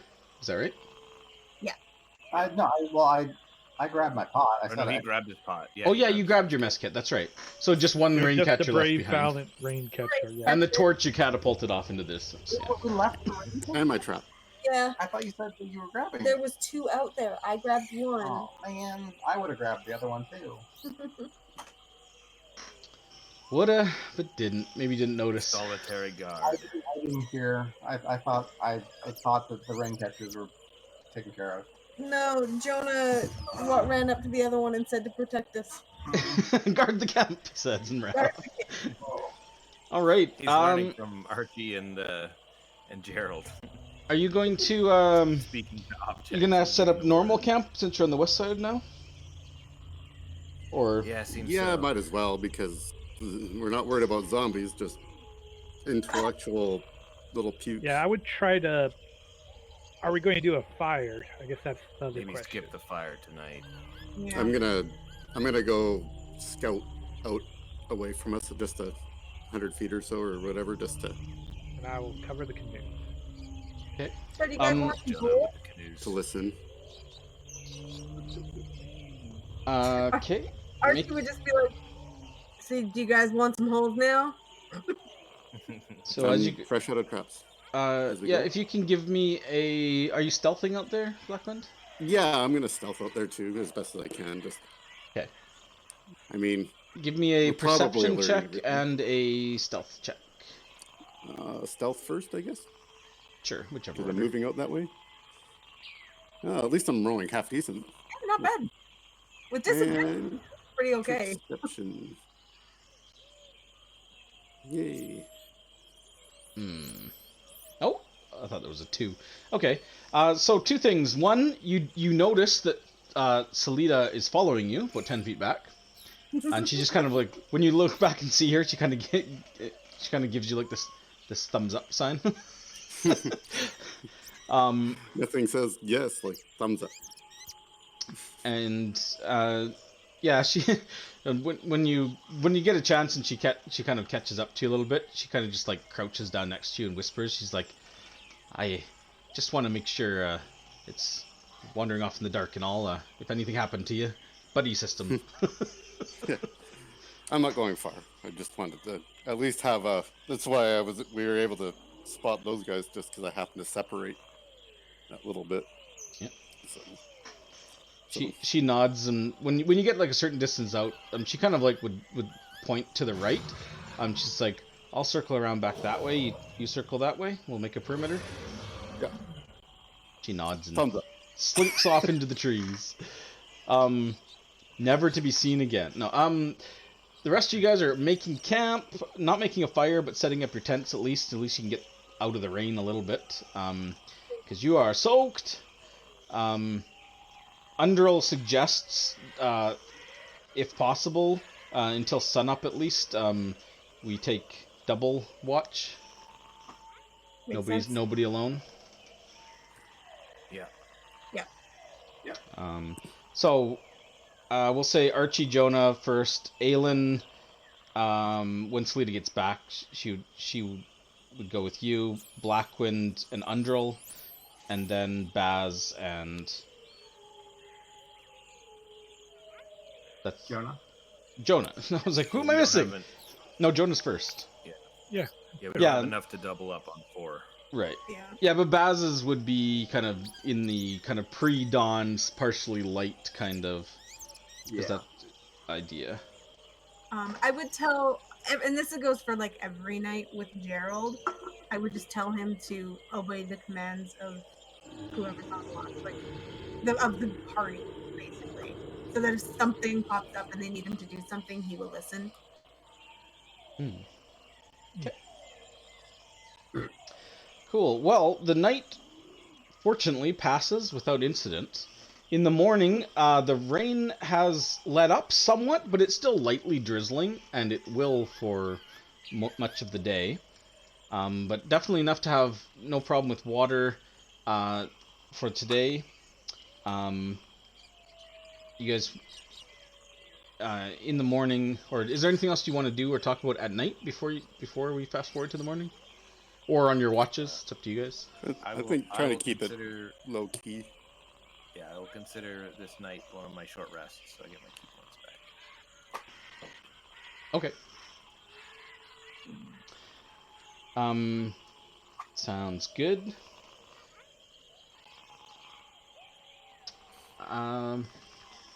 Yeah. So I'd say the only thing that occurs during the watch is Aelin, Selita would come up to you during your watch, and she would just ask.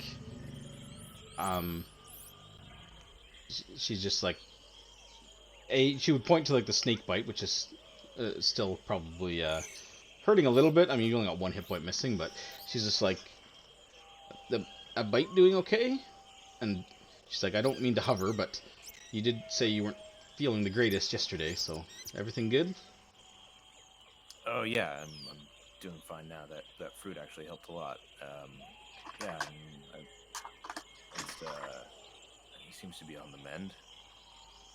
I kind of like unwrap it a little bit and check to see if it looks like awful and gangrenous. No, it looks pretty good. I mean, there's still like the 2 holes, and it's still a little puffy, but no, it doesn't look like you're going to need to amputate. No, I've had worse. She nods and she's like, yeah, they're beautiful creatures, those things, but yeah, they can come out of nowhere. You're telling me.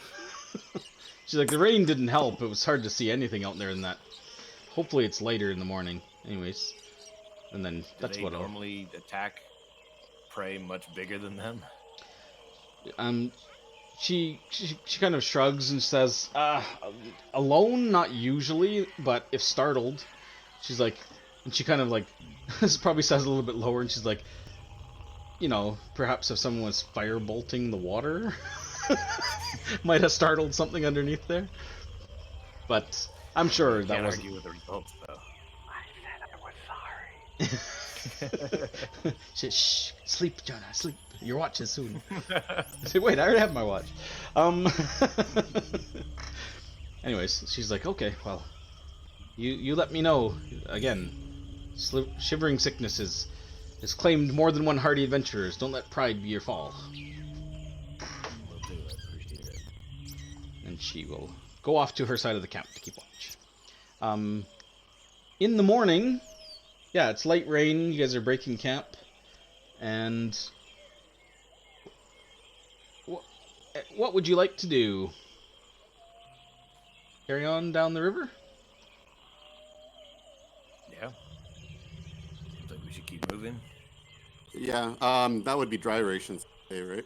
We didn't have time for, or did we actually? No, you foraged yesterday. Okay. Your last of We your didn't- sandwiches, and then Jonah caught just enough fish to feed you the rest of the day. So, is there anything different about today's travel? No, not for me, anyways. As far as I'm You aware guys of. want me to stop firebolting? Are we going stealthy now? Firing my wand out. Selita So he- shrugs, and she's just like, Okay, I firebolt. He's like firing him in the air. Look here! It's working. I can't believe you can't hit creatures that well. I don't know. Let's try. No, to be fair, Jonah's Quick fine draw. with creatures. It's me who can't hit anything. So, That's true, actually. so Quick draw. you guys, yeah, if you want to make your forage checks, if you want to make your mapping check, and I'll do the survival. Selita does just fine with your assistance navigating. Archie, rattled from the night before, not a good sleep. Blackwind catches nothing today.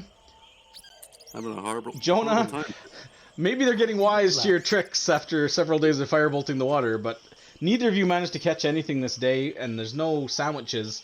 So at the end of the day, you guys will have to finally dig into your rations. But the rain carries on, light rain, the entire day and into the evening as you find camp. Are you going to stay on the west side or going to cross over? You're now heading pretty much due south, kind of meandering a little bit, winding river, but... Do we want to assume that the Flaming Fist are... Although, I don't think we should assume anything, Well, honestly. Selita would probably pipe up and just be like, there's no way they can move as fast as we are down the waterways, not through that thicket. Unless they have canoes of their own, but... Is there no possibility of there being two groups? Yeah, but There's the other always a group is more likely to be on the other side. Yeah. unless Undrill's they're like- trying to spread out. And Undril said, well, my understanding was that they weren't active this far west, but so I don't imagine there'll be too many patrols in close proximity to each other, but... And not to mention, those guys themselves, probably, unless they have healing magic, they probably had to go back to wherever their base camp is. I think that we should treat last night as a bit of a bad circumstance and continue on with our initial plan. And our initial plan was camp on the east. Okay. I agree. Okay. I'm good with that. We should definitely keep an eye on the eastern shore, though, as we travel through the day of signs of anything else, like any other, I guess, groups or stuff like that. Maybe. Okay. Switching out spell. All right. Well, the day passes uneventfully as you find camp. So just mark off a total of 5 rations for the party. Water's not an issue today, and when you reach the how many rain catchers you got left? 2 still, right? 2. Yeah. Yeah. So you're still fine, even with light rain. 2 is enough to easily. So you're camping on the east side. Yeah, I mean, unless anything changes, the night passes uneventfully as well on this 4th day. One note. I've changed out my spell, so now I have alarm. So Okay. I would be setting up a 20-foot cube. You said it passes uneventful, but just going forward, that'll be part of my routine as well. Okay, and that's a ritual, right? Yeah. Okay. So 11 minutes to cast. Are you setting it mental or audio? Or audio? Mental.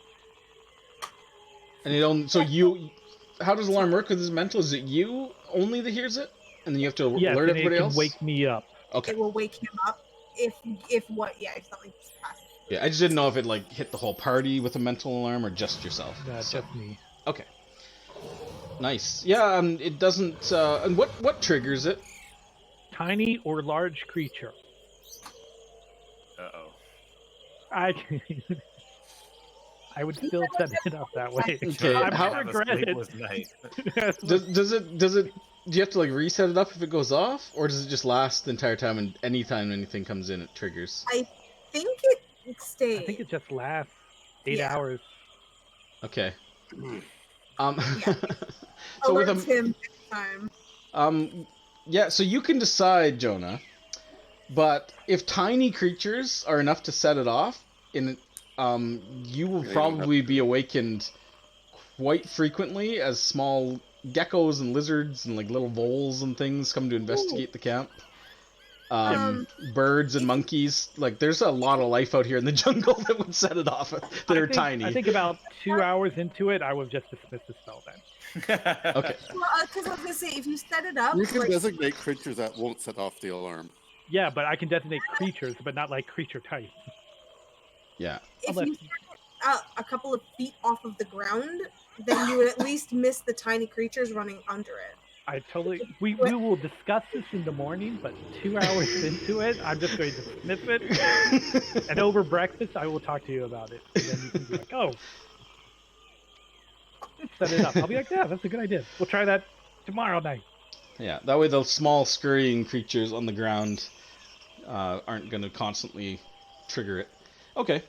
Well, nothing really happens in the night. You awaken the next morning. Today seems to again be kind of light drizzling rain. On and off, it seems to be getting warmer and drier. So perhaps this kind of rainy few days is lightening up. But not really an issue. You guys will, if you can give me your quick checks again for your stuff for day 5. Your forage / mapping. It's amazing. Today, I'm going to try to guide I will had a myself 1. with my survival check, using my previous knowledge of what works and what doesn't. Okay. Did you seriously roll a 1 again on your mapping? Yeah. Archie, what is happening?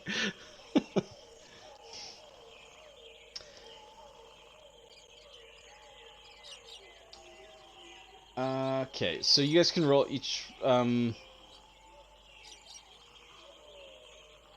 guys can each roll me a d6. See if you can feed the whole party today again. I got 1. Do I get the wisdom bonus or? Yeah, plus wisdom. I don't. Okay. So- I don't see a so roll I from got- you. Oh, what the hell? How come? Oh, there it is. Oh, there it is. Oh, I got 4. So 4 plus. So 1 plus. So I got Well, 6. 2. It's +3 total for the. It's 8. Is 8. Okay. Okay, well that's enough to feed the group for today. Your mapping is not going well. You don't know if it's because you're frazzled or it's just difficult to keep track of the winding river. It's hard to see the sun, and the rain is kind of throwing off your ability to look at the stars at night, which has been cloudy for the past 4 days. But you don't. You feel like you're not. Maybe you're just jumping at shadows and not paying close enough attention to your coordinates and how fast you're going and stuff, but you feel like your notes seem to be incomplete, at least for looking back on the last few days. You're not feeling too good about those, Archie. Halfway through the day, Not more snakes. two things occur. Not two things. One thing occurs. So you guys are closer to the east bank, or now it's kind of the southern bank now, because you're kind of heading pretty sharply southwest. So you're on kind of like near the southern bank. Partway through the day, you see, seemingly, they don't seem to notice you at all as you paddle, and you guys tell me if you want to do anything here. but you will see a group kind of stumbling around in some thick mud around the edge of the riverbank. It kind of opens up and there's just these kind of like reeds and like this thick kind of mire of mud that stretches into the tree line. And you can see what looks to be maybe 20 or so kind of like rotting corpses, kind of like stumbling slowly in the mud. Some of them look rather fresh. One of them is in a Flaming Fist uniform, with his mostly chewed, and he's just kind of like pulling at the mud. One of them in particular looks very old and has like some sort of like bone, like it doesn't look like a crown, but like some sort of bone like headgear with some like rotting feathers and like bones hanging down in front of its face, but it's like really emaciated and kind of like this grayish green color. It's the only one that seems to notice as you guys slide by in the water on your canoe, and it kind of turns and kind of opens its mouth. It doesn't make any noise, but it's kind of like this. And you can see that it's got a bright blue triangle on its forehead. Other than that, it looks like it's basically like completely nude and no gear at all other than these bones dangling on its head. Okay. They're at the river. That's not normal. They're kind of stuck in the mud near the riverbanks. They're kind of not like stuck. Some of them are slowly shambling, but they're moving really slow in like this like almost waist deep or knee to waist deep like muck. It's kind of like. Are they trying to cross the river though, or are they just trying to walk along the river? Like, what's it look? Give me an insight check.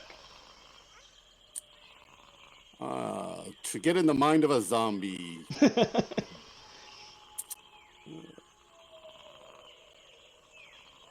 Not 20. I know exactly how zombies think. It looks like they may have stumbled into like this mud, and are just kind of trying to. It almost looks like they're trying to like turn around, but you see like more of them. It looks like they may have like stumbled into the muck, tried to turn around, and just kind of get like jammed up in this like mud. You're not quite sure how many, but you see movement in the trees beyond, like the trees and fronds are moving. There may be even more of them back in the jungle there. Oh, that's a herd. This mud is confounded. It is a horde. But this is definitely odd, though, isn't it? I ask. Selita stands up with her bow and just like, toink, fires at one, and kind of like thunks into its shoulder. Kind of turns. Kill the one with the blue. She shrugs. She's like, zombies. Waste of ammo right now. But why are they at the river though? She kind of turns to you and she's like, "I'll manage my own ammo, thank you." Kind of like cheekily. Suit yourself. But this is definitely odd. And this. We know they come up to the river. They just don't cross it. Oh, yeah. They avoid. She shrugs. Yeah, Selita shrugs and points, and she says, "Well, that side of the river, like I said, that's undead territory. I wouldn't call this odd." Oh, okay, I thought they kind of kept away from it, but how far away are we from Camp Righteous then? Another day or so?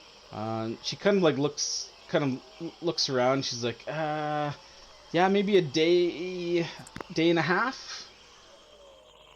Assuming no incidents on the way, we should make it. I would say probably midday tomorrow. And this is like in the middle of the day. You still have a half day of travel today. Yeah. Maybe goblins tonight, since we saw them dead so close. Yeah, that seems. Maybe, yeah. I don't know. Those things give me the heebie-jeebies. Goblins? No, the Undead. Yeah, and they're kind of starting to disappear from view as you guys are carrying on down the river. Maybe now. we should sleep on the goblin side tonight. Yeah, I'm agreeing with you. Okay. Underl will turn. Back on the mid. Underl will turn and call to Archie because you're on different boats, right? Yeah. And she's like, "Excuse me, Archie," or actually she wouldn't say Archie. She would say Aracelis. Mm-hmm. She's like, if possible, can you note the location of this? I'd like to report it when we get to the camp. See if we can send someone out here to destroy these abominations. Absolutely. Or at least have a warning of them. I write the only note apparently I've written before. Archie like flips back her note to make a note, and she's like, "Zombies." Zombie So stuff. how is Archie feeling right now? Is she feeling like Not great. no, Not a great. little sullen? Yep. She's Life on the road sucks. Well, at least we'll be going back this way, so you get a second chance. yeah. True. She's like flipping through her tools, trying to figure out what the hell she's doing wrong. Like she just can't It's because you're jumpy. remember, and it's just not. You keep looking and you see flaming fist. No zombies. No flaming fists everywhere. Like I said, sometimes you have to figure out what not to do first. Right. Speaking of which, you should retry your fish catching device. Oh, me? Oh, sure. I mean, I don't know. It seems like he's got a knack for it now.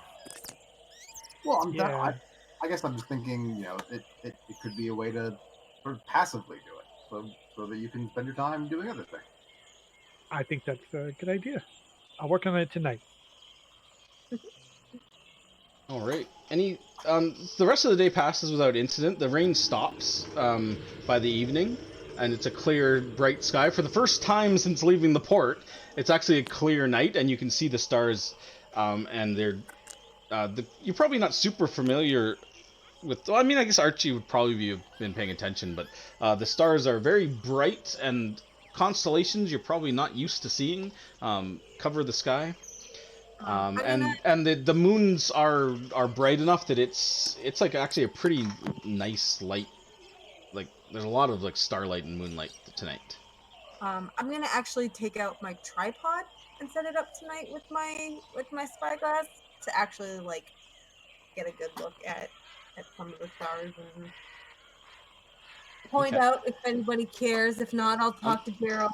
And Point out. sorry, I should re-ask the question. Are you guys gonna camp on the south bank for tonight, or the north? Goblin side. Not north side. Okay. Goblin Bank. The Bank of Goblins. You guys are. Thanks. You set up your camp. You set up your rain catchers just in case it rains overnight. Hopefully they'll be full in the morning. May I set up like a trip line type thing with like concealed rope or something like that? Just as a, and then we can make your pit there, Archie. I can make as many pits as you want. Sure. I mean, yeah, you can make a survival check. And then concealed pit like line. So Yeah, like if we find a clearing that has like more obvious entrances into it, I can set up like pits on in like multiple places if there's well, Yeah. almost. I at least would say, if depending on how deep you're trying to make them, you probably only get a few feet down before you start hitting like wet, kind of muddy soil. Oh, that's true. You know what? Yeah. A few feet down though, that sudden drop it's shocking when that happens. Yeah. When you're not expecting it. Till like a T-Rex wanders into camp. Well, T-Rex will be like, Rolls what? an ankle. Ah, brains a toe. grabs his shin. Ah. Can I? Yeah. Can I? What's the rules for recharging dice for crafting? Do I get another one? Do I have to wait till a long rest to make another fish trap attempt? Oh, because of the stamina. Because of the stamina. I Oh don't think yeah. it came up because we've been basically doing once a day. This is the first time we're doing it twice Oh, a wow. day. Thinking about that when I was making my sandwiches. Those are like easy ones though. Yeah, because how much stamina do you get? You get I didn't quite- 3, I think. At Yeah. least at the beginning. At tier 1, you get 3, and it's. I think You might that's get 3 4 a if you day. have a certain. which is expended when you work on a project rate of 1 for difficulty level, multiplied by size. So it'd be 1 for sandwiches because it was a 2, halved because I would say those are tiny.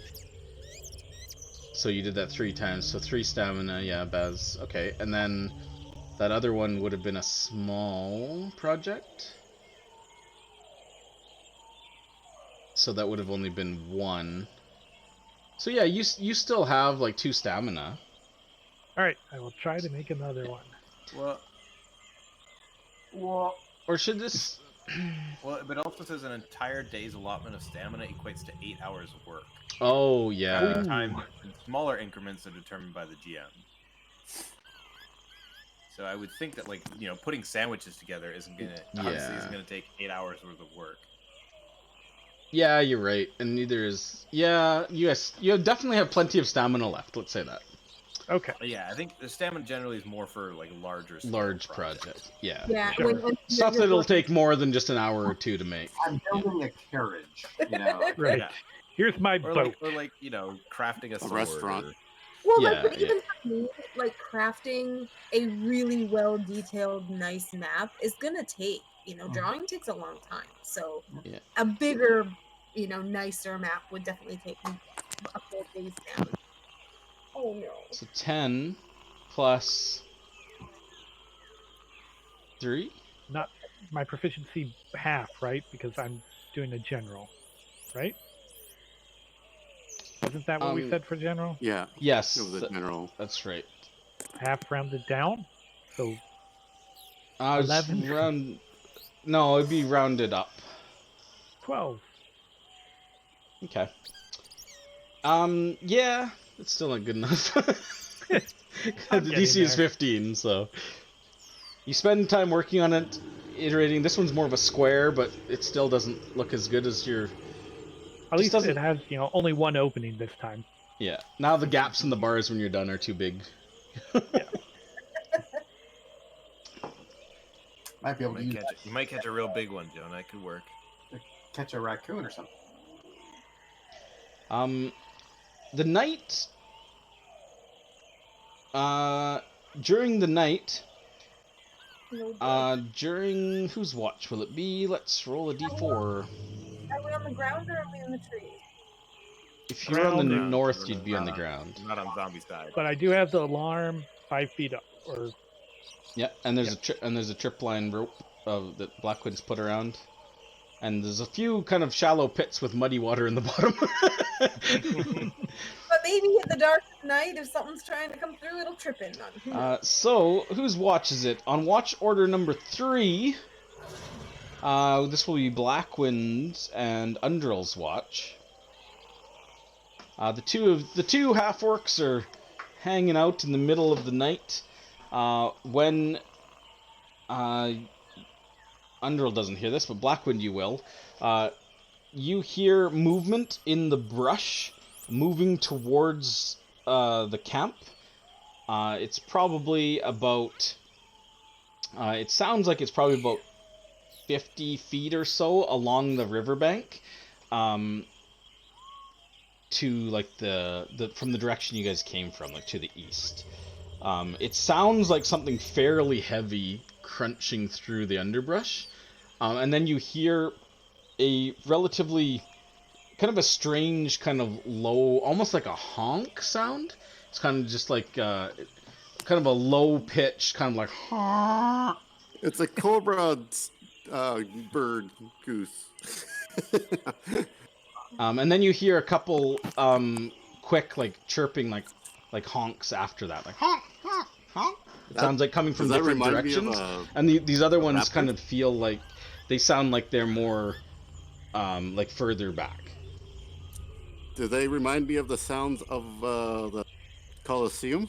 No, No, not at all. Not doesn't sound like the Raptors at all.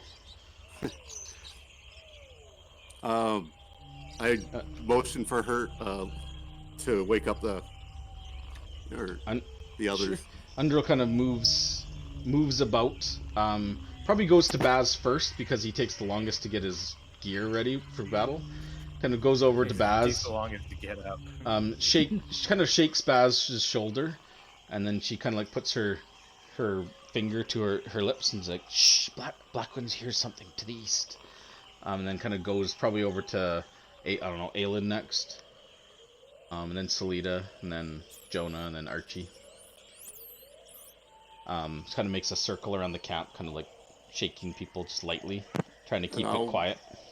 I'll move towards the pit / trip line, just so that maybe it's at my back, so that if something comes. Okay. Are you going to try to hide? Yeah, I'm gonna move silently. Just Okay. might as well, but Give me a stealth check. The whole time you're doing this, these footsteps are getting closer. yeah. It's Jonah Oh. Marcellus. Did I use the wrong thing? Yeah, I used survival. Yeah, stealth. That was wrong Is one. it the same bonus? God damn it! I keep missing it. That's survival. Yeah, I know. But we could just use the same or the dice rolls. Sure, so it's And 10 it's, because 10, disadvantage. yeah. Okay. 10, so it's 13. I kept missing the button, and it kept on clicking on the one below it. What were what did it sound like? Well, Well, you like can, honk.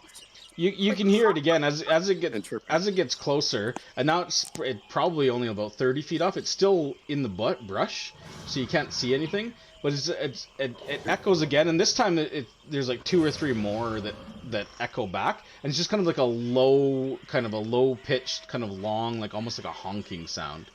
It's just like honk. I shoot the rope of climbing Hideous. up into nearby treetop and I will try to. look at Jonah and How many creatures do I know honk? Up we go. Is the leader nearby? I mean, you're all in a relatively short circle. Okay. I would like just lean over to her, whisper. Do you recognize that sound? Let's make a nature check for Salida. You both drop. I want to, but I don't think I've got enough information to really know what they are. Yeah, she would kind of whisper, and she's like, sounds like some of the children. Doesn't sound like a predator though, but doesn't mean not dangerous.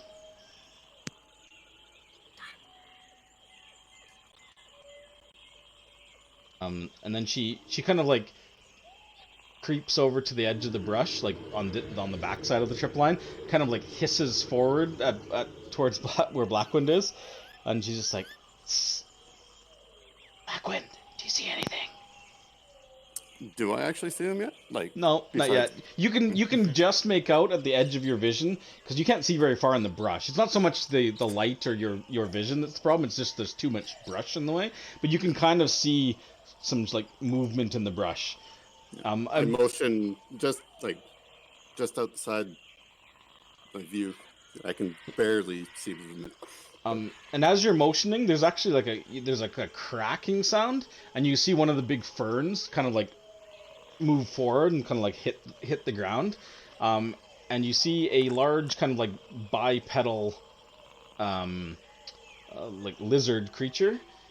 It kind of it walks on kind of like two legs, and it's got like a large like flat wide mouth, almost beak-like but not quite, and you can see the top of its head. It's got these 2 large eyes kind of near the center of its head, and it looks like it's the top of its head is like this like large like bony plate, like in a big bone like dome, and it kind of like crunches. It's probably like 10 feet tall. And if you had to guess, it probably weighs at least as much as like a large like pack horse or something. It's pretty muscular. It doesn't have like claws, and it's got kind of like these docile looking, like non-threatening like front arms that look fairly useless. And the kind of a long tail that kind of swishes back and forth that just for like looks like balance, and it kind of like steps forward and kind of doesn't seem to notice you. Kind of steps forward but it seems to be, as far as you can tell, it's kind of like wandering like just near the shoreline, and it's within probably like 10 feet of the river, and it kind of like crunches forward, and then you see what looks to be another one step out of the bush behind it, and you can see ferns moving beyond that as well. Back in the camp, the rest of you can't see that far forward, but Blackman, you can see this because you're further out. Do they seem like the meat eater types, like the raptor types, so they don't seem very give me offensive, do a they? give me a nature check now that you can see them. Nature boy. God damn it. Double clicking is just not working out today. Whoa, it Nice. just ended up on 20. It looks like it just dropped, but it just like weird. Yeah, looking at them, given their features, and you can kind of see when it kind of like honks, it definitely looks like an herbivore of some sort. But that doesn't mean it's not dangerous. That dome plate, you can imagine like if it charged at you with that, it'd probably be like a fucking battering ram hitting you. But they're moving very slowly. They're kind of like stepping like forward, just like, and just kind of Are they, like shifting, like looking back and forth. But they don't seem to have noticed you. But they seem to be moving along the riverbank. Okay. And they're just kind of letting out these low moans. It sounds like these honking sounds they're making is to you. It sounds like just communicating amongst like a larger pack or a herd. It wouldn't really be a pack, but They're I not. whispered to her, and they look like they're not the meat-eating type, but I totally don't take that for granted though. You do see as a third one steps out. The other one's probably about 30, not even 30 feet from you now, kind of still moving towards. At the current way they're going, they will pass through your trip line, but they're not going to go over your pits, because they're like right near the riverbank. And they would pass by where the canoes are if they keep going, like right along the riverbank like that. Okay, so Like step on them. are they walking in the path of the trip line? If I notice that, I would try and like whisper to Blackwind. Well, you can't see them from the camp. Blackwind can see them because he's further out past the trip line, like in the bush. Never mind. All you can hear them getting closer, and you can hear them, like you can see just the little bits of like trees moving. And then Blackwind, you would also notice as well a smaller one, probably like a quarter the size of the other one, kind of steps out past the third one, and just kind of makes like a little kind of honk. It's just like honk. So they're gonna defend it. Are they gonna step on the canoes? Does it look like, or like anything like that? I mean, it's hard to say. It depends on how many of these are coming and where they step exactly. But it's possible they could. They're gonna pass over where the canoes are. I asked her. I looked to her. I'm like, I've never dealt with these before. Can we startle them in a different direction, or? So you're just kind of like whisper yelling back to her because you're like 20 feet. She's 20 feet back. She's not near you. She's on like this side of the trip line, like closer to the edge of the camp, kind of like looking at you. She can't really see them, but she can see you. Because I'm thinking, I like grab a rock and will they run from a noise? And so you like grab a rock and like gesture it towards Salida, like kind of thing, or like make a noise. And she kind of like hisses. She's like, nope. And she kind of does one of these like gesturing like like, what are you seeing? Kind of. Do they have teeth and claws? I kind of like, I don't know. I kind of make a thing about the forehead. This like dome. And then I grab a plant or a leaf and I like put it in my mouth. And she kind of mimics you. So you guys can see Salida, like her reaction to Blackwind, but you can't see Blackwind. So Salida's like crouched down, and you see her do this. And then she waits a little bit, and then she kind of like mimics back to you, Blackwind, when you're doing the dome. She's like kind of looks a little confused, and then she gets this look on her face like, oh.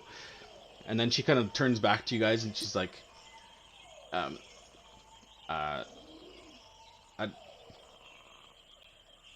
don't know if they have a different name for them, but she would tell you, she's like hadrosaurs. They're herbivores, plant eaters. They shouldn't bother us if we don't interfere with them. And then she kind of like looks back towards Blackwind, and then she kind of like gestures like kind of like big ones, and then she goes like this, little ones.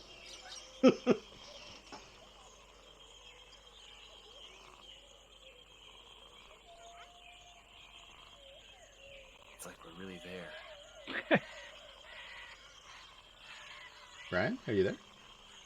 Shit, I had it on mute. Yeah, I gesture for how many big ones So I like if there was 5 of them, 5 big, 1 little. That's all I saw for little ones, right? Yeah. Looking back now, in the meantime, there's probably like the 5 big ones, and there's probably like 2 or 3 little ones as well now. So yeah, And they're probably like 20 feet from you. Like they're closing in on you now. They have they still haven't noticed you as far as you can tell. I need to move then. I mean, they might pass right by you, but they're going to be in very close proximity to you. But they're moving really slow. Like they're taking like a one slow step at a time. Yeah, they're looking for predators or dangers. I'll keep still because right now any movement I make will actually potentially be more dangerous. Okay. Salida would kind of slink back over to the party. So in the meantime, people have gone up the trees. Who's in the trees right now? Me and Jonah. You and Jonah.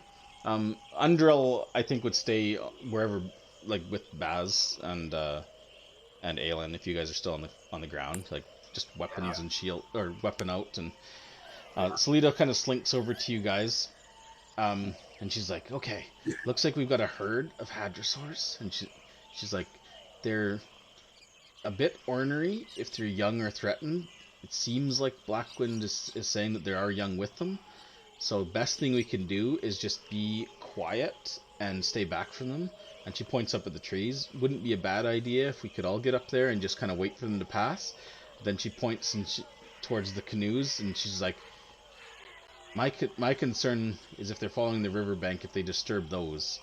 Not sure what you want to do." She's like, 2 of us could push them out just into the water just for now, wait for them to pass. In the meantime, there's like a crunch, and probably anyone in the camp could see this. There's like a shake, and one of the big ferns like collapses forward.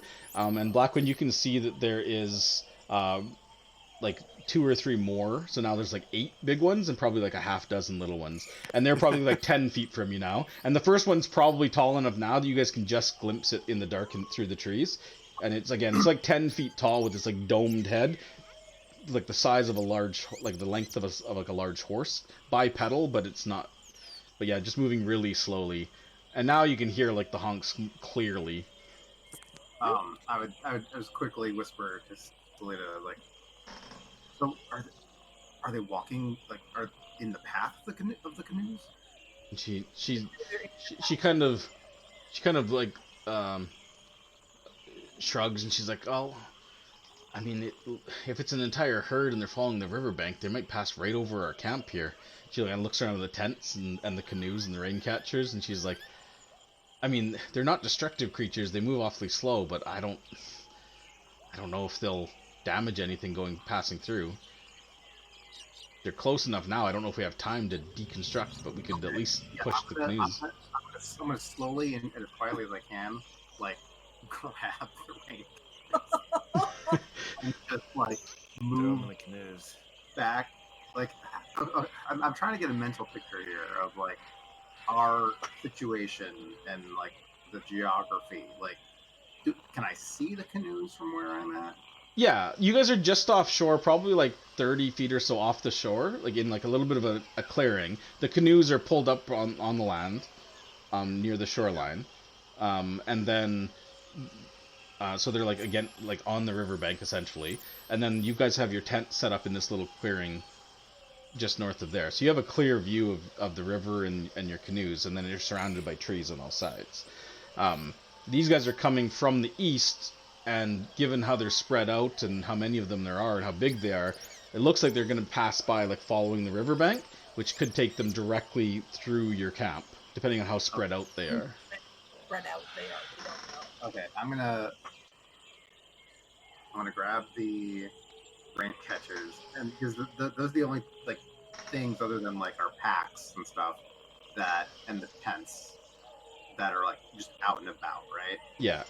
And at this point, there's no fire or anything if you had a fire, because it's the middle of the night now. Right. I'm gonna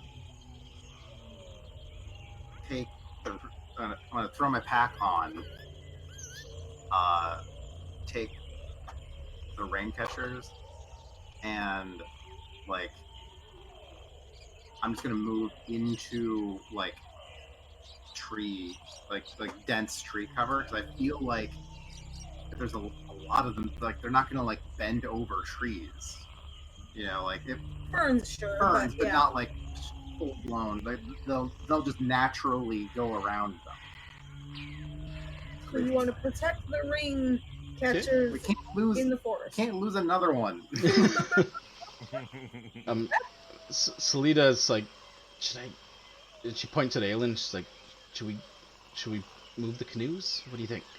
Yeah, let's just get them out of the water.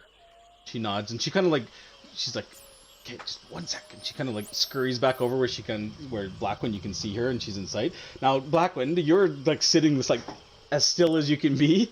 One of these creatures like is probably like less than 10 feet from you. Just kind of like stumps the ground, and when it hits the ground, you can almost feel like the vibrations of all these creatures moving. They're not moving fast, but they're heavy, and there's probably at least 10 or 12 of them now within your sight, kind of spread out, moving around.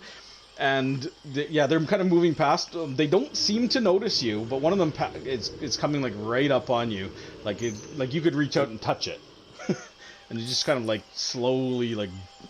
And you guys can now see, like, probably in the camp, you can see, like, 2 or 3 of them now moving in the trees in this direction. Salida kind of hisses, kind of in that, like, as quiet as she can, but loud enough that you can hear it. And she's like, we're hiding and moving the canoes. Stay quiet. And then she kind of, like, rushes back over to the canoe. And she's like, they are right on top of him. Like hops into one of the canoes and starts like pushing it out. Undril kind of helps push the canoes out while Baz is gathering up. I'm gonna just say quietly down to Gerald, just like, Gerald, back to the tree, don't move. Walks over and just kind of like sits down like a lump of rocks, completely still. I've got my backpack with all my stuff in it. So it's basically him, backpack, tree, so that if they do come that like at him, they just hopefully will walk by and won't. Okay. They trample the tent. So Baz and Undril are still on the ground then. Everybody else is up in the trees or on the canoes, right? And Blackwind, of course, he's out there. Yeah. I walk with the dinosaurs. Okay. As they move forward,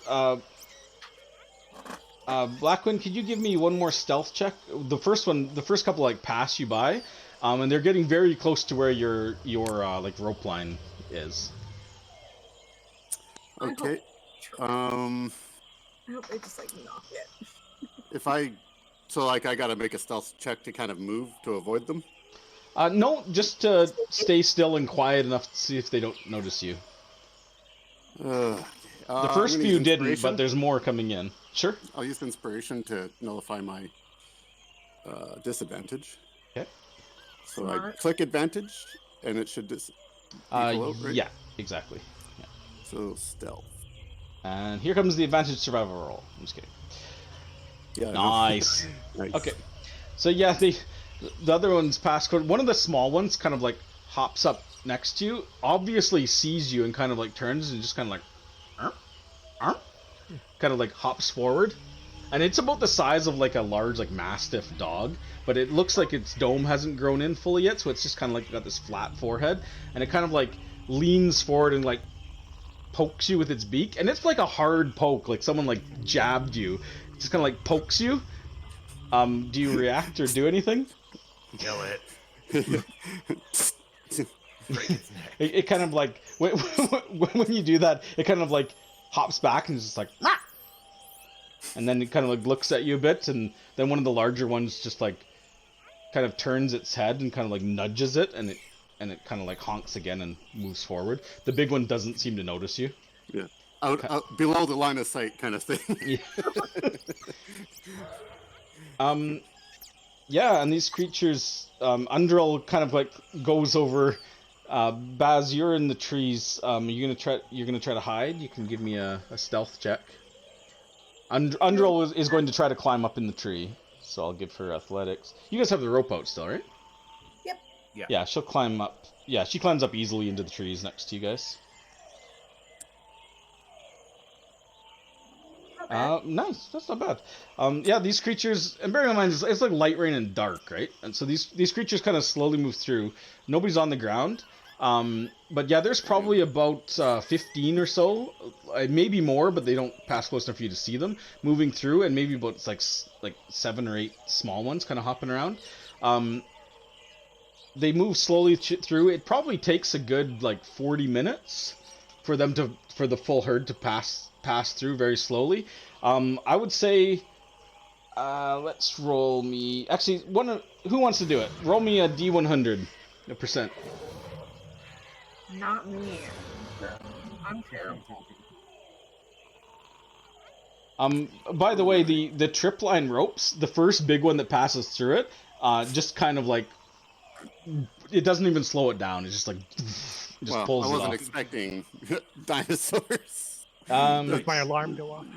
Ding, ding, ding, ding. So we'll cut the difference and say, yeah, the big ones end up probably trampling and knocking down about half your tents, and then kind of like brushing by, but none of them seem to notice any of you. As the tail end one leaves, you wait probably a few more minutes till they obviously move out further, and then you see like one more kind of step out, but this one moves much faster and just kind of like doof, doof, doof, doof, right through the camp and kind of screeches out just like and then keeps going past into the brush. Probably passes like right by, as it's like hopping through the brush, like crashes through these ferns, probably right past Baz, like leaving you guys alone in your now partially dismantled camp. This can be repaired. I would say, yeah, so half your tents, you had like 6 tents, because one of them's a double tent, right? Everybody else had their own. So I would say, so 3 of the tents are knocked down. And one of them seems to be torn enough that would require some fixing, like it's actually torn, not usable. I can do that. I can mend. And my rope probably is torn. If I yeah, I think they would have snapped the rope. So I can use mending to fix our tent. Mending is awesome. Yeah, Salida kind of paddles back to shore. Underl climbs out of the tree and helps pull the canoes back up, and she's like, "Those, I mean, I saw the beasts in the town, but that was interesting." Salida's like, "Could have gone a lot worse." I was amongst them. I am a dino pal. and she says, she's like, I've seen a hadrosaur at full charge take a man in the chest and completely shatter his rib cage with a single blow. They are devastatingly powerful. Relatively docile, but yeah, with the young like that could have gone a lot worse. I figured movement would have been worse to startle them out of the blue. So, and I didn't want to try to make a noise, like throwing something, because I wasn't sure where all you guys were. So I didn't want to have them trample in a direction. And Undril kind of looks at the tent. We'll say it's let me roll. Whose tent is smashed? 6 would be Salida's tent. She kind of goes over to it and like lifts up like the tattered, like muddy, stomped, and she's like, and she kind of is like, If you lay it out flat and put the pieces where they should be, I can fix that. And she kind of pulls her bedroll out of the collapsed tent and picks up some of the tent poles. She's like, well, the poles are relatively intact. She's like, yeah, if you can fix it, that'd be great. Use my tent while I'm finishing my watch. I'll help her lay them out, and then I'll every minute? I think I can do a foot. I think, yeah. So I'd say take like a half hour to reset up camp and get things mended. And then carry on the watch. Nothing else happens during the night, and in the morning, you guys wake up, slightly disturbed sleep, but not enough to prevent any sort of rest.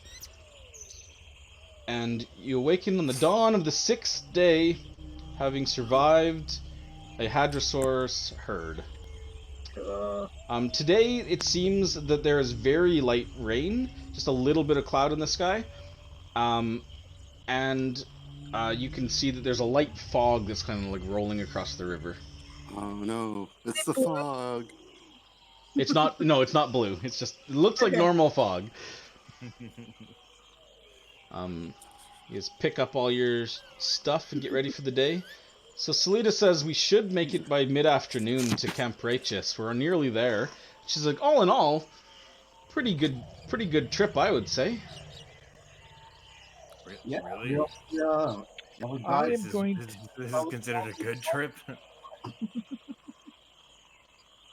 She's like, well, couple snake bites.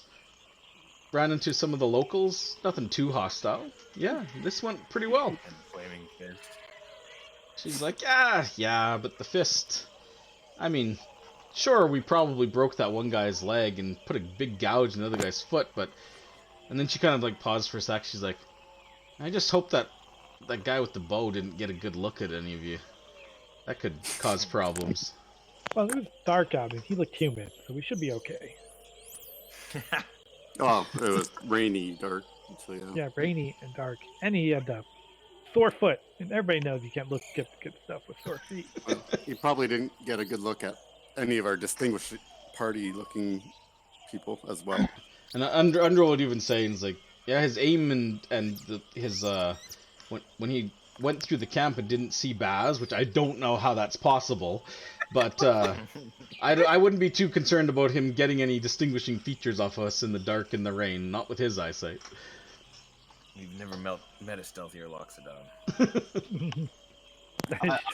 Property of Blackwind. Staying at the... So Salita's like, well... name was on that rain catcher. She's like, yeah, Camp Righteous we should make it there in the afternoon, and it'll be on the southern bank, just around the next bend in the river. And she's like, and then she kind of smiles and she's like, and if I remember it right, you're in for a bit of a treat. And she looks at Archie kind of pointedly when she says that.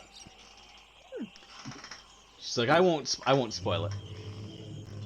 Okay. Archie's excited. I like surprise. Good surprise. Undril kind of like, I don't like looks surprises. over at her, looks at Blackwind, and says like simultaneously, I don't like surprises. I do. Yeah.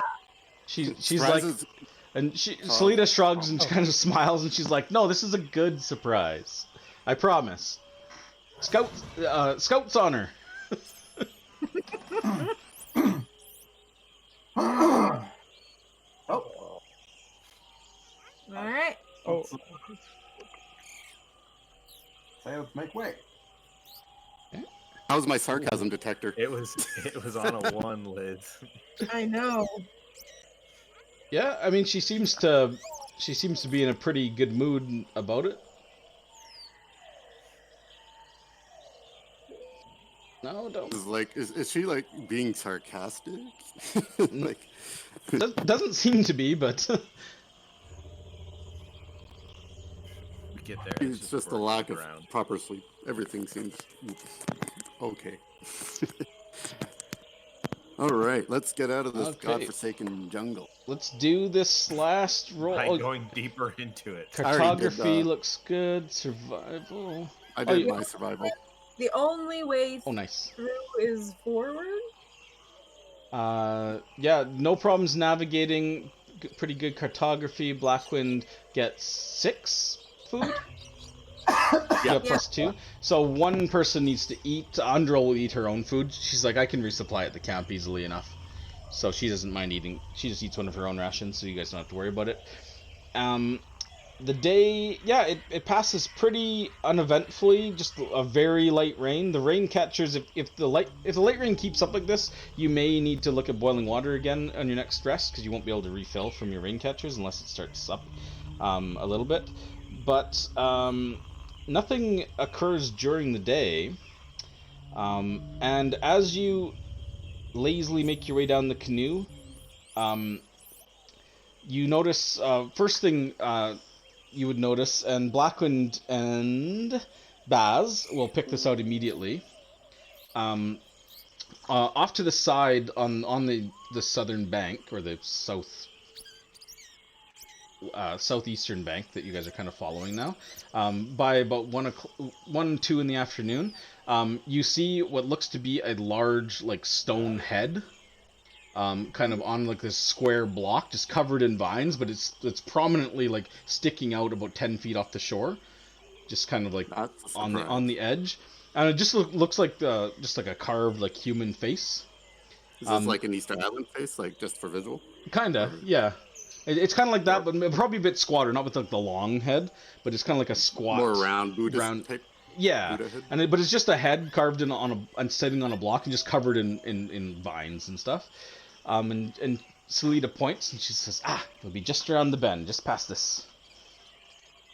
And as you come around the bend, you Dun, dun, dun. you let out a gasp. The first thing, well, I don't know if you do let out a gasp. Undra will, anyways. The first thing you see.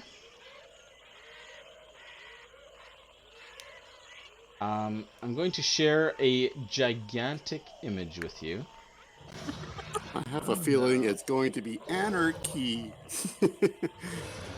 and smoke and brimstone and fire. I The think it's surprise. runes of some kind. So it's like, Well, it's the camp. I'm afraid it's going to be overrun by zombies because they seem to be not too far from here. So Why won't you let me? There we go. tell us the damn story. I'm trying. I know. It's just funny. being really stupid. Come on. I'm fan fictioning myself and building up all Close your this eyes. anxiety. Worst possible case scenarios. Run them in my head now. Okay, let me close this. Maybe this will help. It's definitely been a slow night for the program, eh? Like, It's been really bad. I don't know why. it's like, where was my daily input or weekly input? I didn't get it.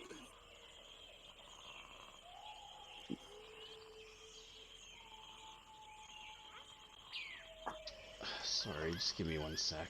Jesus Christ, it's being... I mean, if the dice rolling were There we delayed, I can go. only imagine an image.